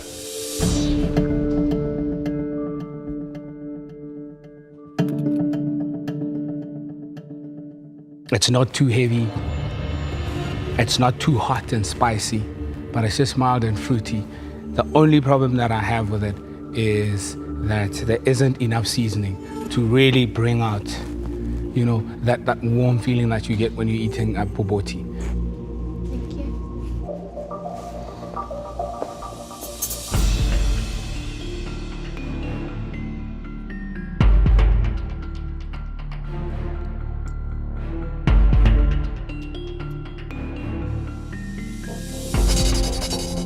The chutneys are great. They are great. It goes with the flavors that's in the bobotie, because on its own, it just wouldn't be enough.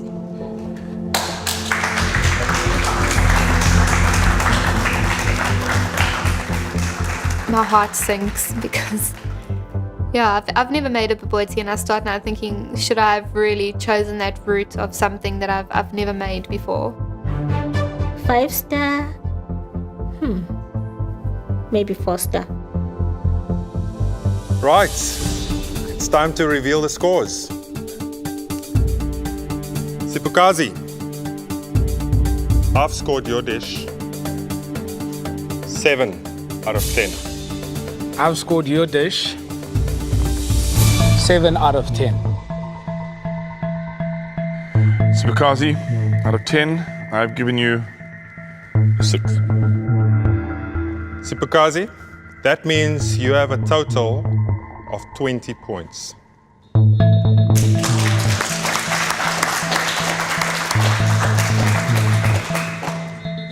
Moving on to your dish, Roxy.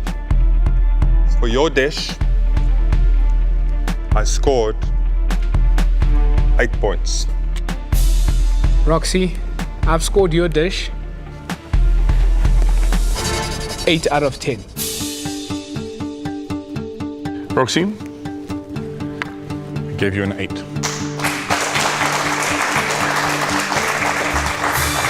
That means, Roxy, you're going into the next challenge with the lead. Going into a finale, if you're not out the gates first, it's a little bit concerning, and I just hope she doesn't take that into the next challenge.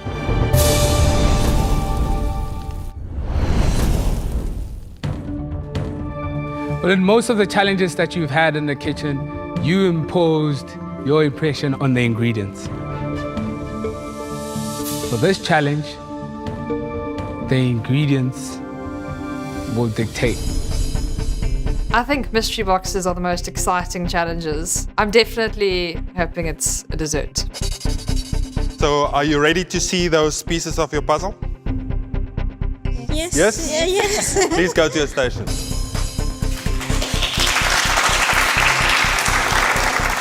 This is it. I can't go wrong with this now. Have to be focused. Pogazi and Roxy, you've got 60 minutes to complete a dish using all of the ingredients that you're gonna find in the mystery box. Roxy has an advantage because Roxy's ahead, and being ahead gives you a psychological advantage. But until we see what's in the box, it's still anybody's game. So, are you ready? No. Well, you better be. Your time starts now. You can lift up your boxes.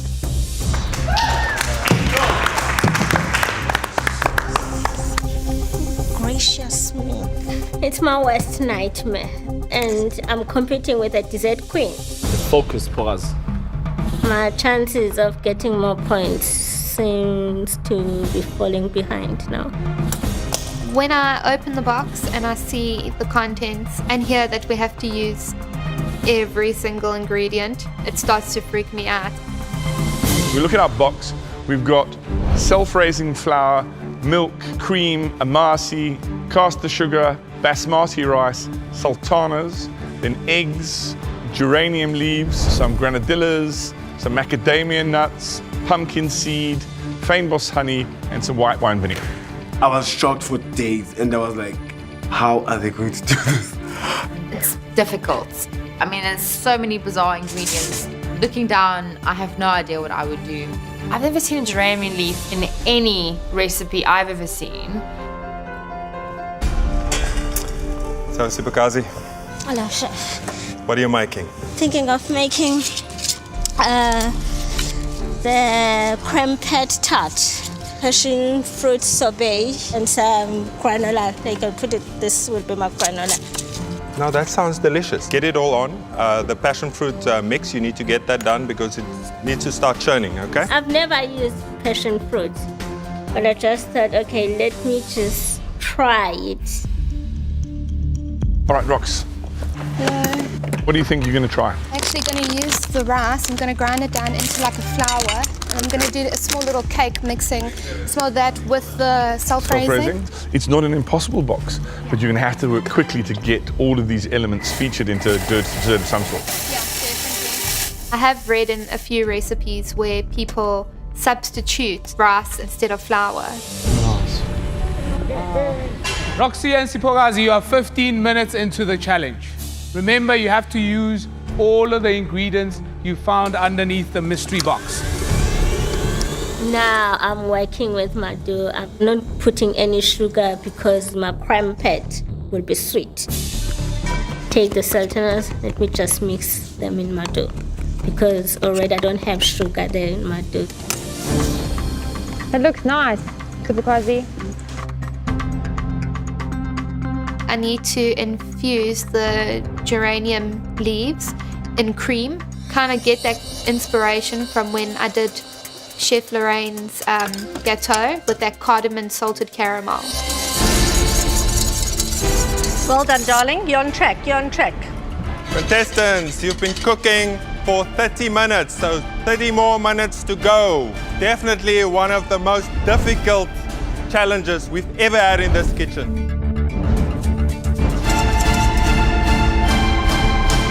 Have you used all the ingredients? Have you The got them all vinegar, I'm featured? going to be doing that, but I've used everything else so far. What are you using it in? I'm putting a little bit in the salted caramel. Okay. Oh, please don't tell me I've... Sorry. What is in there now, Rox? A big mess up, clearly. I need to start again. I decided to add vinegar into my salted caramel, and it kind of just went all funny and went hard. You starting again? Yeah, I am. Okay. Nah, how much more time? You got half an hour. Okay, cool. You got a half an hour, don't You've done a lot spend it already. now. You can use flour. And what if it tastes of flour? You must cook it out. I'm not happy with my crumpet consistency. Do I use flour? Then again, what if my crumpet tastes like floury? What is the problem? The custard. If you think of it as like, you know, a white sauce, like bechamel, and how you make that, it's the same concept. It's just almost a sweet version of that. So it's the same. It needs a bit more heat just to cook out that flour taste. Then I decided, yes, okay, I'll cook the flour, put a little bit of butter, some flour, then cook it a little bit, put a little bit of milk, then pour my crumpet so that it has that thick consistency. I take my queen's cakes out of the oven and they're rather dark. My heart kind of sinks because, you know, I've baked cakes really often and I don't toast them as badly as this. I'm basically cutting off all the little bad parts and I'm going to have like little cubes drenched in a lot of sauce. At this point I'm feeling quite despondent because like nothing has gone right in this challenge for me. Not really happy at this stage.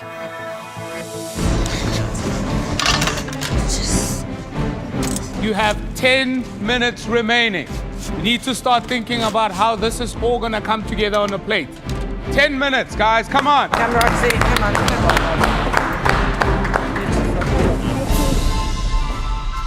10 minutes to go. I take my granola, loosen it so that it's not like stuck together. Yeah, looks delicious, Sipo. Come, darling. Come, Sipo. You've got it. Come. What is it going to be? It's supposed to be an ice cream, but clearly it's way too hard for that. Maybe it's a granita. Yes, it's a granita. That's what it is today. I'm like really seriously like so much has gone wrong. Now granola lamingtons. Have to work with it, isn't it? Roxanne Sipukazi, 5 more minutes to go. Make sure that you make those plates look beautiful, guys. I love the intensity, but you have to keep it up. Gentle, Sipo, gentle. Oh, God, yes, Sipo. Beautiful. We love it. I was worried that if I take it off the tin, it's just gonna collapse. But yeah, it didn't, so yeah. But there's a little piece broken. In 10, 9, 8, 7, 6, 5, 4, 3, 2, 1. Stop cooking, guys. Time is up.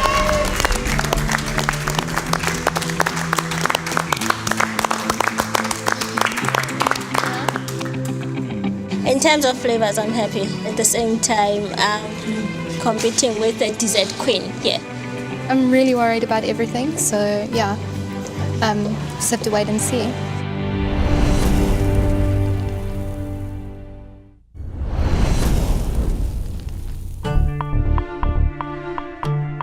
Hey, Rox. Hi. Hi, Roxy. Hi, Roxy.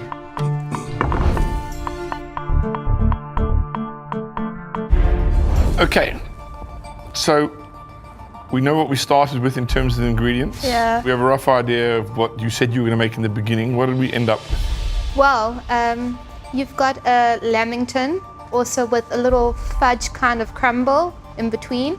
And there's a passion fruit and a marcy kind of granita. Given that box, were you confident about knocking up a dessert? To be honest, I was not, because it was quite a mixed masala bag there. It was really crazy. Okay, we're going to taste and we will let you know our scores later. Okay, thank you. Thanks, Rox. Thanks, Roxy. I was surprised by Roxy today. I mean, I actually thought after looking at those ingredients that she would ace it. These are curveballs that are set there to see how you can adapt. So I think that was an incredibly difficult mystery box to knock up a dessert in 60 minutes from. Let's get stuck in before this granita melts.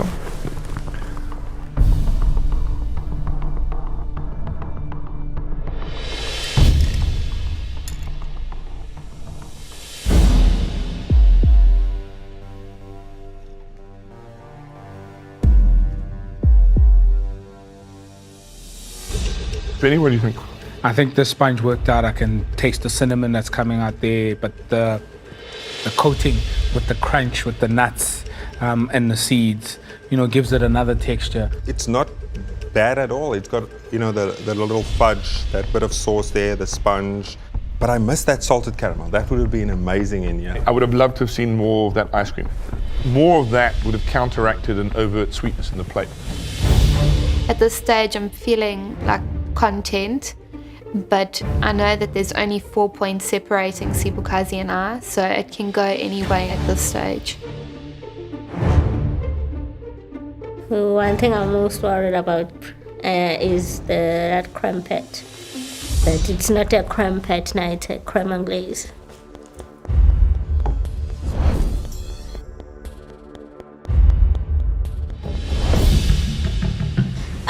I've made a crumpet tart with granola and passion fruit and amasi sorbet.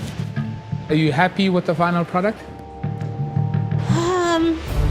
Except for the crumpet tart.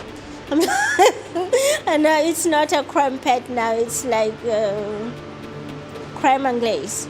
Well, Spogazi, we have to taste it and we'll let you know afterwards. Okay. Thank you. Thank you. You can see there's going to be texture for me. It's really just in terms of how all those flavors are going to go together.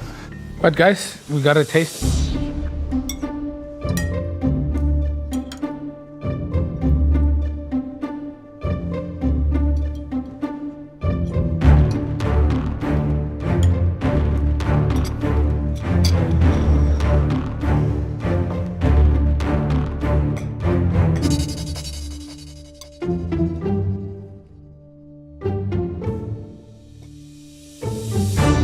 We'll taste it. Pete, what do you think?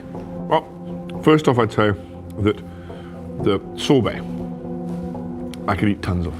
It's almost like that gorgeous sort of frozen yogurt, that there's just the right amount of acidity, but it's not overly sweet, so it's got a lovely clean taste to it. Look, there was clearly mistakes. But once I put all these elements that's on the plate into my mouth, I actually quite enjoy it. The flavors I enjoy. There's nothing that clashes there.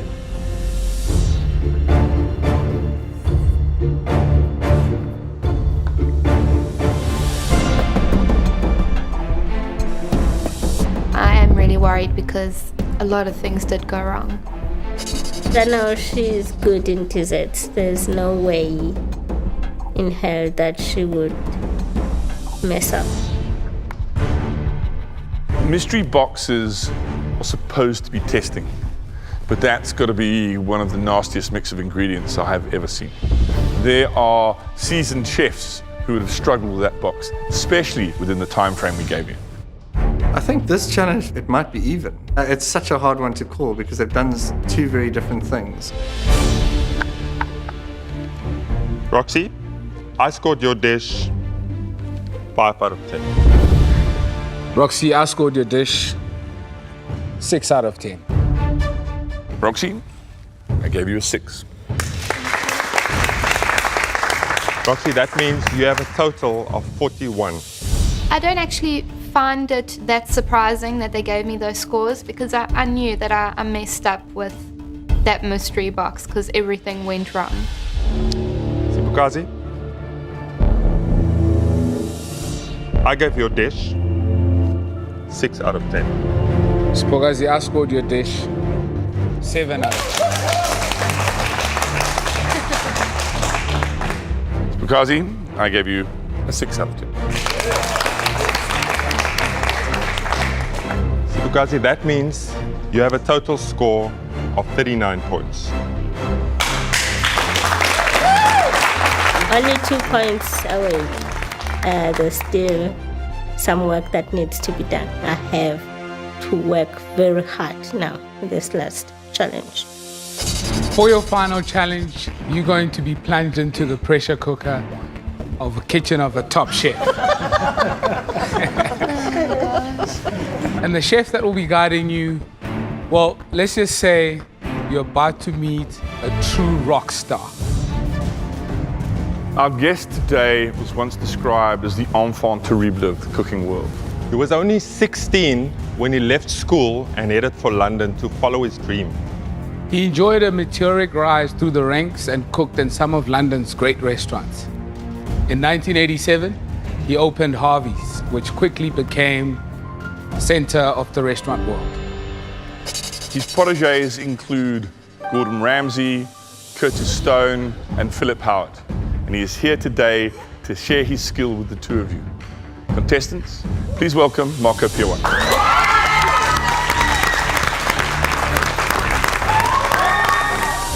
All I could see is that wisdom. Kind of looks like a mad scientist. Getting an opportunity to see a chef of his caliber, something else. I'm in shock right now. Hello.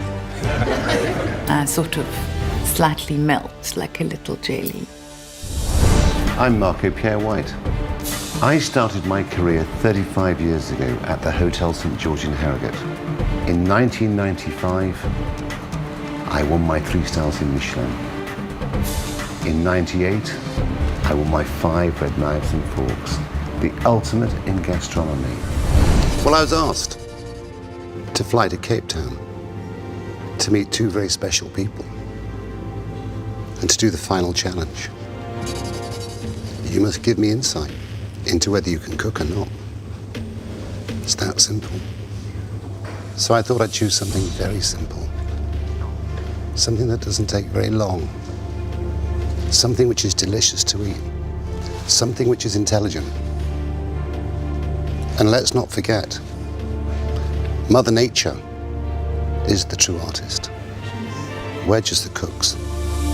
Could be a little overwhelming for the contestants. It's been a long day, and it's Marco Pierre White. He puts fear in everyone's eyes. So, the dish is roast rump of lamb with a marinade of white mussels. The sweetness of the lamb and the saltiness of the mussels. It should take me less than 30 minutes from start to finish. But I'm a kind man, so you've got 15 more minutes than me. Remember, I'm your friend. The clock is your enemy. But just to make life really simple, it's going to be a cook-along. A cook-along, okay. One will be on my left, one will be on my right. As I say, one eye on your work and one eye on me. I think the biggest challenge today is definitely watching him and being able to trust the fact that you can stop what you're doing and first look and then continue. We said we had a pressure test that would push you further than you've been pushed before, and it's just beginning. Let's go to your stations. Good luck. There are a million ways you can mess up this simple, quick dish. There's an opportunity. I could pick up the points if I listen carefully. I need to stay focused. You know, this is the last challenge.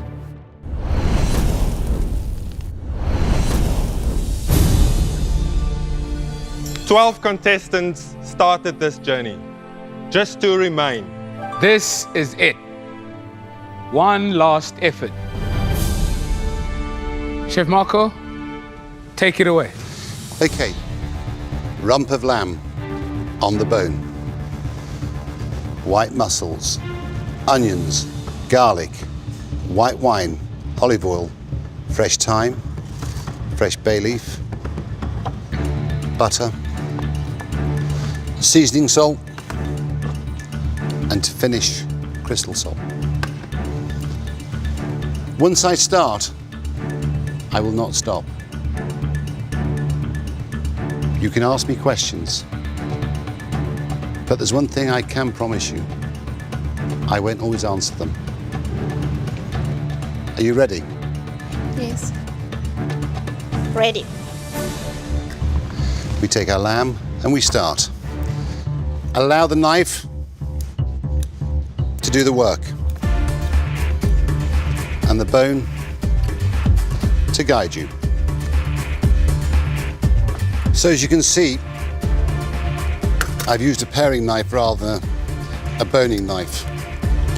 For the simple reason is, it's a small piece of meat. Trim back the fat, remove the skin. The toughest thing is that we have to keep up with him. He's way ahead of us. You have to do everything correctly. At the same time, you have to watch and listen what he's doing. Chef, there's this bone on the side, yeah? Are we taking that also against the bone there? The lamb is boneless. Okay. At this point of time when I'm trying to take this bone out and watch him, I'm also trying to glance a little bit at Sipokazi to see how far is she, and I can hear the people up there cheering. I can tell that she's ahead of me with the deboning, and I'm just like really battling. Let's not forget to watch the chef, guys. So, lamb in the pan. As you can see, my pan's not hot. Fat side down. Why? So the heat comes into the meat and it renders the fat. Once the fat's rendered, then it can be caramelized. I'm battling, yeah, badly. Allow the knife to do the work. Okay, it's just this bone of yours. Well, maybe you should start from this end. Okay. I'm feeling really nervous because I know there's so much riding on this and like I'm stuffing up.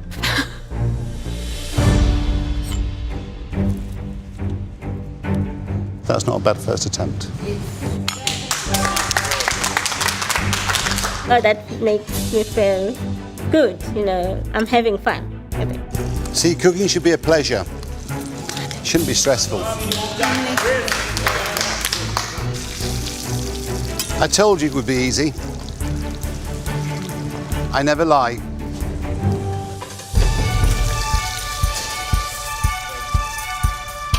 So my meat is in the oven. That's all. How's it going? I'm getting there.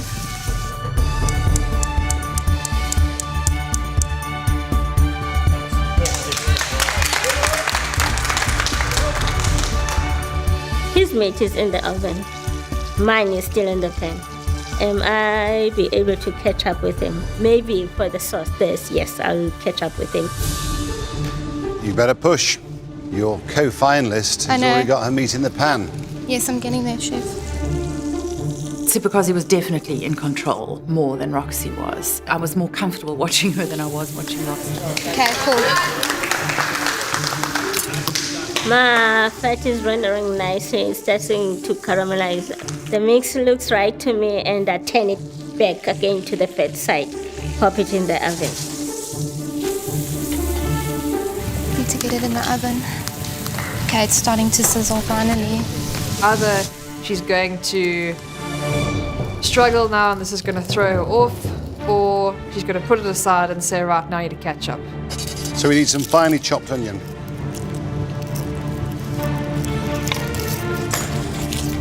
Yes?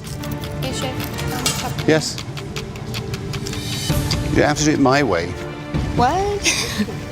I know, I can't. Because if you do it my way, then you won't look at the onion. Mine was like chunks compared to his. The drops. White wine. In the pan, white wine. The garlic. I'm trying to focus on him, but I'm also so taken aback with all my other little elements that I'm trying to do at the same time. And he starts with his garlic. So, white wine, finely chopped onions, and finely chopped garlic. A little bit of thyme. You listening? Thyme. Little bay leaf.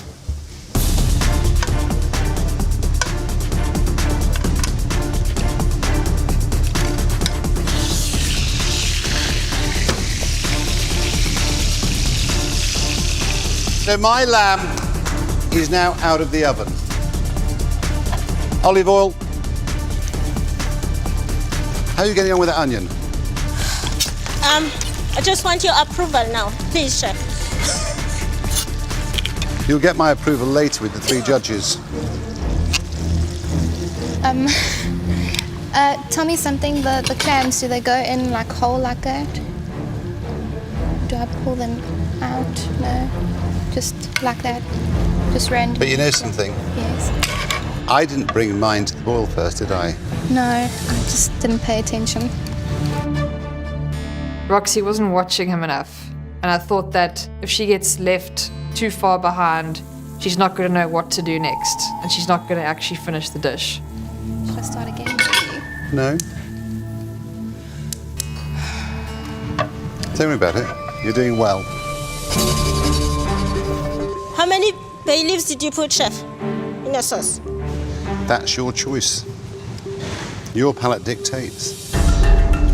I used 1 bay leaf because I was worried it will just overpower it because there's no much sauce there. And I used a sprig of thyme also. Now I have to put my mussels. I'm not sure how many do I have to put in. I just put whatever is enough for the sauce to cover it. See, the secret of this dish is getting your timings right. Lamb cooked, lamb rested, and then finish with butter. Non-tuber. Butter, quite a lot of butter. I'm not going to dress mine. I'm going to leave it to you to decide how you finish your dish. He steps away. He's not helping them anymore. Kindly leaves them with the message that now they must plate it on their own. You can see that they're a little anxious about this. From now on, it's all about your skills and your knowledge. I've actually not even thought about how I'm going to play it. It didn't even cross my mind. I'm good because I'm enjoying it. I'm having fun. What should they be doing? Yeah, the lamb should be cooked perfectly pink, rested, drained of the fat which it was cooked in, a little fresh olive oil to create that jus gras. Get their mussels perfectly cooked, emulsify the liquid with a little bit of butter and olive oil, and then assemble the dish. Roxy, Spogazi, you have 2 minutes remaining in this challenge. Let's see you plate her. Benny calls 2 minutes to go, and Roxy's still got her mussels on the go, and her lamb is only just resting. So I was pretty worried. I suddenly thought, how on earth would you plate this dish? Now, I'm not sure if I must cut the lamb or put it. I'm worried that it didn't rest enough. 1 minute remaining. 1 minute remaining. Plate up. Looks good. Should I carve it or should I just leave it whole? Up to me. Make your decision. Now I'm like in doubt. Should I slice up the piece of meat or should I leave it whole? What do I do? I think my instinct just kicks in and I start to slice it. Oh, it looks good. 30 seconds remaining. 30 seconds. Put it on the plate. It's on the plate. I'm about to jump off the balcony and plate her mussels for her because you don't get judged if it's not on the plate. Just calm down. Okay, back in your box. Leave it to it. The clock's not being kind to you. You better hurry up. In 10, 9, 8, 7, 6, 5, 4, 3, 2, 1. Stop cooking!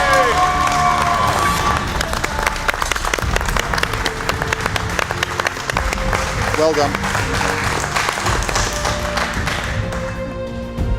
Roxy and Spogazi, you just completed your final challenge in the MasterChef kitchen. Well done.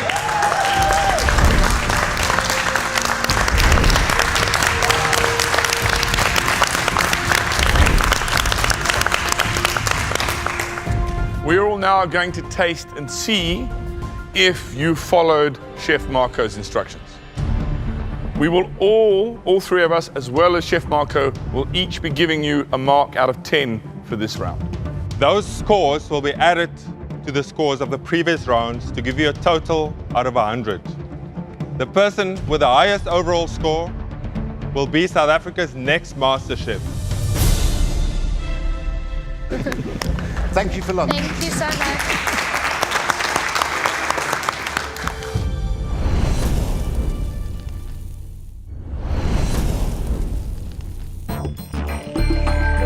Knowing that it's the last time being in the kitchen, I'm not gonna say it's sad, because today, honestly, I had the greatest time. Hi, Sipakazi.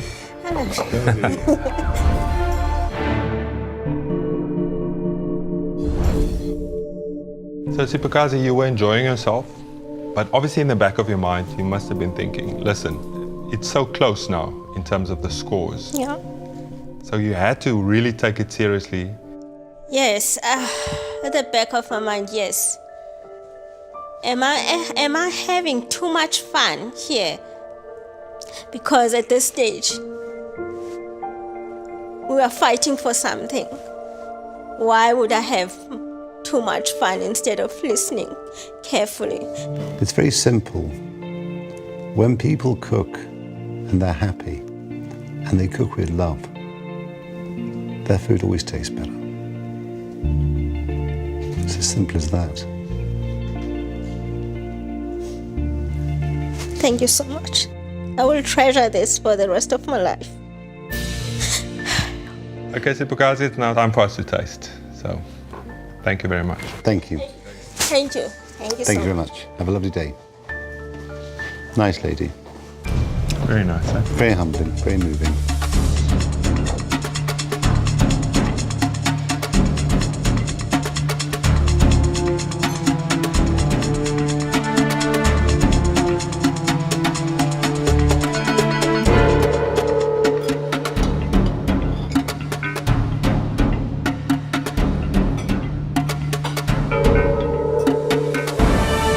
So, Chef, your thoughts? Well, the lamb's slightly over, but that doesn't offend me. She's cooked her mussels well. She's done a very, very, very good job.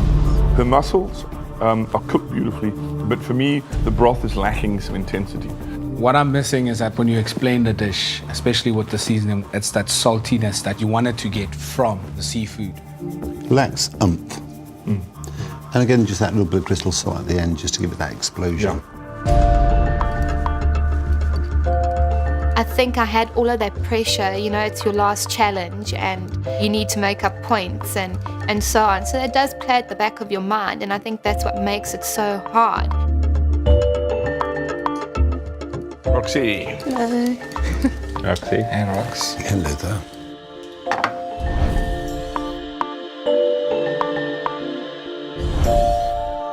So, Roxy, Yes. tell us about that challenge. How was it for you? It was hectic, especially starting off with trying to debone that lamb. Yeah, meat is not my strongest, honestly. Yeah, and it showed in the beginning. I kind of took strain. You were really struggling, and I had my doubts whether you would get something on the plate. But you proved me wrong. Because as the challenge progressed, you got stronger, which I think is a great ability, a great talent when someone's got that within them. You should be very proud of yourself. Thank you. For your achievements. Well, Rox, I think we're going to taste. Thank you so much. Thank you. Thank you. God Thank you, bless. Roxy. Thank you, Roxy. Bye-bye. Nice finalists, eh? Both really nice. Yeah. Both very good cooks. We couldn't have asked for two better finalists. They were very solid all the way through.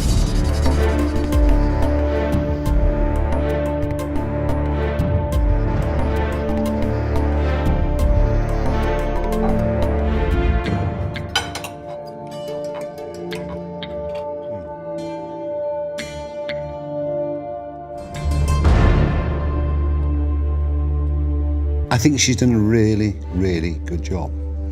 I think her cooking of the lamb is very good. The lamb actually, you know, it's not, the fat's not rendered out properly, but there's like a crisp layer above that bit of fat that's still there. So, and the fat's kind of soft, and It doesn't offend. Yeah, it doesn't offend when I eat it. It doesn't really bother me at all, you know. And there's good flavor in there. Also the mussels, I thought that they will be overcooked because they were on the stove longer, but you know, upon eating it, I didn't get that toughness coming through. In the end, they delivered. And I think that both ladies did a fantastic job. Definitely. I'm shaking. My heart is pounding like hell. I thought I was going to pass out. I feel like I'm burning up and getting quite lightheaded. I'm just like saying my name over and over because that's what I want to hear.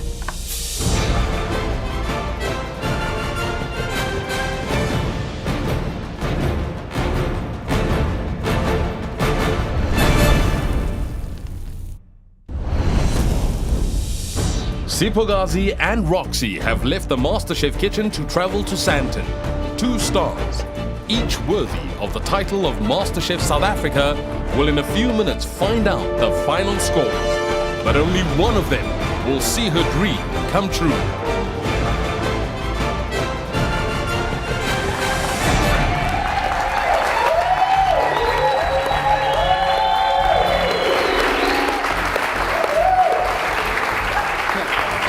Welcome, Zanzi, to our first live finale of MasterChef South Africa. Well, this is it. The moment we've all been waiting for. Starring 2 of our most important contestants, Roxy and Spogazi.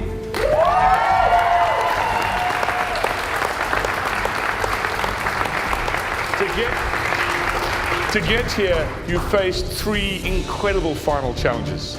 First, the invention test. The scores were 20 to 24.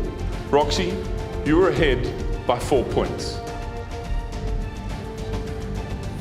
For the second challenge, you had a mystery box from hell. But Spogazi, you managed to narrow down the gap to a total of 39 points, and Roxy, you on 41. And now for the third challenge, the ultimate pressure test, a cook-along with Chef Mark Peelwhite. Now, while this is all about the title of MasterChef, there's also some amazing prizes as well. So let's take a look. This year's MasterChef South Africa winner stands to win some flavoursome prizes. From Robertson's, a cash prize of 600,000 Rand. A brand new Volkswagen Tiguan valued at over 300,000 Rand. A Woolworths shopping spree to the value of 100,000 Rand. A French Winelands discovery experience and a year's supply of wine courtesy of Nederburg. And a week-long all-expenses-paid getaway for 2 to Maya, Sohosan's luxury resort and spa in the Seychelles.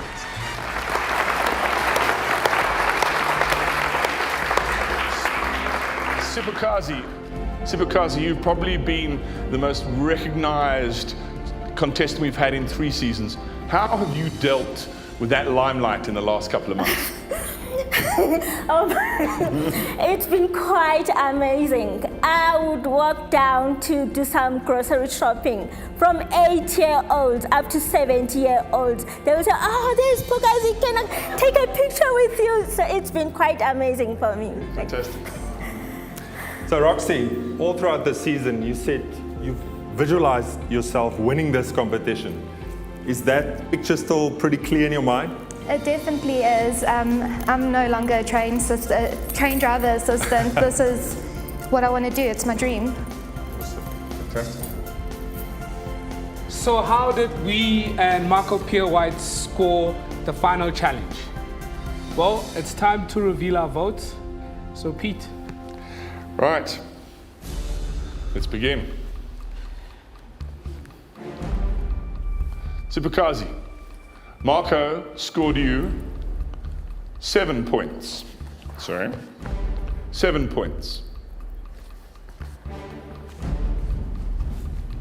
And I gave you 7 points. Sipogazi, I scored your dish 7 points.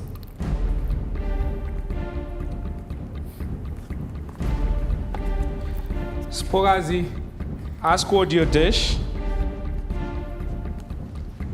7 points. That brings... Give me the total. That brings your total score to 67.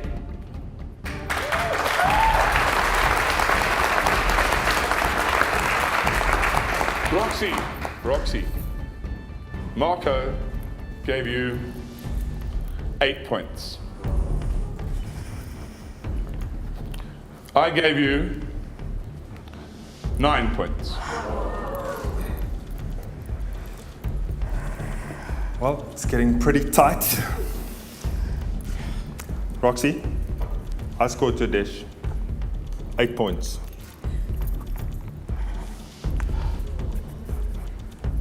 Roxy, my score will then reveal who the winner is.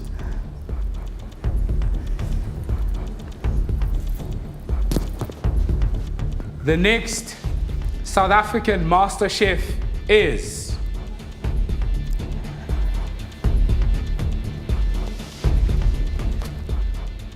Roxy!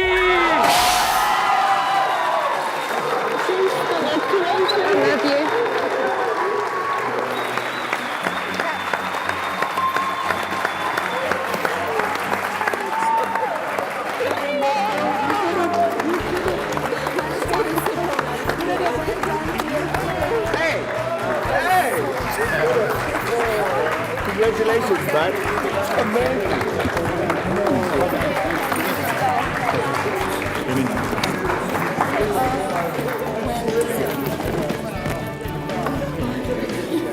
So Roxy, your big moment has finally arrived. What is going through your mind right now? Yeah, I just want to thank my family and my boyfriend and all the support I've gotten and my amazing MasterChef family. It's been amazing, really. Awesome. Well, Sipukazi, kudos to you. You've crept into the hearts of so many people, not only in South Africa, but all over the world. And we're really looking forward to seeing you doing amazing things in the years to come. Well done. So, South Africa, your next MasterChef.